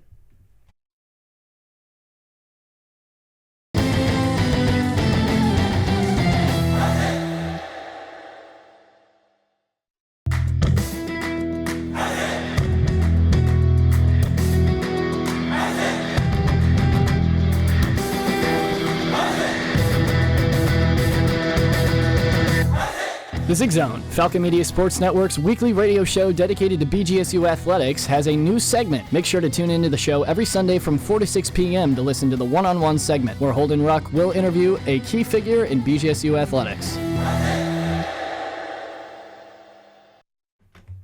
Welcome back here to the Falcon Media Sports Network postgame show. That was our final break of today, as we're going to go into our discussion. My name is Artie Abrego, joined by Adam Duffin and Trey Kennedy. And guys, it's time to pick our Falcon Media Sports Network player of the game. We have 1 player from Bowling Green, 1 player from Ohio. Trey, why don't you bring us in? Who's the Bowling Green, despite the loss, who do you think played the best for Bowling Green today? My player of the game for Bowling Green is Chris McMillian. He had 89 yards rushing, 11 carries, 1 touchdown, average 8.1 yard per carry, and his long was 33 yards. And he was mainly and primarily the bright spot for Bowling Green. I mentioned the issues that the offensive line had pass blocking, but they were decent in the run department, run blocking. And for Ohio, I got to say it's Mason Williams, the tight end. He had a career day, career day with receiving yards with 93 and very similar yardage to McMillian. But he also had the situation where he was bruising Bowling Green defenders downfield, trucking into them. His one touchdown, he stiff-armed another player and then carried another one with him into the end zone. So it was a really good day overall for Mason Williams and OU offense. And speaking of touchdowns, we've got some more touchdowns coming today when it comes to the more Mid-American Conference action. And, Trey, not a lot of games were going on today while the Falcons were playing Ohio, but there are a couple matchups on the docket for later on and, of course, going on currently. Yeah, right now Central Michigan is leading Eastern Michigan 21-13 as they head into the fourth quarter. But as we head into the 3:30 window, we got San Diego State playing Northern Illinois. Miami of Ohio hosts Lindenwood today. UConn heads to Buffalo. Akron will face off against Toledo. And all these games will be on ESPN+. And then 2 primetime games, one at 6:30. Western Michigan hosts Rhode Island. And our last game today in the MAC, UMass travels to take on number-ranked 20 Missouri. That will be airing on ESPNU. And Adam, I know we talked about it. We've talked a lot today. Illinois versus USC, and of course, you got a little bit of an upset watch going on here. In other terms, in the other world of college football, outside of the MAC. Yeah, currently number 23 Illinois is holding on against number 21 USC 31-25. However, the USC Trojans are in the red zone of Illinois, down 6 with a 2-minute drill remaining. So that game is going to go down to the wire on that final possession. And for the upset watch, throughout the day, Wake Forest was in the lead most of the time against number 16 Georgia Tech. That game is currently 23-20. Wake Forest holding on with just over 2.5 minutes left in that game. And as I mentioned it, they got a first down. We don't know about the timeouts exactly in that game, but Wake Forest might get a big upset at home. Still a lot of great college football left to be played today. So make sure to check those games out after we're done with our coverage here. So guys, as we wind down the post game, what are your final thoughts on today's matchup for the Falcons? Bowling Green can no longer afford to get down behind and then try to make a late comeback. We've seen this too many times against Cincinnati, against Louisville, and then today against Ohio. They have got to start quick. They did after Drew Pine threw that interception. They've got to continue to play well and not get behind in the football game. And I really think Bowling Green, it was a 15-point loss, and then it felt a lot closer and a lot farther at different times. Just the turnovers. One of them was in the red zone for Pine, so that was a big part of the game. And just how they need to capitalize off those and win the turnover battle, because every game they've won so far is when they win the turnover battle. All right, so that's going to do it here for the Falcon Media post-game show. Falcon Media Sports Network post-game show. I jumped a couple words there, but that's going to do it here today for us. First, I'd like to thank my fellow analysts here today, Trey Kennedy, Adam Duffin, for joining me today in the Cooling Center. I know it was a pretty long football game, but you guys did a great job. A lot of great info out of you guys. Of course, we'd like to thank Tyler and Kevin for having a great call here today at Athens. I know they ran into some connection issues, some technical difficulties, but they pulled it through. They used their phone. They were on a 4-hour call with us the entire time, and they called it one heck of a football game. And then, of course, we've got some more Falcon Media Sports Network content coming out. We have Carter Leonard writing the recap, as mentioned by Tyler. We have Sean Connolly writing a sidebar today, a little bit of a side story here today for us. And we have Nick Windholtz recording the video. And then a bunch of other content coming your way, photos, social media. So that'll all be available on falconmedia.com. So that's going to do it here today for us. Thank you for joining us today for the Falcons matchup. And we'll be back with another one of these, hopefully very soon, here in Coolin.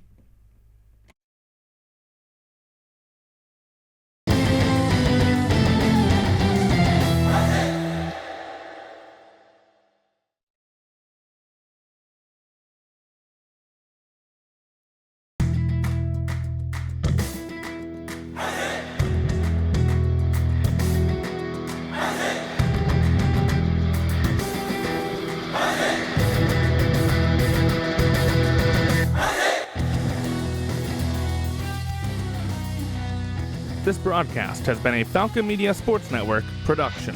For more BGSU sports news and updates, follow Falcon Media Sports Network on Twitter X at BG_FMSN, BG Falcon Media on Instagram, Facebook, and YouTube, and head over to BGFalconMedia.com.